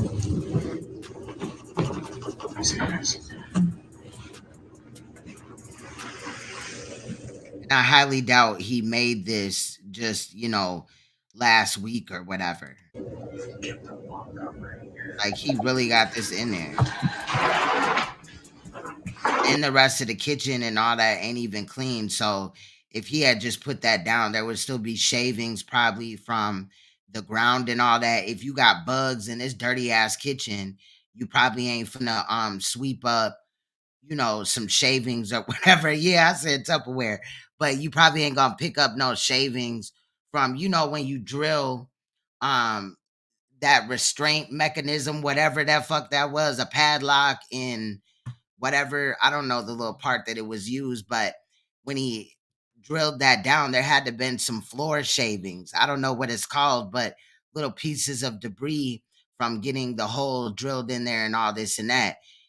We didn't see none of that. Okay, I don't know what it would have probably looked like, probably some cocaine or something, but we didn't see that. So that shit looked like it's been there for a minute to me.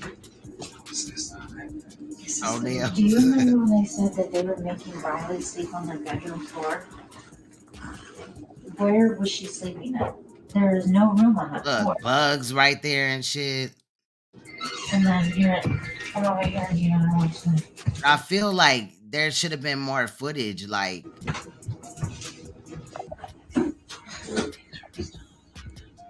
So this is the brother's room. Give me something to grab. Take a picture. Take pictures. It's on video. That's them. It's on. Wait, that's them. Okay. Use this sack. Don't keep locked there. No, those locks. That's evidence too. So is those drugs. So allegedly, there's 2 cell phones up here, and then there's drugs and all that. That's Is that it. hers? Yep. Okay. Hold on. Call the sheriff. Yep. Don't touch them. Don't move them. Let's back out. That's good. Okay. I'm calling. Smokey. Are you done looking? No. No. I'm not done looking, but. And I believe that was the property owner because he was there too. And the dude, the father of Ivy, cussed the property owner basically out. Like, he went off on him. I feel that, but I just also feel like he was very loud and boisterous, and it wasn't really genuine in my opinion. Like, it seemed like he was putting on for the cameras.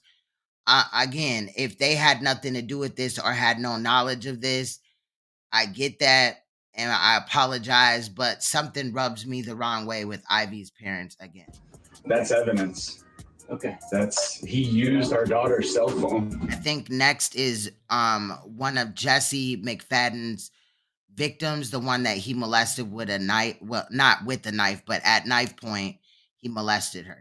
And whatever's behind that. Yep. Okay. Y'all bear with me. It's been a long ass day of editing and shit like that. So my eyes is tired, but we gonna get through this video. Oops, shit. What did I just do? Touch them. Don't move them. My man is snoring in the background. Let's back out. That's good. Okay. I'm calling. Smokey. Are you done looking? No. No. I'm not done looking, but that's evidence. Okay. He used our daughter's cell phone. And whatever's behind that. Yep. Okay. And they're not concerned about looking anywhere else. This house needs to be stripped. Oh my God. Okay. Did she chuckle? Do you? I'd have missed. No, that's what I was telling you. But we touched everything today because we had permission from the sheriff. But we didn't touch the phones. But I was not in the state when this happened, so.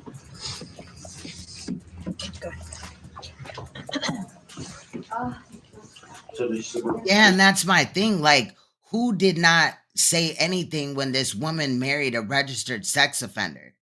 Like, they applied for a license. Maybe they didn't know that she had kids. But, like, what is going on?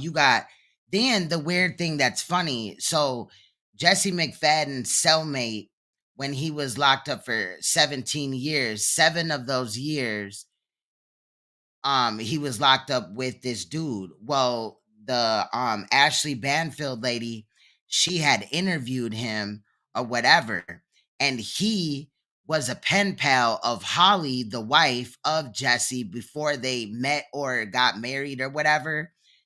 This whole thing is weird as hell. So how didn't he know that?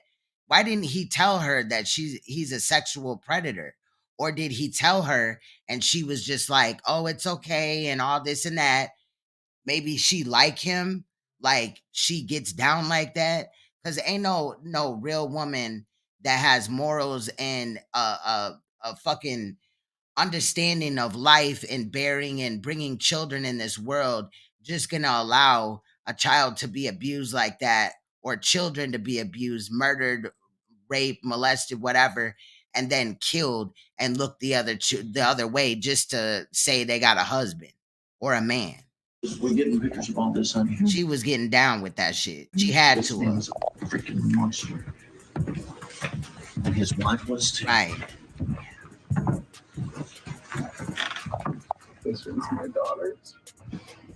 I want to know what else is up here and in here. I think there's more. I mean, and then they talking about they did a search warrant. How did they do a search warrant and they ain't go through these bags up here and find these drugs right here? There's computers. All these tablets.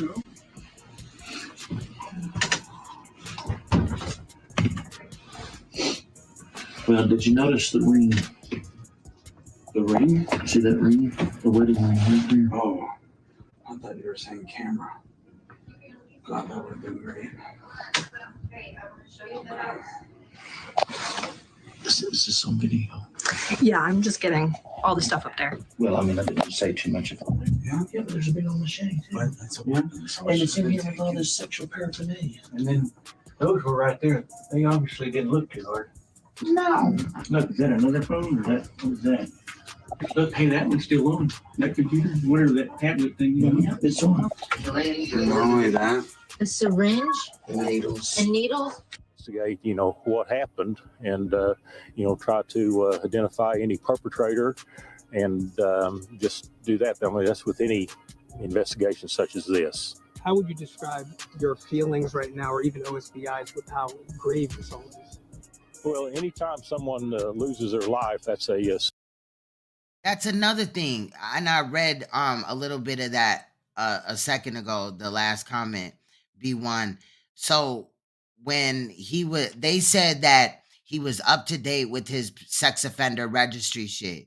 So he didn't tell his, the people that are over him, watching over him while he's on this predator watch, probably for the rest of his life. Well, that's what they probably gave him before he ended his life. But he didn't tell them that he married somebody that has children, or the whoever has authority over him didn't go to the house at all and find out anything. Like, what is really going on? serious situation. So that's about the best way to describe anybody's role in anything, is to say that it's something where somebody has lost a life. Has McFadden had any criminal history, or has OSBI been aware of him before? I couldn't comment on that. I don't know. That means that Jan Mayo has lost her daughter. He didn't know. Now, this is the mother and the grandmother. They're gonna speak. Daughter and her three. And then the victim of Jesse McFadden, the one that's alive, is gonna speak. Grandchildren. And Jen is with us from Westville, Oklahoma tonight. We're also joined exclusively by Holly's aunt, Lynn Watt. Ladies, thank you for being here. And I know that you want to get your story out. You wanted to speak to us about what's happened.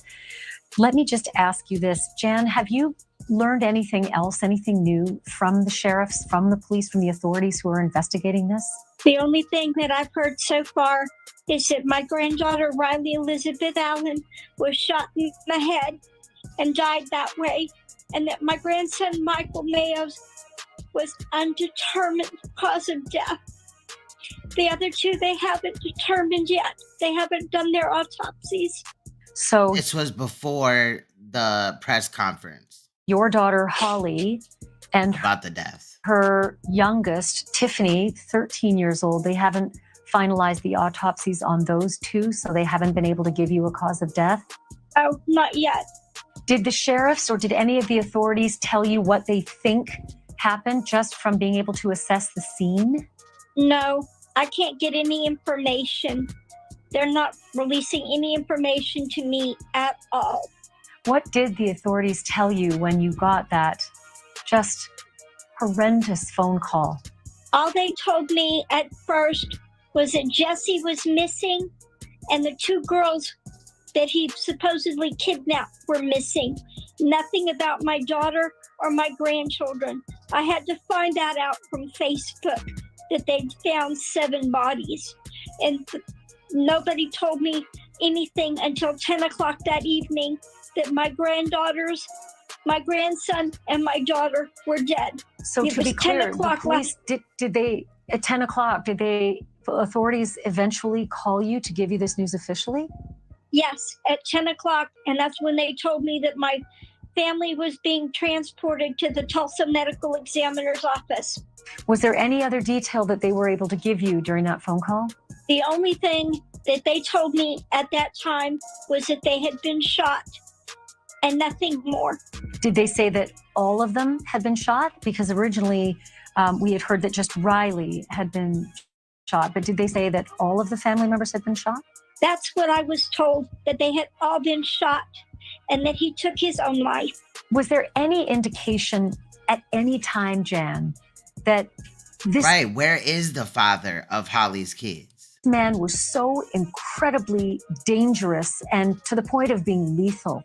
No, there was nothing. I saw them Thursday at my granddaughter's choir concert and everybody was happy. They were just smiling. They were in a good mood. Tiffy had gotten up and sang with her choir. She was getting ready to do cheerleader tryouts on Friday. They were just happy. And did Holly know anything about his criminal background, his time served, and the charges of criminal rape that he had served that time for? Yes. The only thing was he had lied to her and told her the girl was 19 years old, not 16, and that everything was just a misunderstanding. He paid a young lady to portray the victim to sit down and have a talk with my daughter. And she told him, oh, it was just a misunderstanding. You don't get 20 years for a misunderstanding. He paid a person to impersonate the victim of his crime to tell your daughter a lie, that it was her and that it wasn't a crime? Yeah. I mean, when she told him the story about the 19-year-old, she should have looked into it herself. Also, when the family found that out, they should have looked into it themselves. They would have found out that he was on the sex offender registry. That's exactly what he did.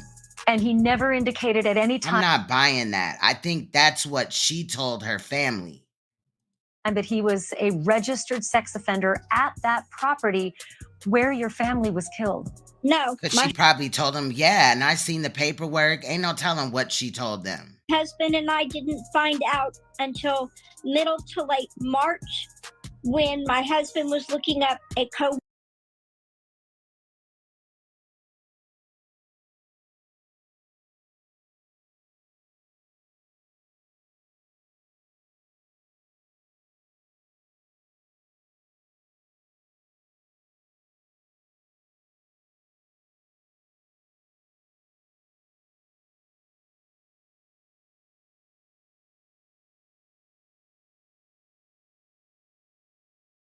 Fucking A, I was on mute the whole time. I said basically she could have found this information out with paying a few dollars, and oftentimes she could have looked it up and she could have got the information for free. Like I said, I think that she just told her family whatever. Worker that he worked with to find out what his charges were, and Jesse McFadden's criminal history popped up that he was a registered sex offender. My husband then contacted our daughter to find out what was going on. Why were they there? Why was he in that house with our grandchildren? And what date was that? That was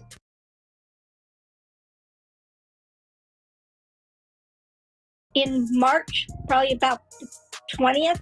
And what answers were you given when you confronted him with the fact that he was a registered sex offender? Our daughter wouldn't let us confront him. She said, oh, it was just a misunderstanding. I've talked to the girl. At that time, we didn't know anything about the real victim. Is there more that you can add? I know that you may be speaking to other people. You are the sister of Holly's father, so you're Yes. the kid's aunt. Tell Yes, me ma'am. what you've been able to glean from any of the people who have at least informed you of this tragedy. Well, the lady he paid to pretend to be the victim contacted me and was telling me that she was sorry, that she was paid to do so, and she contacted me. So that's how we learned that Holly never spoke to the real victim. When did that happen? It was yesterday. I got contacted yesterday. So the impersonator has now reached out to you, realizing just how dangerous her actions now have turned out to be. Absolutely, yes. Absolutely. Have you informed the police about this person? No, I haven't spoke to the police. I actually contacted the police because I didn't understand why the Amber Alert didn't have my niece and my great nieces and nephew. And I also contacted them in Henryetta to ask if, when we learned of Jesse being on a registered list, if the girls could be there. Were they aware that children were living in that home? So I personally called the sheriff's department, and I was told by the sheriff's department they were not aware of the situation, and at that time did not know that there was a registered sex offender at that address, and would contact me again. And I never got contacted back. Never. So he must have just registered and told them a bogus address or whatever. Maybe even gave his mom's address or a brother or something like that. But he shouldn't even have been allowed to be around his brother. We don't know what participation the brother had in any of this, but I would bet a bottom dollar that he's involved somewhere. It's such a remarkable sequence of events. And if I'm not mistaken, I think we saw a marriage license for just last year. Is that right, Lynn? That Holly just married Jesse last year. Okay, so now we know a year. In fact, we thought they got married on Christmas Eve. There was actually a wedding cake at the Christmas party. We didn't know the marriage took place in May until last night. And how long had they known each other before they got married? Jan, I'm not sure about that. Do you know? Everyone keeps asking, and I'm not sure. Not sure when she met him. I just know that they moved in together in, I think it was just after Christmas in 2021. So he was released from prison in 2020, and within a year he was moving in with your daughter. Yeah. Did the kids, Jan, ever say anything about him? Did anyone ever mention anything out of the ordinary? That he behaved in a certain way? That he was uncomfortable? That he was sexual in nature? Or that he was violent in any way? Did they ever say anything? The kids weren't allowed to see us.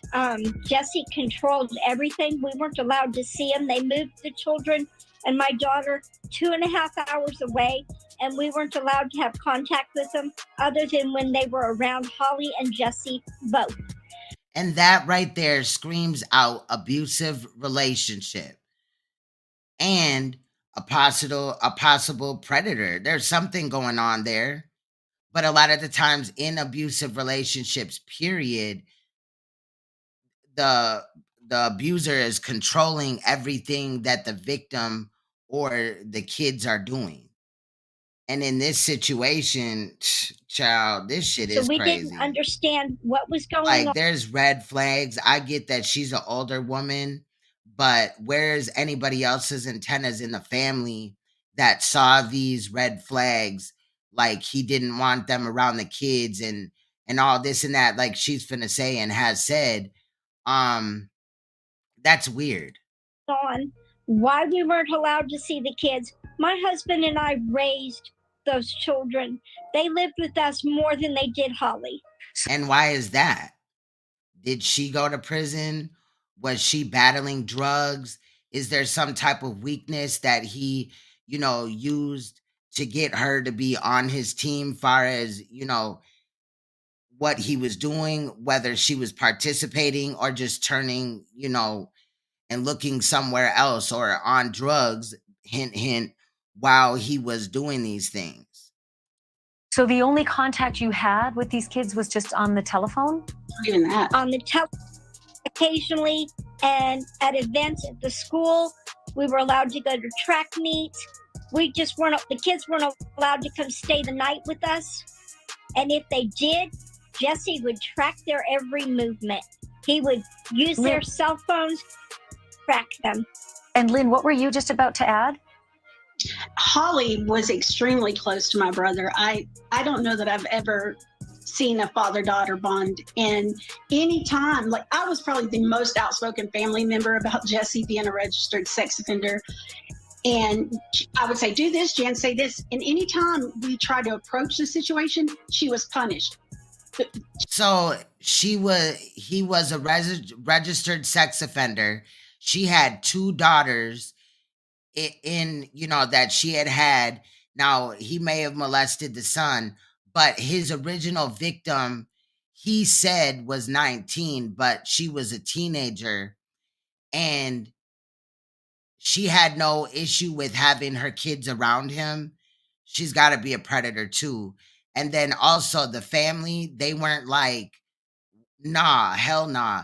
Because even if his victim was 19, those kids weren't 19, but were very young. So why would you just allow a registered sex offender around you? And then was he a lifer, or did he have 10 years or whatever, or 5 years on the registry? You know what I mean? Like, did they know any of that? She was shut down. She was constantly on eggshells. She wouldn't be able to talk to her children. So she had to keep a balance. She had to accept things if she wanted to keep an eye on the grandkids and talk to her daughter. It was just an everyday call from Jan, just so stressed. My brother actually relocated to Henryetta to be close when Holly moved. He got an apartment and moved to Henryetta so that he could attend the school events and be there for his grandkids. And he was living in that town and still was not allowed to see the kids. So it sounded as though couldn't have been mine. Jesse McFadden had an extremely controlling relationship over Holly and all 3 kids, and became increasingly unwilling to accept the fact that there might be something wrong with this man, and that he might actually be something other than this actress and this liar who had been hired by her husband, that person had told her. And absolutely. And anytime we questioned anything or asked anything, Jan and Michael were punished. That meant they didn't get to talk to the children or see the children. They were cut out. So we just had to be quiet. I am just so incredible. I would have been quiet until I went and got proper authorities. We finna look, we finna check. Like, no. Really sorry for what both of you are. I would have kicked that door open. My child is in there and I can't talk to my grandchildren, and I basically raised them. Again, I want to know where the mother was to where the grandparents had to raise them. You know what I mean? That just kind of, the way that the grandma said it made me feel like she was away for a reason, getting her life together because of drugs, prison, what? Are going through, and what you have been going through throughout this whole ordeal. And we will stay in close contact with you as additional details, become available. But our hearts, our thoughts, everything. I mean, there's nothing I can say to make this better, but please know that we are deeply, deeply in sympathy and in solidarity with you tonight, both of you. Thank you for speaking out. Yeah. And I'd like to say thank you to Melissa, your producers, your staff. They're amazing. They have helped us navigate this situation. They have just been a godsend, and we want to thank you so much. All of my family wants to thank your staff, and just the support and love they've shown us has been amazing. The suspect in this horrendous crime is a 39-year-old registered sex offender. I mentioned his name before. It is Jesse McFadden. He had a long criminal history, and in fact, he was due in court just today. Joining me now is Crystal Strong. Crystal was a child rape victim of McFadden's in 2003, and she helped to put him in jail for 20 years. Crystal, I can't imagine what you're thinking at this time, given what you've been through, and then just hearing from Milena about what she's coping with. I mean, I'm okay. My trauma's been dealt with. My heart goes out for the families. I begged the DA a long time ago not to ever let him out of prison because I knew that he would do this to someone else. I've never been contacted about when he was getting out. The last time I heard from anybody was when I was 17, and the DA or whoever it was told me that Jesse was really high on meth, that he's sorry, things happen, and I need to learn how to forgive. And I hung. And people that do meth, they, they kind of like crave sex. So I'm sure that played into it. And up on her, and I tried to suppress the memories and move on with my life. I don't have any contact with Canadian Shores or any of that area. And the minute I heard about this morning, I had a gut-wrenching feeling that those babies weren't going to come out of there. Crystal, this happened to you at the same age. I mean, Brittany's mom just told us she had only just turned 15. You were 16 when he attacked you. What was the circumstance? He was actually, so I grew up, my dad lived around there, around Canadian Shores, and I grew up with his girlfriend and her sister, and he had showed up. I had been at a party that night in McAllister, and I had left my truck in McAllister and got drove home by someone else, some friends, and 3 friends actually, and my stepmom had drove by that night in the middle of my rape, but they kept going because my truck wasn't there. But Jesse had showed up and kept telling me that Holly kicked him out. He needed somewhere to go, things like that. And I was like, look, you really just need to call Holly. Like, you don't need to be here. What? And then I remember just being shoved through my door, a sock in my mouth, and being tied up to my own bed. She just said Holly. And just horrible things happening. I remember the DA telling me that I would never have children. I just suppressed a lot of those memories, and then today brought it all back. And I just, all I wanted was those babies to be brought home. And that's what. So how was he around Holly 17 years ago? Well, now 20 years ago. We were all hoping for when that alert went out, that they would find those girls. I've been talking to Caitlin Babb. They've been putting her case on the back burner for a lot of years. I think that's the girl. Okay, so she's talking about the girl that Jesse McFadden was talking to while he was in prison on the contraband phone. But did y'all hear that? She said something about Holly. How was Holly there? And this one right here is the one that was raped at knife point. So how in 2003 was he around Holly? Like, how long has he known Holly? The girl with the pornography, with the charges that he was supposed to go to court for. He basically told her this morning, and I have screenshots. Right. What is going on? Shots of him telling her that one of the. Oh, remember they said that he paid somebody to act like she was the victim. Is this the fake victim for real? This all goes down, this is going to be your fault.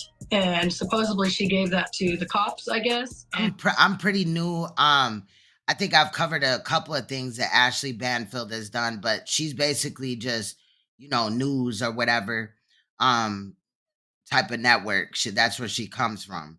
But this is weird. And nothing was done.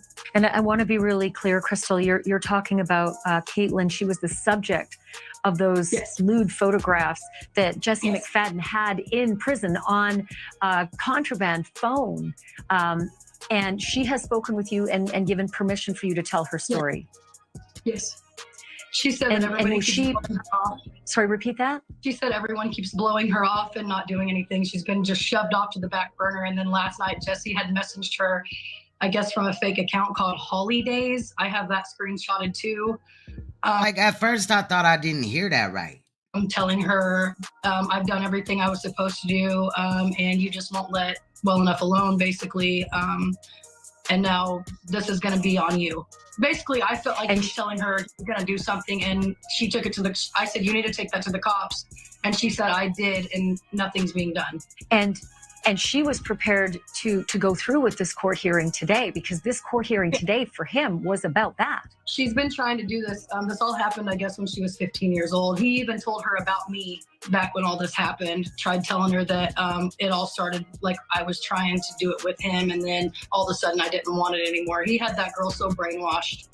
Yeah, Shay, since we got on scene this afternoon, we've witnessed several OSBI investigators throughout the front yard and at the house of Jesse McFadden. Only one agent left the scene earlier tonight, but they have since come back. As you can see behind me, we now have the front yard lit with the light from the OSBI Mobile Analysis Center bus. Now, I wonder if this U-Haul is the owner trying to move, because in some states you have to like put the stuff in storage for 30 days. Maybe it's somebody in his family or her family getting the stuff, or is this the police that is going to move all this stuff to investigate some of it finally? As work for them continues into the night. During the daytime, we saw several family members of the victims and two people we didn't recognize talking with OSBI members as they collected items from a silver Toyota Yaris.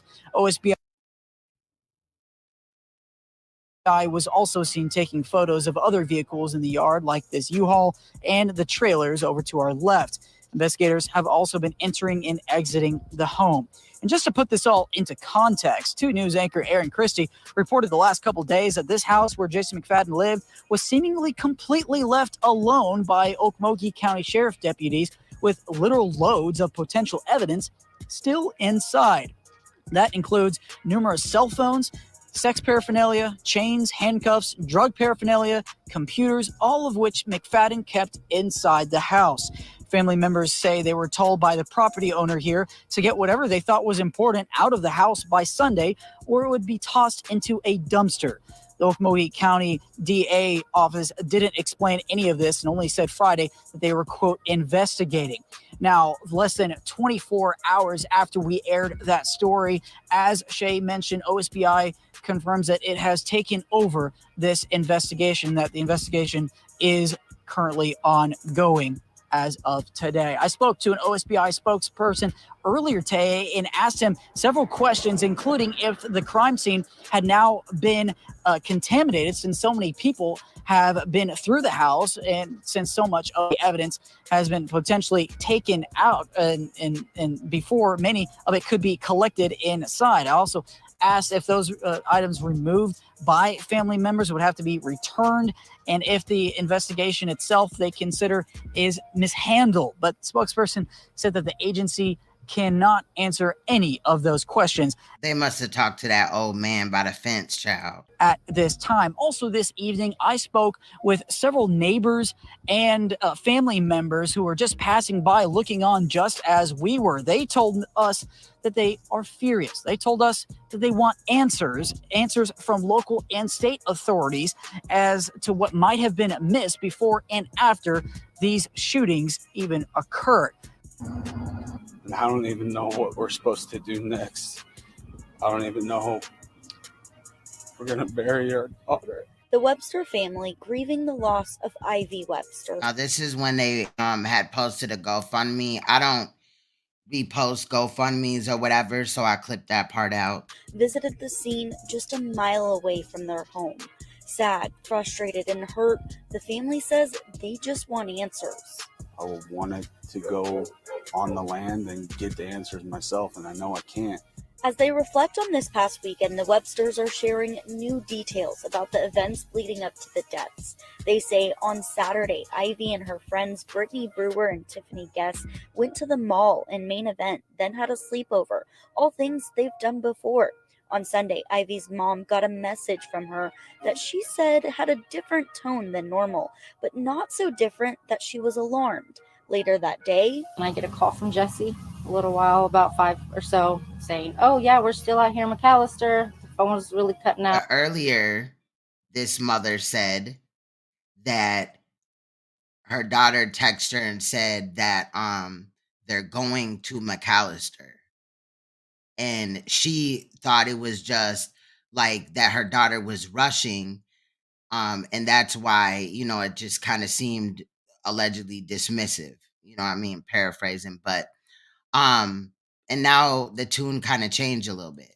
Out, not getting good service. I said, okay, keep me updated.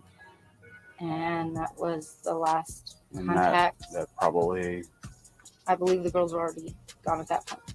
Now learning about Jesse McFadden's criminal history and status as a registered sex offender, they are calling for change in the justice system. I ask our Congress people to get stricter on these pedophiles, to keep them locked up, to hold them in jail, because no other family should go through what we're going through right now. The Websters tell me they believe McFadden planned this and say it could have been worse, as he supposedly invited more of the teens' friends over. So for parents everywhere now worried about something similar happening to their family, the Websters have a message. Don't trust anybody. Look up everything you possibly can and everybody around you. Justin, you just went back down to the scene. Talk to us just why you wanted to go back there this morning. I wanted to see her. I wanted answers. I wanted to go on the land and get the answers myself, and I know I can't. But we need to be told answers of everything here soon. I'm tired of hearing we can't know right now, and it's frustrating. We need to know. Everybody needs to know.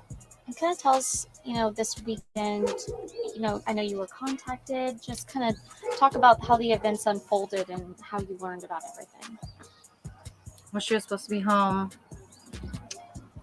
Now Start from the beginning. Okay, so Saturday she was going out. They were going to go to the mall and then main event, which they did, and spend the night. And as far as we knew, it was as they've done before. Yeah, Ivy and Brittany were going to Tiffany's, so nothing out of the ordinary. Me and Ivy were Snapchatting up until about midnight Saturday night. And then Sunday, I got a message from her, which was a little different, but I didn't think nothing of it. It was, hey, we're going to run to McAllister. We have to go. Jesse's got to work on the ranch or fence, whatever, which they've gone before. So again, didn't think nothing of it. But usually I get, hey, Mom, is that okay? Or I love you.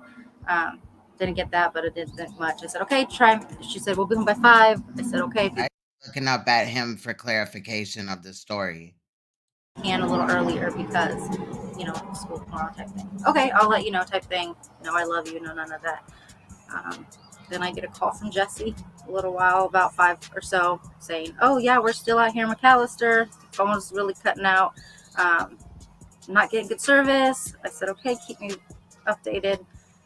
And that was the last contact. That probably. And I also feel funny about these glasses. Like, I've seen a lot of crime clips where, people with glasses are talking outside, even parents, but the lenses don't look like this. It just, I don't know. Boy.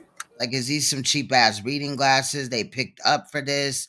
You know what I mean? So you can't see their eyes that well. I believe the girls you see them, they're there, they're blinking.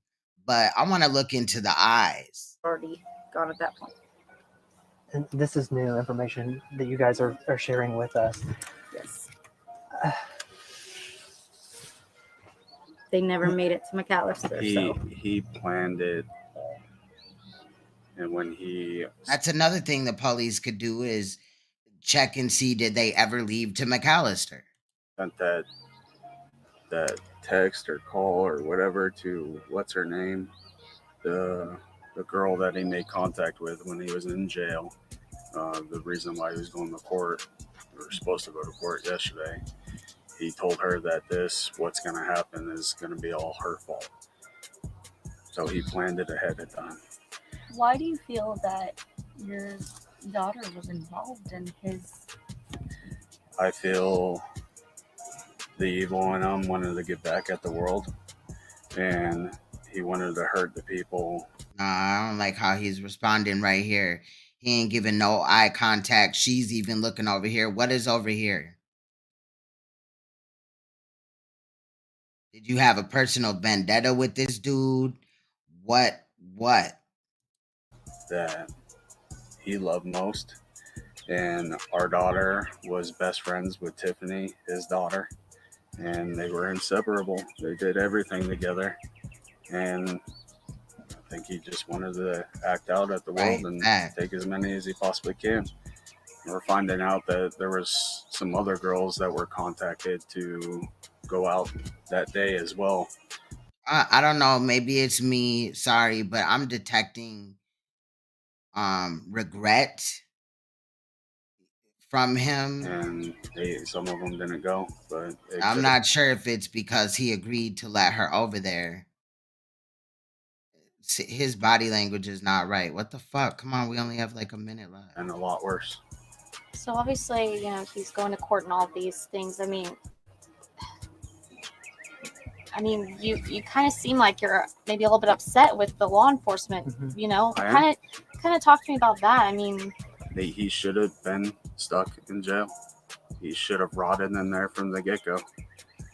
Especially if he was sneaking phones in and he snuck a roll a mile phone in jail and solicited with a minor in jail and was still released. If that's not any proof that he can't be controlled, then I don't know what is. And Okmulgee County Jail and McAllister and Pittsburgh County, they need to be held accountable. They do. We need answers of why this monster was released. Well, this is a convicted.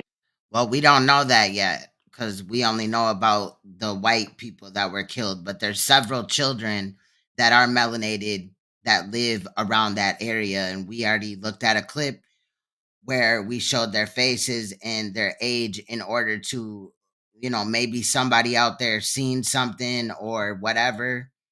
But there's children that have went missing since he got out of prison that are melanated. Rapist, Mr. McFadden. And according to preliminary reports, Mr. McFadden, as well as these two young teens, 14 and 16 preliminarily, have been reported part of the 7. They're waiting, obviously, for examination and an autopsy, but that's where we're at right now, Chris. And then 4 additional bodies found in that house. No information about those 4 bodies. Help us understand, sexual predator, someone who's a pedophile. How often is murder or mass murder or storing of bodies like this, like a serial killer type pedophile? Is that unusual? It is. Actually, if you were watching Wob Funk, you would have seen that they dropped the ball in this case as well. There was a lot of evidence or things that they could have used to then investigate other situations that would have probably led to other Black children. There was stacks of Polaroids, computers, probably with who knows what in it. So yeah, somewhat they unusual. The ball in this situation as well. So nah, it ain't. But this is clearly. But a lot of the times, people of color, yes, they do, but it's not just solely just that. Somebody, if indeed these crimes become connected to him, this is somebody who indeed fits the profile and the definition of a serial killer. 7 people. And then, do you think at this point there was another link there that I read down into? Some 40 miles away, they had 4 other bodies, but they have a different guy for that case, where that was just the typical American mass murder. They don't think that it's connected to this one. All right. So I will be uploading that to my true crime channel, I believe. And then also, I'll be looking at following up information in the case, in the situation concerning that, because this case is very, very odd in the least bit. There's I have more questions now than I had when I first looked at them or when I edited them. Of course, I didn't see everything in editing because I was really trying to rush. I've been gone for 2 weeks. So I was really trying to get that out there and done. But in this case, there's so many things that do not make sense. And I cannot tell you guys enough. that it is important to make sure that you protect your children. If you're going to allow people to be around your children, you need to vet them. You need to do a background check on them. You need to talk to your kids and be open and available for them to, talk to you about things that are going on in their life. But I do think that this is a bigger situation. I think that the police are covering this up because they don't want the bigger portion of this to come out full-fledged like it should. I think that this is a small piece of the puzzle that, if it was exposed right or investigated right, would lead to several other victims that are not alive, some that may be alive, and all type of other players in the game. This to me looked like a snuff film type of situation. Not only do I think that child porn was being shot there, webcams, I think were being shot there, children. I think that he abused children. I think that the wife, Holly, abused children, maybe not hers, but others. I think that the children possibly participated in things, and that's why, for the dark web. And that's one of the reasons why, they were unalived or whatever. At the end of the day, you got to think about it. Those kids that live there, the three, Holly's three children, would have seen a lot of people coming and going. So to leave them alive could have a negative reflection on other players that were involved. The way that there was beds all over the house, restraints, there was restraints at the kitchen table, shackles, chains, there was toddlers, clothes soaked with blood in the baseboard vent, that at the touch, when they touched it, the blood got on their hands. So the blood was still wet. I think obviously that the police need to, let the FBI handle this. And I'm surprised that they're not, to my knowledge, investigating this at this time, because there's definitely more to the story here. And if you're not familiar with snuff films is like, people are kidnapped, tortured, basically, sexually assaulted, and then unalived at some point. And they do this to children, unfortunately, as well. I am interested in, again, if you haven't seen my Queen's Throne TV channel, if you go back a ways, we've looked at a lot of like sex rings, that type of situation, the Red Shoe Club, the Black Eye Club, Isaac Cappy that allegedly unalived himself, who was allegedly exposing this stuff. And I want to kind of get back into that a little more, because I do feel like, and also keep up with this case, because I do feel like this is something that is rarely talked about. My channel got shadow banned because of talking about these topics, but I want to inform as many people as I can about these type of things, because they go on right under their nose. Now, I don't know if Ivy's parents had knowledge or whatever, or were involved or whatever, but something ain't right with them. Like I said, I believe that Holly was involved, and I think she downplayed it to her parents. And I also think that she played some type of part, whether it was just like a groomer of children. But I do think that she participated. Sadly enough, these children, whether they were white, black, Chinese, Puerto Rican, they lost their lives. And like I said, this is a bigger situation. This isn't just the normal, somebody unalived their self and several other people, with the chains and the stuff like that. And then the fact that the police are not helping, they don't want to talk about it. The town that they're in, Henryetta, why was I going to say Henrietaville? Henrietta's police department is not involved because they say that the bodies were found out of the jurisdiction in the next town over or whatever, but they also failed. They went there for a search warrant. That's how they found allegedly out the bodies. So it's really confusing because the bodies were not even on the property. from what it sounded like. It sounded like some of the reporters didn't really know at portions in time and just, maybe were running with what they thought or what they were told or what whoever above them told them to say. But at this time, this is what we have on the case. I will continue. I want to know more. I want to see something from like the coroner. I want to see them continue to investigate this case because like Ashley Banfield had showed, there's a lot of children in that area that have went missing since Jesse whatever his last name is. Y'all, I'm getting tired as hell. McFadden had gotten out of prison. And again, when he was in prison, he had a phone, which was contraband, but sometimes people use the phone for good. They want to talk to their family and not be charged. And some people do talk to children or do fucked up shit while they're in prison with them phones or whatever. He chose to communicate with a child after serving this time in prison.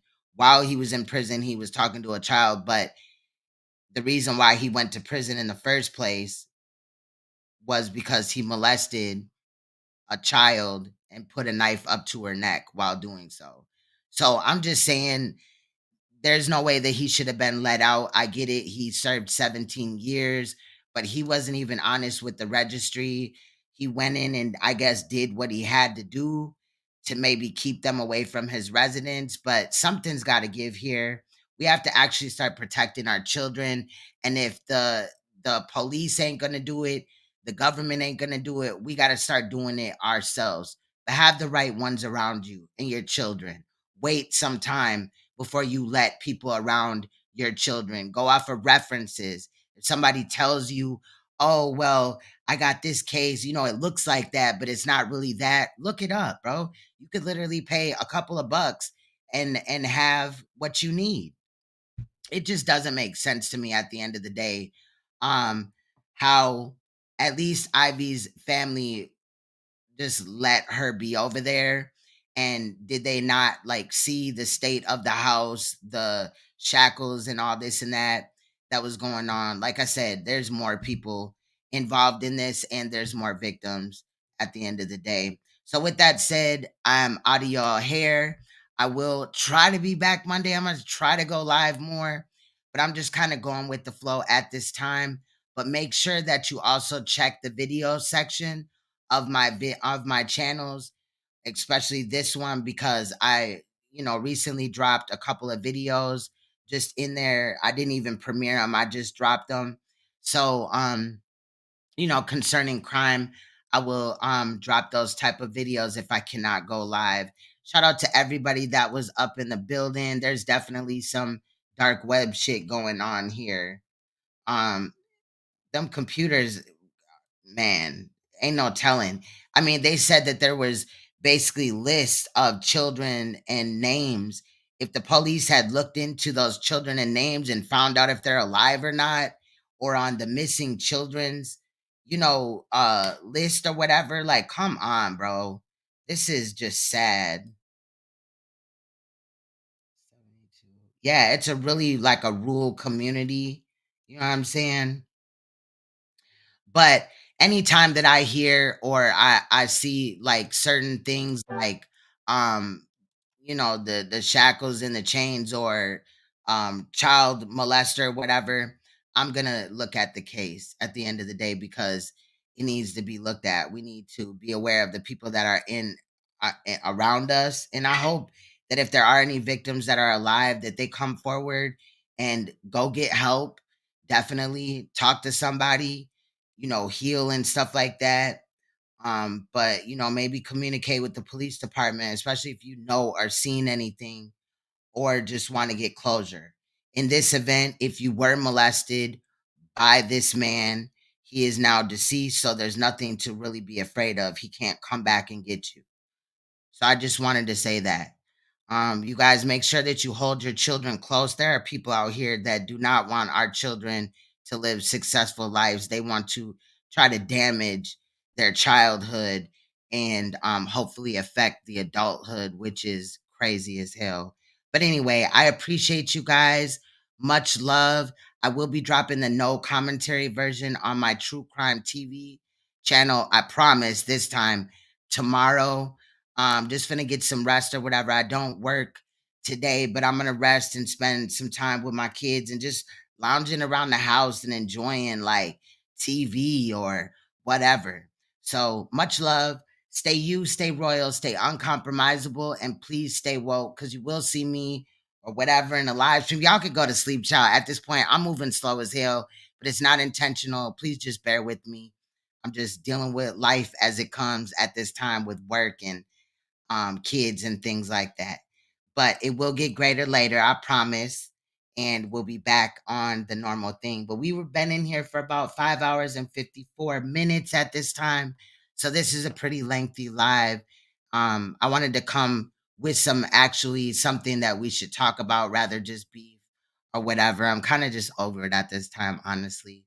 But anyway, if you haven't already, please hit the like button. If you're new, subscribe, hit the bell so you can get notifications. Dropped a couple of shorts.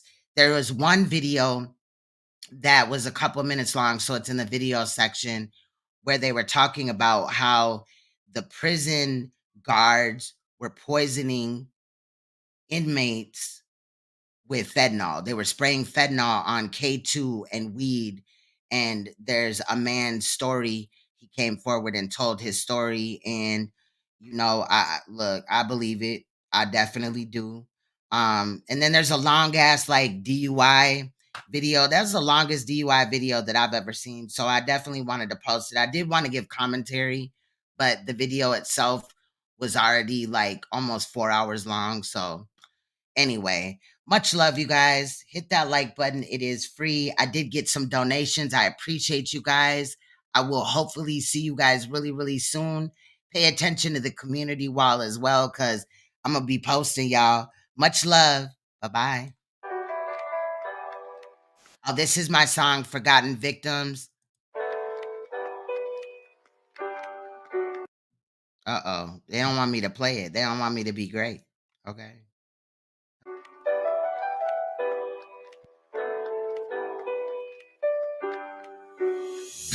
Have you seen It's Anthony? okay. I can't find her. No, I haven't seen her. Did you see Anthony? Yeah, she's looking at Uncle Pete.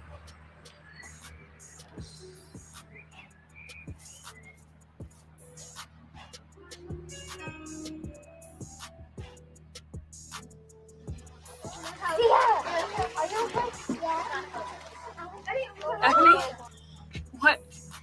What's going on back here? You're just playing a game. It's okay, isn't it?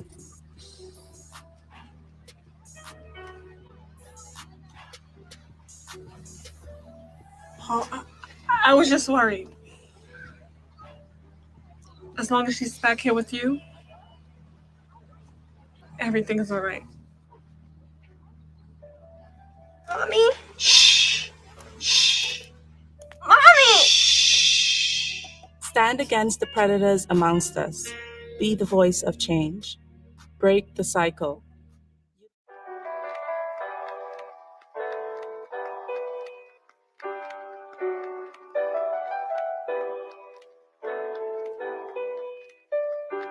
Forgotten victims, hidden so well. Victims of their past, but they would never tell. Touched as children are scared by violence. They choose to hide it and keep the silence. Still forgotten victims who choose to hide. Push back their feelings or bottle them inside. Victims of abuse, scared to protest, but many are ashamed due to rape and incest. Still forgotten victims, hidden so well. Some memories of abuse, but very deep they dwell. Women and men hiding feelings of shame, but they are still victims and shouldn't be blamed. Still forgotten victims who choose to hide it. Keep quiet cause society takes sides and downplays violence. Many fear being believed, but they are still victims, so don't be deceived. Forgotten victims, hidden so well. Victims of wanting love, but truly living in hell.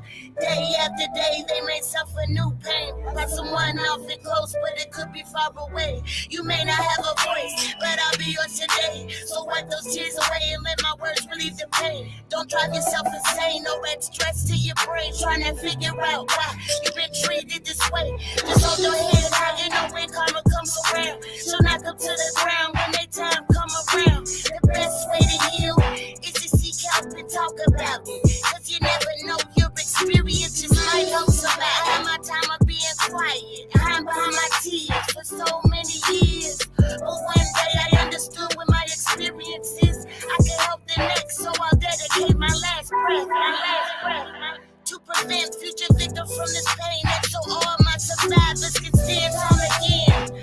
I'll be your shield from the wind, the paper or the pen, take my hand, it just say win. Forgotten victims, hidden so well, victims of the past, but never what it tells.